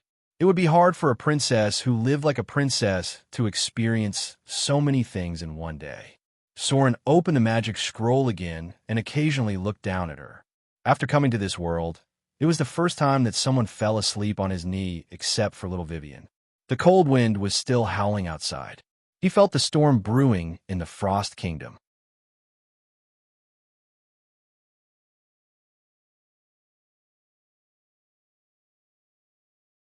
Chapter 146. On the side of the road to Arendelle, an iceberg had appeared out of thin air. The iceberg was about 30 meters high, and the blue ice seemed to have other powers. The nearby vegetation had been frozen, and frozen statues could be vaguely seen. Among them was a masked man in a black tights. At this moment, there was no breath of life. Basically, no one else dared to approach. Even an idiot would know that something dangerous must have happened with such a strange and sudden iceberg. This iceberg had existed for a long time. A trace of cold air spread around, causing the surrounding temperature to plummet. All of a sudden, a crack appeared on the iceberg. The crack spread at an alarming speed and then covered the whole iceberg. Finally, in a loud rumbling sound, the whole iceberg began to collapse and shatter. The frozen statues also cracked at once, revealing the dark red fault after the frozen flesh and blood. Countless pieces of broken ice fell down, smashing a pit in the ground, but there seemed to be something in the center. The falling ice was bounced away, revealing an oval transparent energy shield. Damn it! The drow came out with a pale and stiff face. She must have been trapped inside for a long time to make the naturally dark-skinned drow pale. Her fingers were trembling slightly, and a faint white frost was melting rapidly. The wizard robe on her body was soaked, revealing her curvaceous and exquisite body, as well as the striking whip mark on her back, which could be seen through the soaked clothes. She silently snapped her fingers, and all the moisture on her body disappeared, and her appearance changed back to her original appearance. The drow glanced coldly at the frozen and shattered body next to her with blood-red pupils, then frowned and said, "A bunch of useless males." After that, her figure flew up out of thin air. The drow looked at the broken ice in front of her. After the broken ice, the ice melted rapidly. This was ice produced by supernatural forces, not natural ice. She looked up in the direction of the sea, where Arendelle was. She frowned and murmured, "How can the ice and snow incarnation of a destiny warlock trap me? This ice has even sealed the dimensional space. This is not a power that mortals can have." Arendelle's Princess Royal. "Winter Maiden, what are you hiding from me?" She stretched out her finger and opened a spatial door. Then, she stepped into it. The ice on the ground was getting thinner and thinner, gradually revealing the frozen bloodstains and the broken limbs of the frozen statues. The faint smell of blood spread in all directions. On Arendelle's castle, the elder princess, who looked almost identical to Princess Anna, turned her head. There was an iceberg in the ice mirror in front of her. As she took a step forward, her figure disappeared into thin air. Her remaining silhouette dissipated with the cold wind, and one could vaguely see sparkling snowflakes dancing in the air before falling to the ground. The next moment, her figure appeared directly on the shore. The dancing wind and snow gathered in the air, turning into the beautiful and cold face of Princess Royal. Winter Maiden. Princess Royal looked at the frozen human-shaped statues on the pier, and there was a trace of anger in her blue pupils. Just this moment of delay, thousands of people nearby were frozen. Traces of ice were spreading towards Arendelle, and there were cries of horror from civilians all around. For this godlike power, these mortals had no ability to resist. As long as they were touched by the spreading ice, they would soon turn into ice sculptures. The expression on Princess Royal's face was fierce, like a queen. She waved her hand angrily, and the frozen sea was lifted up with ice spikes hundreds of feet high, directly forcing the figure of Winter Maiden to retreat hundreds of meters. The frozen sea around her cracked rapidly, and the frozen fish could be seen faintly. This sea was not only frozen on the surface, but even the sea below was completely frozen. A fierce momentum spread, and the ice and snow suddenly became violent. As the most praised female heir in the history of Arendelle, Princess Royal and Anna were two extremes. It was difficult to describe her temperament in words. If there was anything, it should be the legendary aura of a king. This was an existence that would make you feel like a queen at first glance, an existence that would make you feel reverence and awe. In Arendelle, some people even worshipped her as a god. Your Majesty, Your Majesty. The light of spells emerged, and the court wizards of Arendelle finally arrived. Many of them were women, and a blue light broke through the air. It was a legendary profession. Arendelle was a wonderful country. The women here were far more talented than the men. Nearly half of the spellcasters in the court were women. Here, women could also be the lords of the city and have the same status as men, but they did not discriminate against men like the drows. Legend has it that they were the descendants of the goddess of ice, an ancient god who had left her bloodline here. In the history of Arendelle, the members of the royal family who were titled as queens were similar to men. Nearly half of Arendelle's history was ruled and managed by queens. Princess Royal turned and glanced at them, then said, "Stand down." The existence in front of them was not something that mortals could fight against. Even legendary professions had no ability to fight against her, because she was the Winter Maiden, one of the gods who had existed in the world for a long time. Although she had been limited to the power of a weak divine power, she was still much stronger than most legendary professions. Your Majesty. The court wizards around hesitated for a moment, but they obediently retreated to the back, including one of the legendary professions. It seemed that the Princess Royal had a very high prestige in Arendelle. After the court wizards retreated, they immediately began to work together to cast a protective barrier against the gradually spreading ice. In the Frost Kingdom, evocation spells were very popular, and evocation ice witches were often seen here. At last, the Winter Maiden spoke. Her voice seemed very ethereal, as if it did not exist in this world at all. She looked at Princess Royal blankly and said slowly, "I have come to take back what belongs to me. A mortal does not deserve to have such power." Princess Royal could not help but frown. She could not understand the other party's words, but she still said seriously, "God should not come to the mortal world at will, let alone hurt innocent civilians. Winter Maiden, please take back your avatar, or you will be punished." A strange smile appeared on the Winter Maiden's face, and she said slowly, "Do you really think this is just my avatar?" Her figure disappeared on the spot. A biting cold wind blew, and the figure of Frost Maiden dissipated with the wind. The next moment, she appeared directly behind Princess Royal. Her fingers turned into a cold light, instantly stabbing towards Princess Royal's heart. Blood splattered. The white palm was like a sharp blade, directly piercing through Princess Royal's heart. The palm covered in blood held a beating heart, and then clenched tightly. Bang! A cruel smile appeared on the Winter Maiden's face, and she said slowly, "Sure enough, you are just a humble mortal. You're not qualified to have such power." There was a cry of exclamation all around. "Princess Royal, Your Majesty!" Several figures flew out in succession, and a blue light flashed across the sky. Some kind of strange creature that did not look like a human and was wrapped in ice could be vaguely seen. The heart turned into powder in the palm of the Winter Maiden, but the original blood suddenly turned into crystal snowflakes.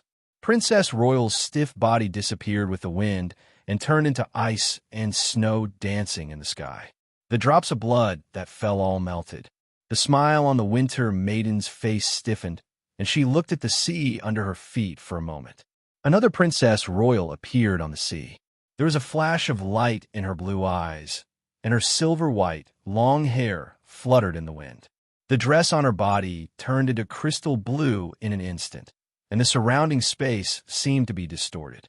A phantom light covered by ice and snow could be vaguely seen behind her. Princess Royal lifted her toes and stomped on the frozen sea. In the blink of an eye, a crystal snowflake outline appeared on the sea, covering a range of hundreds of meters. 6 pillars of ice rose up, and countless ice crystals spread out, causing the entire sea surface to shake violently. The crystal ice spread at an amazing speed, and the flying ice and snow formed a wall on the sea. 4 snowflake emblems appeared around the wall, and then an ice fortress with a diameter of hundreds of meters was formed in an instant, like a prison shrouding the figure of the Winter Maiden. The figure of Princess Royal appeared in front of the frozen fortress. Her expression was very dignified, frowning and looking at the Winter Maiden in it. She could feel a huge force brewing. The other party did not suffer any harm, but was temporarily trapped in it. The ice on the surface of the sea gradually cracked. The ice fortress formed in the blink of an eye stood on the frozen sea. Princess Royal raised her hand and opened a dark space door. The light of countless stars could be vaguely seen inside, as well as flying and flashing materials. She frowned and took a deep breath. Then, she stretched out her slender fingers and slowly raised them. There was a loud sound as if the sky was falling and the earth was cracking. The entire sea level was collapsing rapidly. This ice fortress that covered an area of over 100 meters gradually rose up. A huge gap could be seen in the frozen sea. Immediately, the entire ice fortress was sent into a different dimensional space, and the frozen sea was already cracked. Princess Royal's face was slightly pale. She looked up at the sky.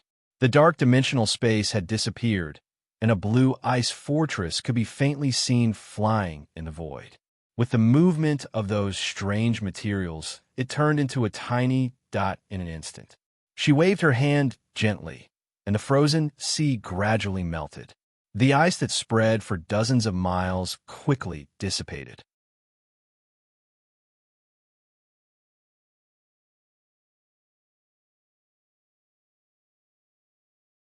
Chapter 147. The howling cold wind shrouded the valley. The girl was stronger than Soren had imagined. She had already woken up at dawn and noticed that she was sleeping on Soren's lap. She blushed a little, but there was nothing pretentious about it.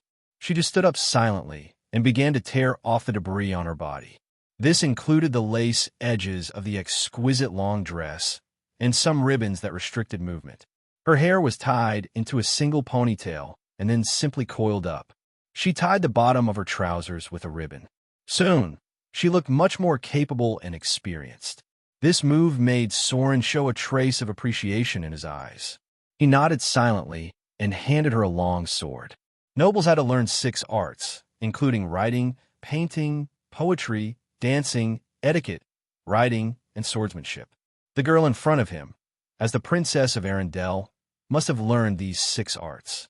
She should have some swordsmanship skills, but she had no actual combat ability. Gloria rarely fought, but when it came to a life-and-death battle, she could also use a good swordsmanship. The girl in front of him was the same, but she was too spoiled before. Never underestimate the women of this world. Male chauvinism could still be played around in his previous life. Here, if you were a male chauvinist, the northern witches would hang you up and beat you up. After the northern witches finished beating the drows, the Amazon warriors would continue to beat you up. When the Amazon warriors were almost done, the Cyrenagas would continue to beat you up. It was absolutely guaranteed that you would no longer have any male chauvinist thoughts. Note, there are countless males who have been slapped in the face in the Underdark. Women also had a dominant position in this world. This situation could be seen from two things. The first was the number of queens in the world. They firmly held about 1/3 of the positions of the supreme rulers. The second was the goddesses who were close to the great divine power. In this world, more than 60% of the gods who were close to the great divine power were female gods, and they were stronger than a considerable number of the male gods. As for their names, he could name them with his eyes closed. Mother Earth, Goddess of Agriculture, Lady of Silver Moon, Lady of Night, Goddess of Magic, Fire Queen, Elemental Goddess, Goddess of Joy, Goddess of Love, Goddess of Wealth, Goddess of Luck, Queen of Spiders.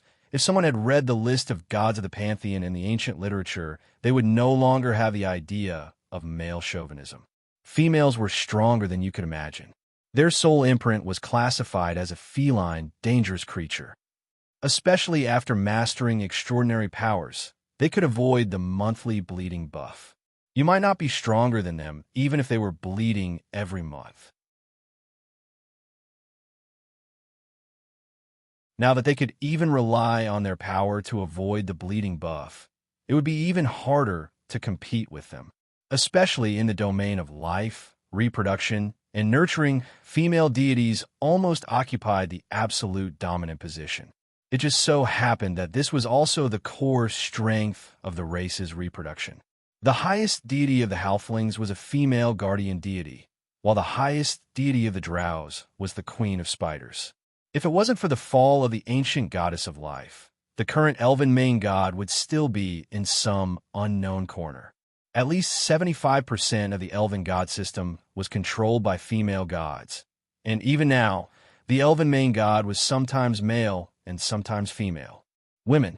Do you know why the older a woman is, the stronger she is than a man? Because they don't have the monthly bleeding buff. Soren had once courted death in the Underdark, and he was slapped in the face by the female drows until he was speechless. There was once a popular saying in the taverns: male chauvinists should definitely go to the Underdark. It's their heaven, but it's also their hell. When you see those males who were kept as slaves by the female elves, your expression will definitely be very interesting. Soren had completely learned his lesson in the Underdark. In the past, he basically didn't kill many women. Now, if you asked him to kill a female enemy, he would definitely not blink an eye. The road in the valley was very rugged. Soren was walking quite well, but the girl behind him was having a bit of trouble.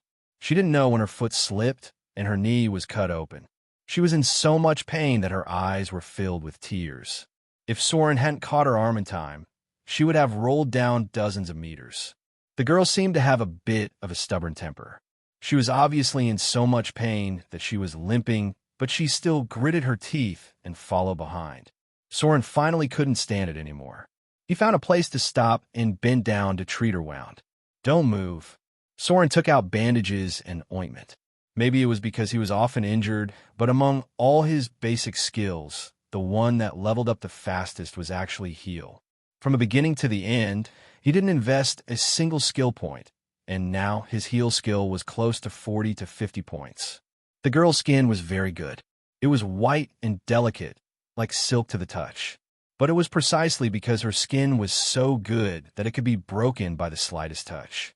Soren took off her shoes and saw a red mark. Princess Anna's skin would have a red mark if she was slightly scratched by a rock. In some places, a little bit of blood would ooze out from the broken capillaries. Her slender and white palms had never done any heavy work.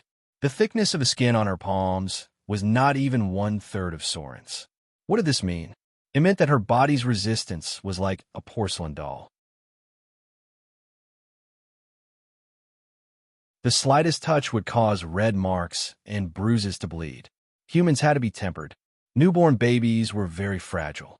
Their skin was also very weak. Red marks might appear if they were touched by something furry. Princess Anna was now like a newborn baby. Her skin was too spoiled in the past. Small red marks would appear on her face when the cold wind was like a knife.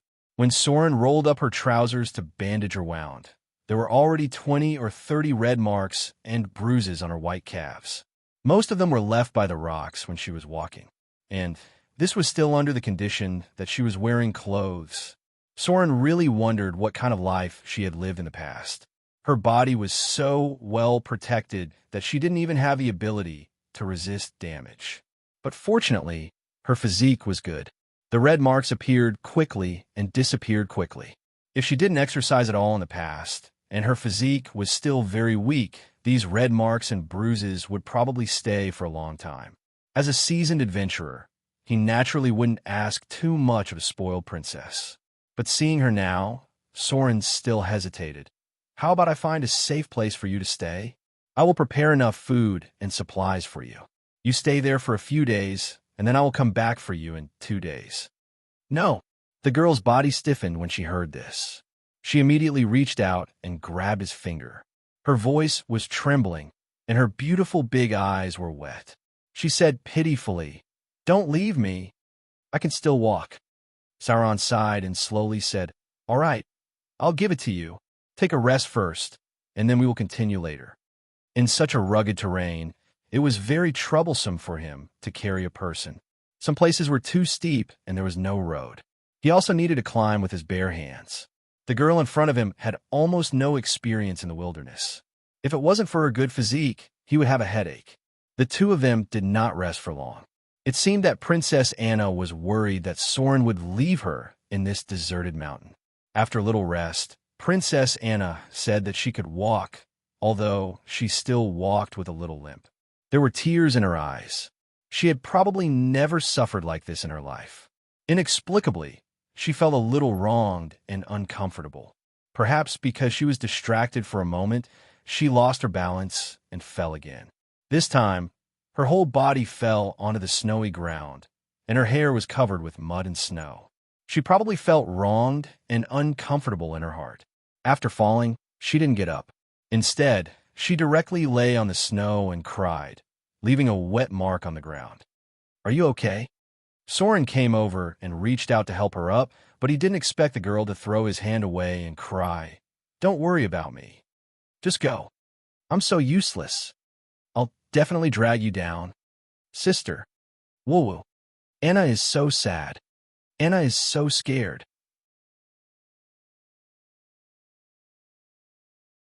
Woo-woo. Sure enough, she was just a child. Soren squatted next to the crying girl, shook his head, and sighed. Then he put one hand on her neck and the other hand on her legs and picked her up. The girl weighed about 90 pounds, which was a little taller than other girls of her age.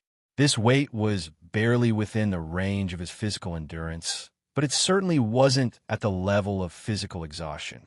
If he carried her like this, his physical strength would gradually decrease, and it would be inconvenient for him to climb and walk.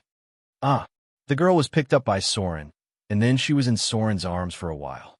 "Come." Soren put her on his back and said in a deep voice, "Hold my neck. I'll carry you. Hurry up, unless you want me to leave you here." The girl hesitated for a moment, and then she carefully reached out and hugged his neck. The two of them moved forward like this. In the snowstorm, Soren had no choice but to carry the spoiled princess on his back. His speed suddenly decreased by half. The girl's face was covered in tears, but there was still a faint smile on her face. Her crying and laughing expression was very funny, but she still obediently hugged Soren's neck and shrunk her body on his back. The cold wind in the mountains was very strong. She couldn't help but lean on Soren's back, and her nose was still choking with sobs. She accidentally cried too hard, and she couldn't take it back for now.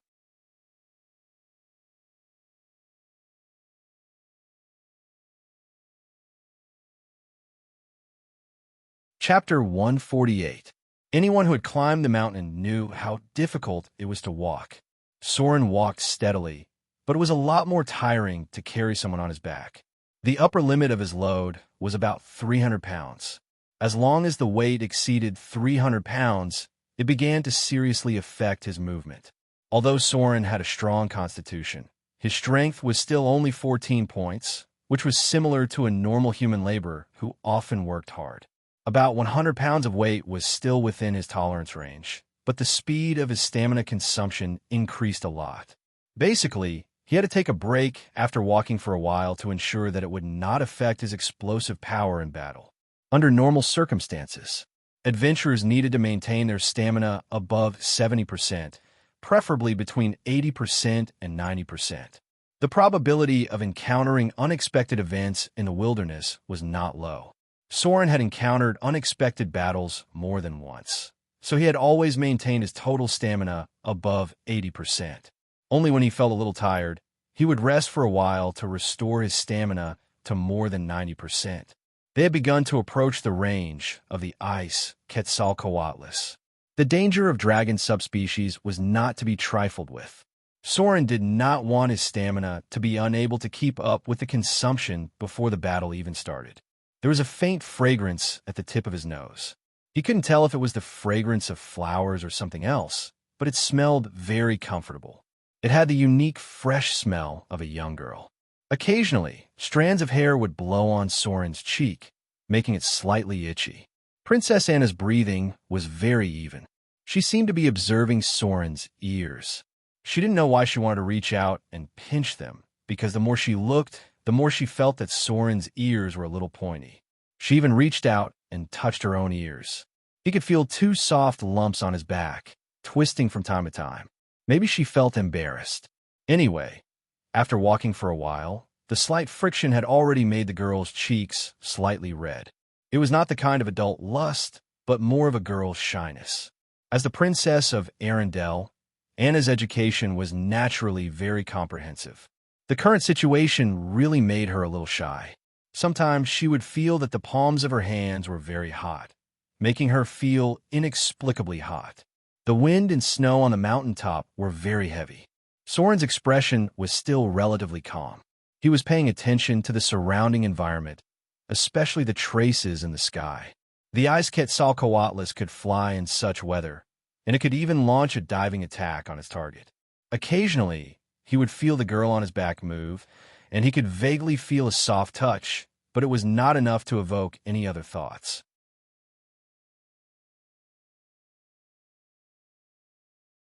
Not to mention Soren's own self-control and the current environment, just the knowledge of the Underdark had already made him invulnerable to water and fire.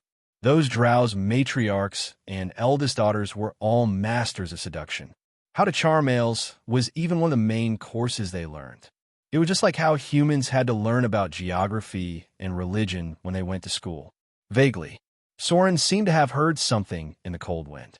He carefully put down the girl on his back and said in a low voice, "It's about here. Find a safe place to hide and don't come out later." Ice Quetzalcoatlus. It was one of the subspecies of the Quetzalcoatlus. It looked similar to the Quetzalcoatlus of the dinosaur era. It did not have dragon scales on its body like the pure-blood dragons. It only had a layer of dragon skin, so the requirement to break its defense was relatively low. They had strong hind limbs, and their forelimbs were on the wing bones of their wings. They would fold their wings when walking on the ground. They were distributed in small groups on the mountaintops of cold areas. Generally, they were composed of one male and two female Quetzalcoatlus. Occasionally, their cubs could be seen. It was difficult for dragons to reproduce. Quetzalcoatlus would only lay eggs about once every 3 years, and their distribution in the world was very loose. Ice Quetzalcoatlus subspecies, Grade 4, Gregarious. Challenge rating, 14, monster level, 17, spell-like abilities. Highest and lowest attributes, 22 and 10. Total attribute points, 90 to 100. Special abilities, Dragon Bite, Frost Breath, Dragon Wing Strike. Treasure reward, 1, 5 times. Challenge difficulty, C+. Soren found a stone gap on the top of the mountain.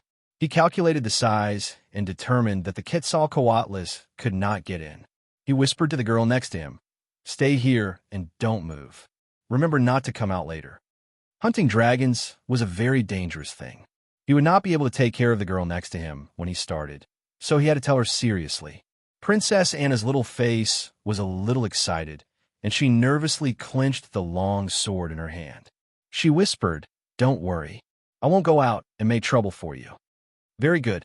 Soren nodded slightly, and then began to prepare. It would be suicidal to challenge the Ice Quetzalcoatlus in a one-on-one fight. A single dive from the Ice Quetzalcoatlus could directly kill a Tier 4 professional. These Quetzalcoatlus could weigh about 3 tons, their length was about 7 meters, and their wingspan was about 5 meters wide. Their strong limbs allowed them to flap their wings, and their strength was enough to push an adult mammoth back several meters. If they hit a person's body, it would be useless no matter what armor they wore. Even rare-grade equipment couldn't withstand such a fierce force, which could directly break a person's spine. The strength of the Quetzalcoatlus was between 20 and 22 points, and its real lethality was much higher than other creatures of the same strength. However, dragons also had a disadvantage. That was, most of them were not very agile. Some pureblood dragons only had 10 to 15 points of agility, and their size determined that their flexibility would be reduced a lot. The biggest advantage was that they could fly. Soren took out the javelin and reassembled the metal head of the javelin with tools. It was best to use a steel weapon to deal with dragons, and it was better to weigh as much as possible. He fixed the javelin on his back to ensure that it could be pulled out and thrown in an instant, and then began to prepare other tools. It was a trap tool that was a bit like a tripwire. Soren simply fixed it with an iron chain, and then turned it a little in his hand. This thing was a bit like a horse lock, but it was made of metal and longer. There were balance balls at both ends, which could temporarily restrict the flight of the Quetzalcoatlus after it was thrown out. The resistance of dragon-type creatures was very high. Venom had little effect on them, so Soren did not waste the expensive wyvern venom. He only loaded the crossbow and hung it on his waist. Then he glanced at the girl next to him and turned into the snow. Be careful." Princess Anna watched Soren's back as he went away. She opened her mouth to say something, but she swallowed it back again. She shrank a little, clasped her hands in front of her chest, lowered her forehead slightly to her fingertips, and murmured as if she was praying, "Snow goddess, bless him to come back safe and sound." The snow on the top of the mountain slightly affected his vision. During this season, the Ice Quetzalcoatlus would not hunt often. They would reduce the frequency of hunting to about twice a week. Soren did not enter stealth because the footprints on the snow were too obvious. The nest of the Ice Quetzalcoatlus was also in a very difficult place to get close to. The sound in front of him was getting more and more obvious. Soren turned around a rock, and a steep mountain wall appeared in front of him. It was about 15 meters high, and on top of it was a simple dragon nest made of various shrubs and branches. It looked like a huge bird's nest. In the middle of it was a huge Quetzalcoatlus, and next to it were 2 smaller Quetzalcoatlus. He also seemed to see a dragon egg, which was undoubtedly a good thing. If there was a dragon egg, the Quetzalcoatlus would not rush over like a swarm of bees, and it would be much easier for Soren to deal with them. The Ice Quetzalcoatlus was gray-white, and their eyesight was very good. After laying eggs, they would watch every corner vigilantly. It was not difficult for them to find Soren. Sneaking in a special environment might not be able to hide from them. The hatching Ice Quetzalcoatlus was full of aggression. After seeing Soren in front of him, the male Ice Quetzalcoatlus roared. The sound sounded like a language, as if warning him to leave immediately. The dragon subspecies did not have much wisdom. After finding that Soren did not move at all, the male Ice Quetzalcoatlus immediately spread its wings and flew up, setting off a large gust of wind and snowflakes, directly flying dozens of meters in the air. The attack of the dragon subspecies was very fierce, but the general pattern could still be grasped. The male Ice Quetzalcoatlus circled in the sky and swooped down toward Soren. When it opened its bloody mouth full of sharp teeth, it directly spat out a cold frost. This was the first attack of the dragon subspecies. More than half of the dragon subspecies like to use dragon breath to destroy their enemies. The Ice Quetzalcoatlus swooped down very fast. When it was 10 meters close to the ground, it opened its mouth and spat, then flapped its wings fiercely and flew back into the air. This was the critical moment to fight against the Quetzalcoatlus. Although they looked like wild beasts, they were very cunning and dangerous. Adult Quetzalcoatlus rarely landed to fight with the enemy. They would hover in the air and only dive down when they found a chance to attack. The force of this dive was so great that even a close legendary shield warrior would be injured. The Quetzalcoatlus was always looking for a chance to kill the target with a dive.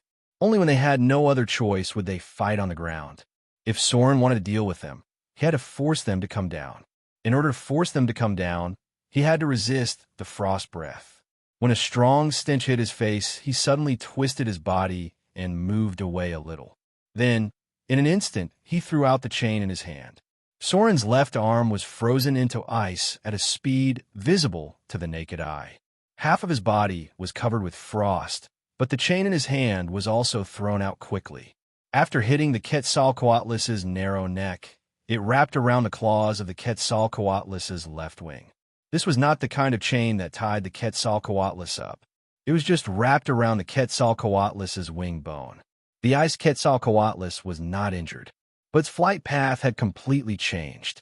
It could not fly at all, even if it desperately flapped its wings. It almost flopped down from a height of more than 10 meters and then hit the cold rock on the ground with a bang. At this time, it was really injured. The injury was more serious than when Soren cut it.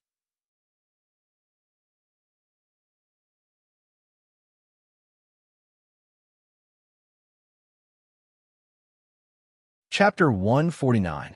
Ice and snow splashed everywhere. Soren shook his arm to shake off the ice on his body. He then pulled out his javelin and threw it at the ice Quetzalcoatlus in front of him. The ice breath caused him more than 20 frostbite. If it weren't for his minor cold resistance ability, he would have been stiff for a long time before he could regain his consciousness. The most important thing to deal with the ice Quetzalcoatlus was not to cause damage, but to stop it from flying. Although Soren had the opportunity to attack the dragon's head and neck, he still threw the javelin at the ice Quetzalcoatlus's wings. Bang! The heavy javelin penetrated the ice Quetzalcoatlus's wings, got stuck between the bones, and nailed to the ground. When the ice Quetzalcoatlus screamed in pain, Soren quickly pulled out his sword and rushed over. Attacking the skull of a dragon couldn't be done directly. Its skull was very hard, and even rare-grade weapons couldn't cut through it. It also couldn't attack the seemingly vital parts. The vitality of the dragon species was very tenacious. Even if it was cut until it was covered in blood, it wouldn't die in a short time. It was also impossible to attack the vital organs of the dragon species. To cause such damage, one must prepare a special dragon-slaying weapon. It was like giving you a sword, but you couldn't be sure that you could pierce through an elephant's skin and hit the elephant's heart. The ice Quetzalcoatlus was not small. A human's heart could be pierced with a dagger, but the heart of a dragon subspecies would need to be pierced through at least 10 centimeters thick. Soren didn't attack the dragon's neck. Instead, he waved his sword and cut the wings of the ice Quetzalcoatlus. In the midst of the blood, the ice Quetzalcoatlus's wings were cut in half, like a tattered cloak fluttering in the snow. This kind of injury was not fatal to the Quetzalcoatlus, but it basically destroyed their ability to fly. The male ice Quetzalcoatlus opened its mouth and bit towards Soren's neck. It was extremely dangerous at this moment. The long and narrow neck of the ice Quetzalcoatlus was almost a meter long, and its head could turn nearly 360 degrees to bite. That was to say, as long as it was within its attack range, there was almost no blind spot for its head to turn, and there was no possibility of dodging. The reflex evasion ability brought about by the advancement of the Shadow Dancer came into effect at this critical moment. Soren almost subconsciously punched the neck of the ice Quetzalcoatlus with his backhand, causing the opponent's attack to deviate a little. Then he bent his body to avoid the bloody mouth that was about to bite him. With a sudden burst of strength, he instantly slammed his head into the jaw of the ice Quetzalcoatlus. A mournful scream rang out. Soren's head was also dizzy for a moment. The impact was very strong, and his head wasn't feeling well either. The ice Quetzalcoatlus' lower jaw hit its upper jaw hard, and several of its sharp fangs broke off. Soren's reaction speed was extremely fast. If he had been a little slower, half of his neck would have been bitten off by the enemy. The dragon wings on both sides flapped violently. If Soren hadn't broken its wings, it would have set off a gust of wind. But now it was just flapping its wings towards Soren in front of it. Dragon Wing Strike. It was the most dangerous attack of dragons, and it was also the most fatal attack. If someone asked which part of Dragon's body was the strongest, there would definitely be many different answers. Some would say it was their hind legs, while others would say it was their forelimbs and head. But in fact, the strongest muscles of a dragon were in its wings. When it launched a Dragon Wing Strike, it could cause a sweeping damage effect. Soren had been waiting for this moment for a long time. The most dangerous attack of a dragon was its Dragon Wing Strike. As one of the larger Quetzalcoatlus, the ice Quetzalcoatlus could also use a weakened version of its Dragon Wing Strike. This ability consumed a lot of energy, and the dragon couldn't use its Dragon Wing Strike continuously. As long as he dodged this attack, the danger of the ice Quetzalcoatlus in front of him would be reduced by at least half. Soren's extraordinary dexterity was at its limit at this moment. His body was almost bent at a 90-degree angle, and he dodged the Dragon Wing Strike in front of him by a hair's breadth. The fierce wind blew his hair up, and the rocks next to him were cracked by the dragon's claws. At this moment, Soren switched from holding the sword with one hand to holding it with both hands. Then, along the gaps between the bones, he cut through the dragon's skin and muscles, creating a wound nearly half a meter long. The hot dragon's blood splashed half of his body, and his skin was tingling a little. Most dragon subspecies blood had a weak corrosive effect. Creatures had muscle and bone tracks in their bodies, and it was much easier to cut along these tracks. It was a bit like a butcher dismembering a cow. Legendary melee professions had the legendary ability Insight into Weakness, which could also achieve a similar effect. Basically, they could inflict more serious damage on the enemy's body.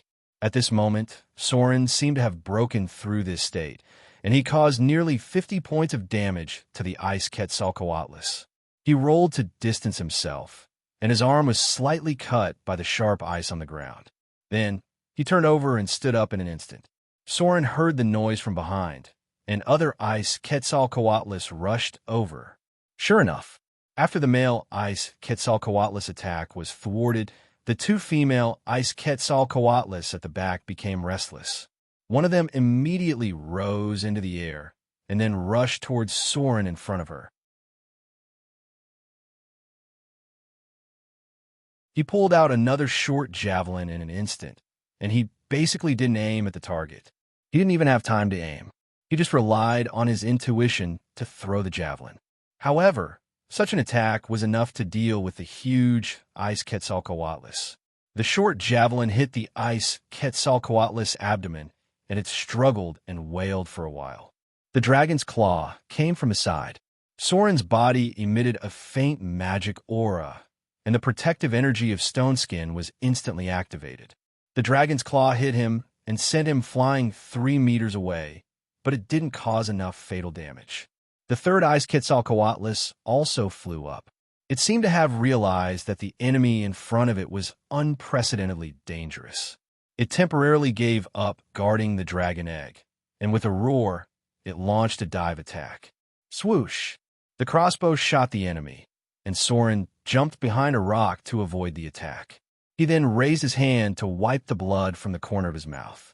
Then he took out the last short javelin, jumped on top of the rock, and threw it at the injured ice Quetzalcoatlus in the sky. He first shot down the one that was about to stop flying. The other ice Quetzalcoatlus didn't attack so quickly. After a dive attack, it had to hover in the air again and then find a suitable angle to attack from the sky. Soren only had a short time. At most, the ice Quetzalcoatlus would turn around and launch another dive attack. Bang! The javelin hit the smaller female ice Quetzalcoatlus again. It finally shook and fell. The muscles near its wings were penetrated by the javelin, and its flying strength was reduced a lot. The vitality of the dragon subspecies was very tenacious. Their basic HP was more than 12 points. Any dragon subspecies had a vitality close to that of a legendary warrior. They conservatively estimated to have more than 300 HP. If he couldn't deal fatal damage, he could only deplete their HP bit by bit. Shadow Strike. Soren roared, cut open the abdomen of the male Ice Quetzalcoatlus, and then jumped on its back. The other party suddenly struggled violently, tried to roll over and throw Soren off. But at this time, he suddenly exerted all his strength. The tip of his foot stepped on the Ice Quetzalcoatlus, and his figure leaped up in an instant. The strength of his whole body was concentrated in a line, mixed with the force of falling. Then he clenched his curved sword with both hands and slashed down. The power of sword form, Heavy Hack, combined with Shadow Strike, was slashed at the male Ice Quetzalcoatlus' neck. Decapitation. A dragon's head was directly cut off, and the crazy blood covered Soren's whole body. It was as if he had taken a bath with dragon's blood. A row of data appeared. Activated Shadow Strike. Activated sword form, Heavy Hack. You've dealt 85/damage to the target. Heavy hit. Armor penetration attribute overlay. Sharpness attribute overlay. Successfully triggered decapitation.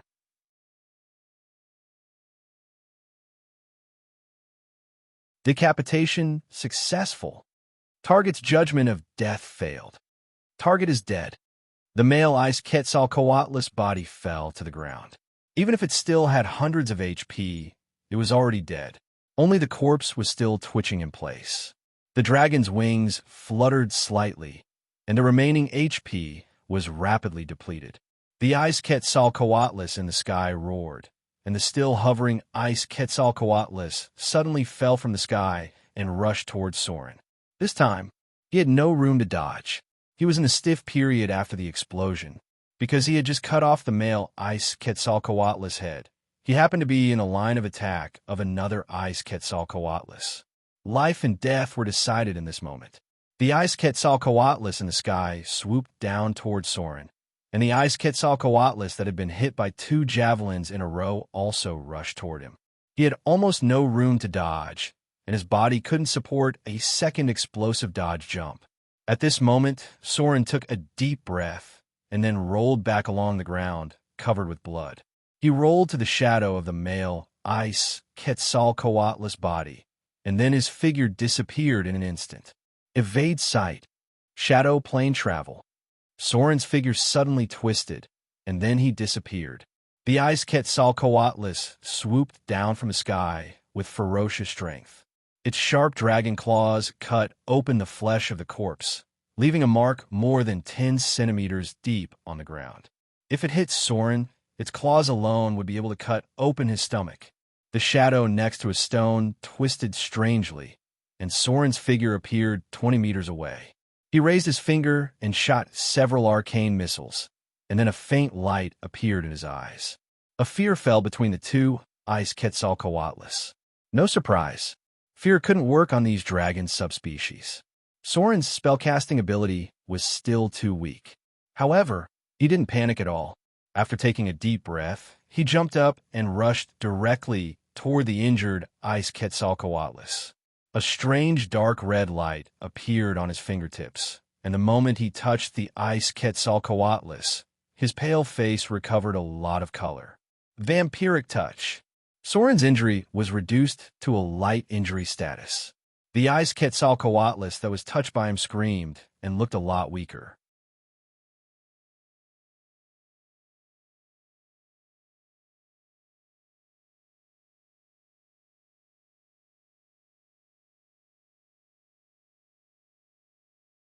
If he was a berserker, he could double his pupils in an instant and increase his adrenaline secretion by several times.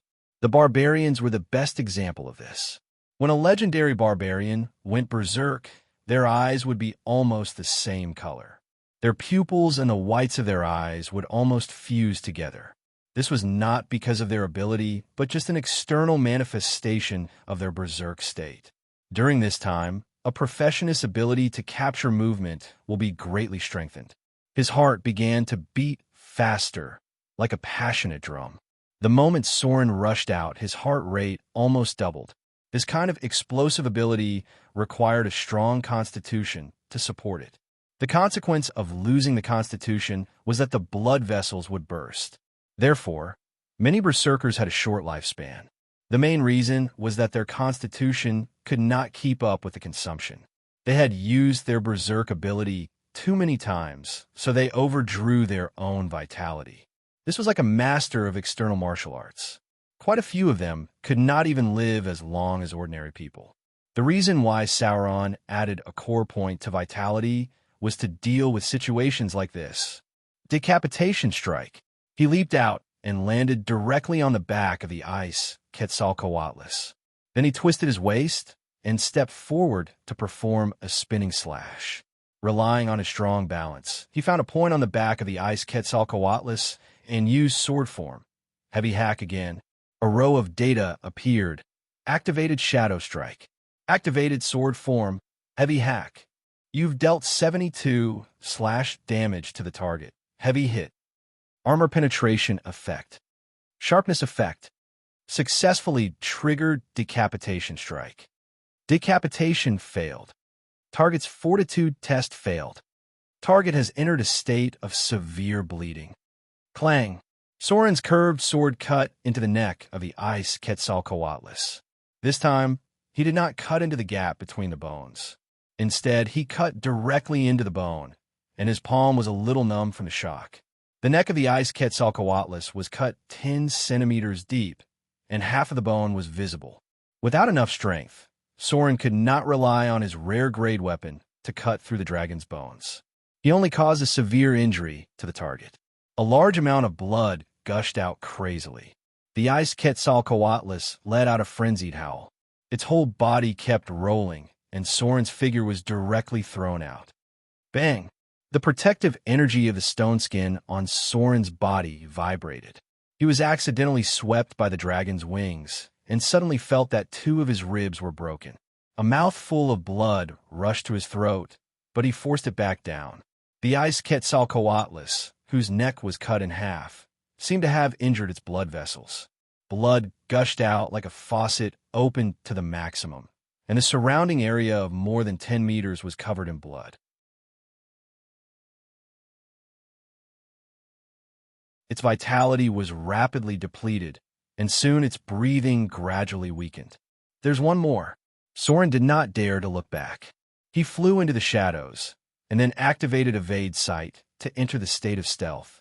A dragon's claw with a cold light slashed behind him. Sparks burst from the cold rock, and it left a claw mark that was more than 10 centimeters long and about 5 centimeters deep. The claws and teeth of these ice Quetzalcoatlus were sharper and stronger than metal. Soren's leather armor could not withstand their attacks at all. Only the protective energy of stone skin could resist their attacks.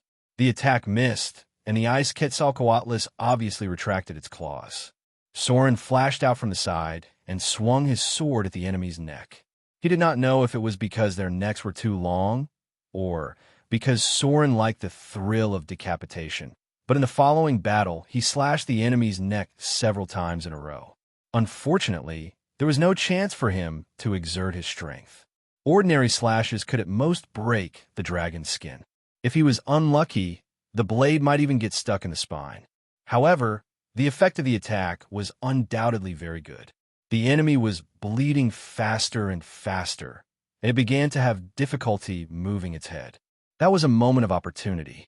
Soren seized the opportunity when the enemy retracted its wings, turned over, and sat on the neck of the ice Quetzalcoatlus, and then used all his strength to press its head down. The continuous bleeding had reduced its strength, and for a moment, its head was heavy. Then, a cold light flashed, and Soren launched another decapitation attack. But this time, the data that appeared was different. Activated shadow strike. Activated sword form. Heavy hack. You've dealt 78 / damage to the target. Heavy hit. Armor penetration effect. Sharpness effect. Successfully triggered decapitation. Decapitation successful. Target's judgment of death failed. Target directly died. The battle is over. After this battle, You've learned something about sword form, decapitation. The data of the battle skill appeared. Soren knelt on the ground with a thud, his chest slightly panting, and then struggled to get up. He was not in a hurry to clean up the battlefield, but took off his clothes. There were obvious traces of a dent in his chest, and that was his ribs that were broken by the ice Quetzalcoatlus. But fortunately, part of the damage was blocked by stone skin, and the degree of the broken ribs was not serious, and it did not directly pierce into his lungs. If it did, his explosive power would be reduced by 30% in an instant. Soren let out a muffled groan, gritted his teeth, and reconnected the broken ribs, and then panted for a moment on the spot. Blunt damage was sometimes more serious than piercing damage, especially when the blunt damage hit the head, and it was possible to directly knock someone out.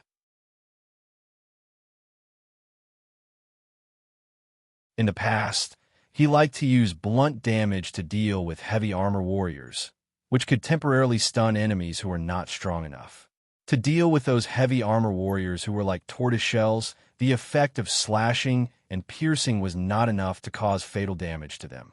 His chest was hit by blunt damage, which was the easiest way to break bones.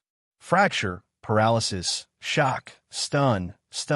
Soren looked at the battle skill prompt that appeared, and then began to clean up the spoils in front of him. First was the skinning. Dragon skin was an important raw material for making rare leather armor, and it was quite valuable.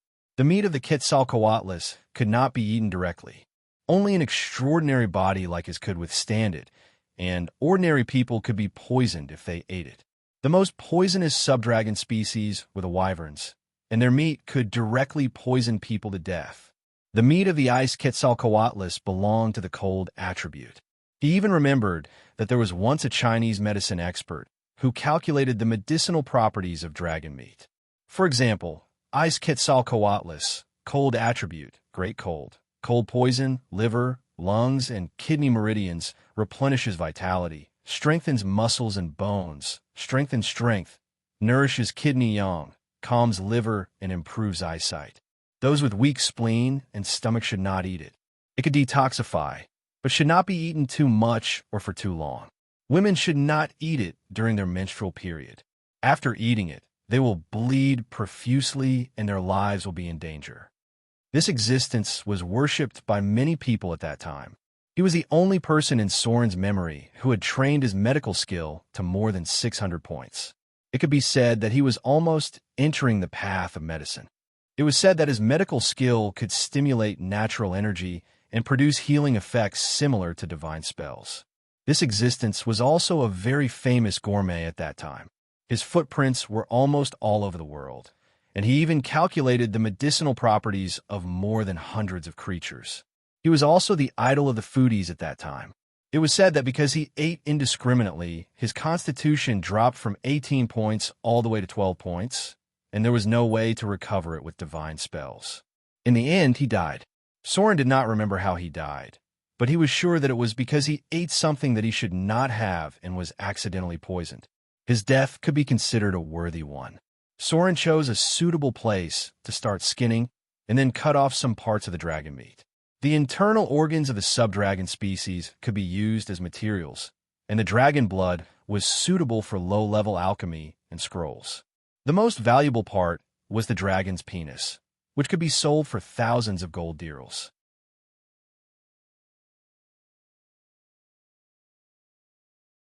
Adding all the other parts together, the profit would be about 10,000 gold dirhams. Overall, Soren's materials for alchemy and scrolls were almost enough. You're tuning in to the Romance Rendezvous YouTube channel. We're so grateful for your support, and don't forget to subscribe to join us on this incredible journey through captivating stories. Your generosity through donations truly makes a world of difference, as it's the primary source of revenue that allows me to expand and enhance this channel for you. Thank you from the bottom of my heart for being a part of this adventure.